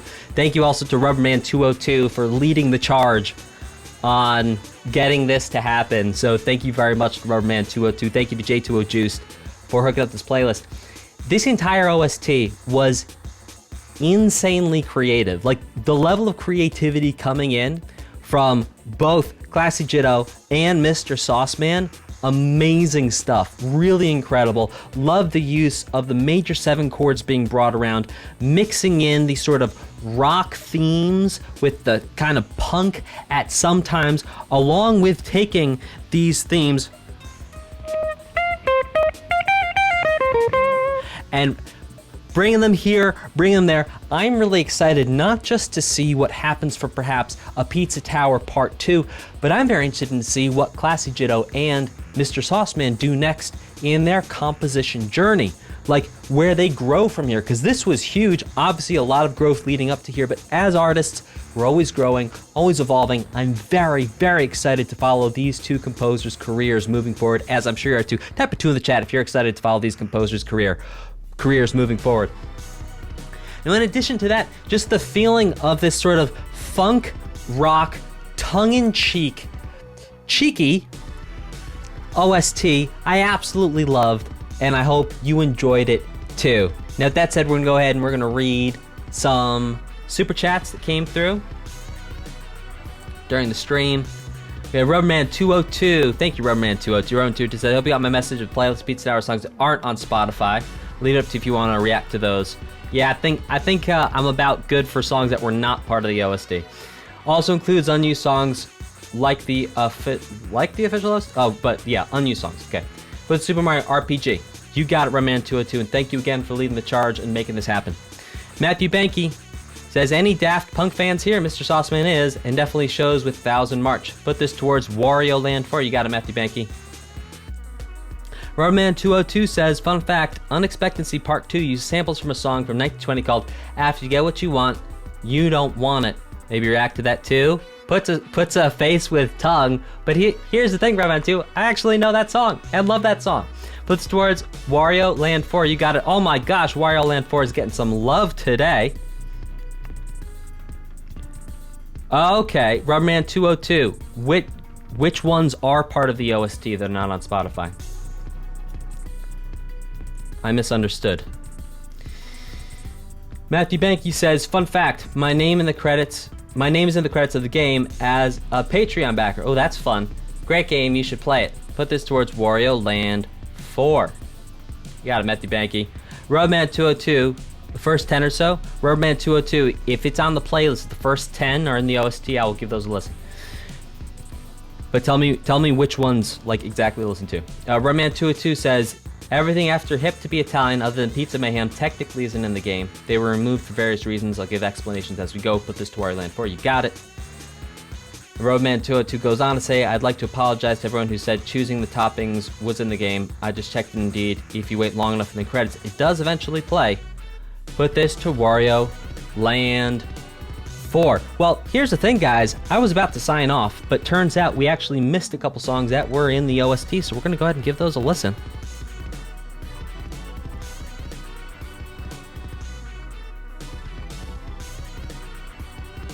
Okay, Bumbling in the Dark. Alright guys, give me a second. I gotta jump into Discord, and I've got to pull this up. I got to switch some audio routing around, but we're gonna go ahead and check out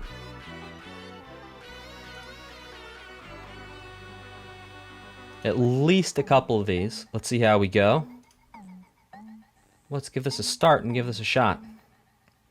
So to be clear, title cards is in the OST, an entrance secret is in the OST, Tower Secret Treasure Found is in the OST. Breakdancing Tune is in the OST. I'm not going to say the title of the next one or display it on screen, but Something Slows You Down. Time's Up is in the OST. Boss Defeated is in the OST.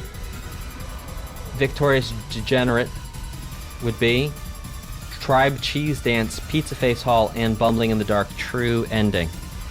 Okay, let's check these out.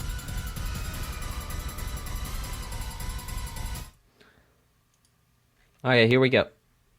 Switching over my sound routing here. Okay, we should be good. Okay, title cards, let's do it.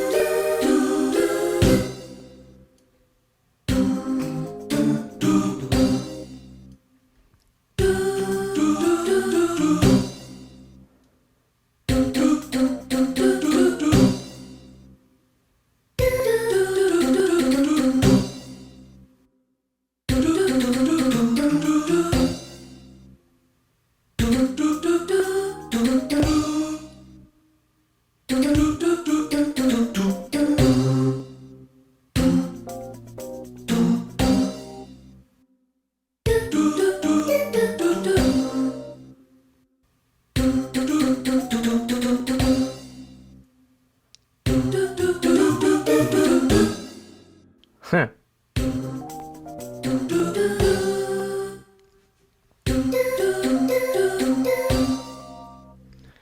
Well, so this was a bunch of different small variations on that don't,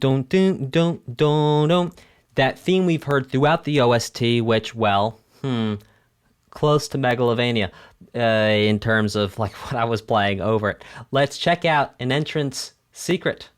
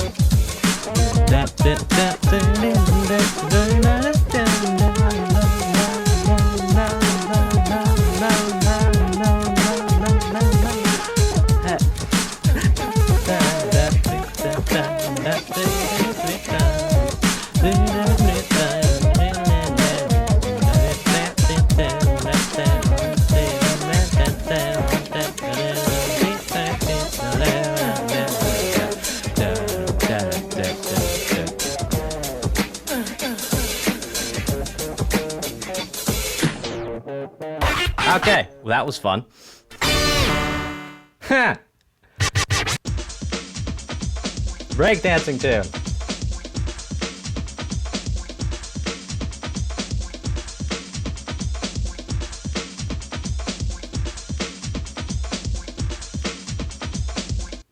That was fun.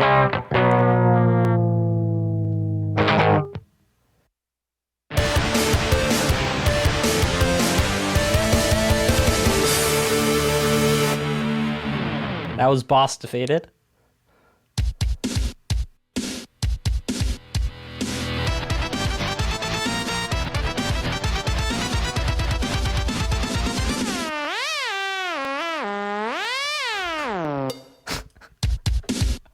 Like what?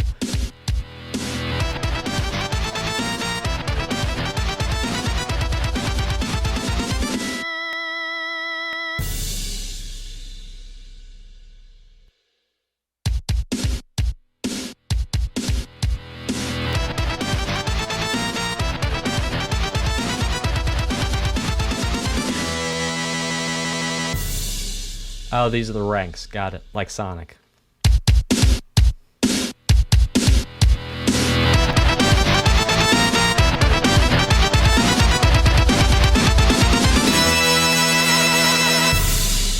Well, that was extra loud.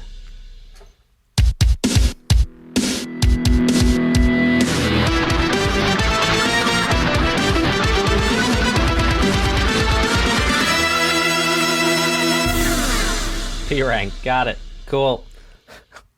I love how each one got louder in addition to the instruments getting more complex. I mean, there being more instruments there, that it also physically got louder each time. That was funny.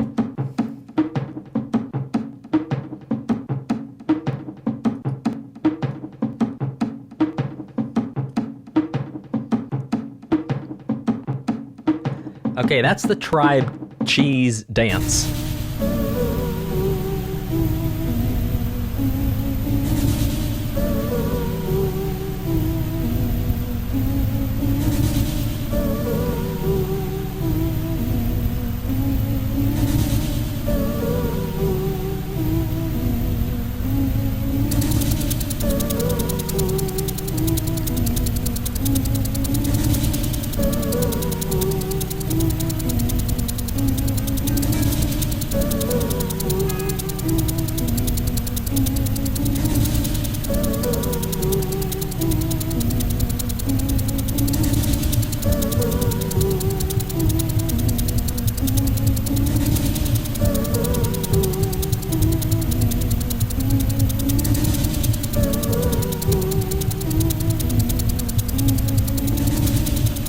Alright, type of one if it repeats like this for the whole time.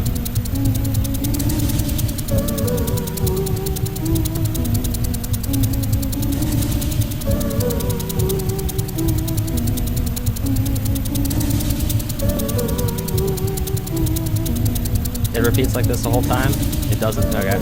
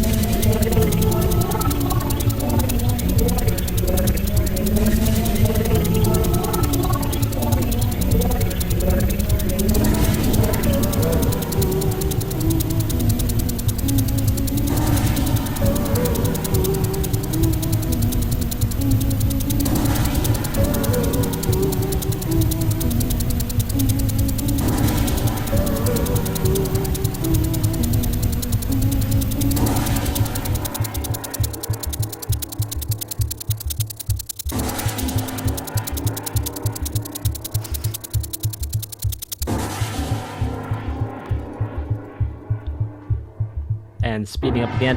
Hey!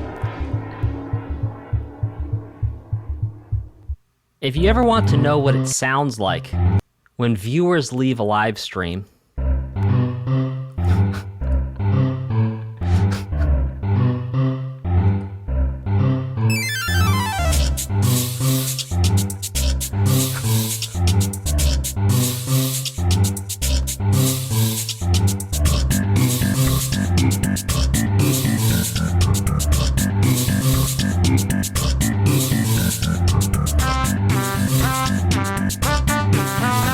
Interesting.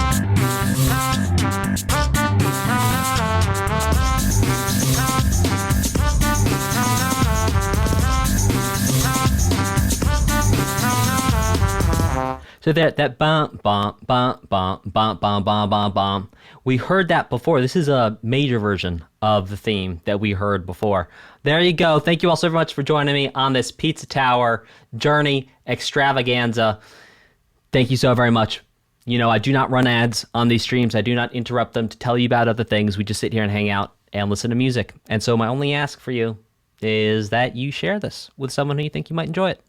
That's all. So thank you all so very much for watching. Take care, and I will see you next time. Goodbye.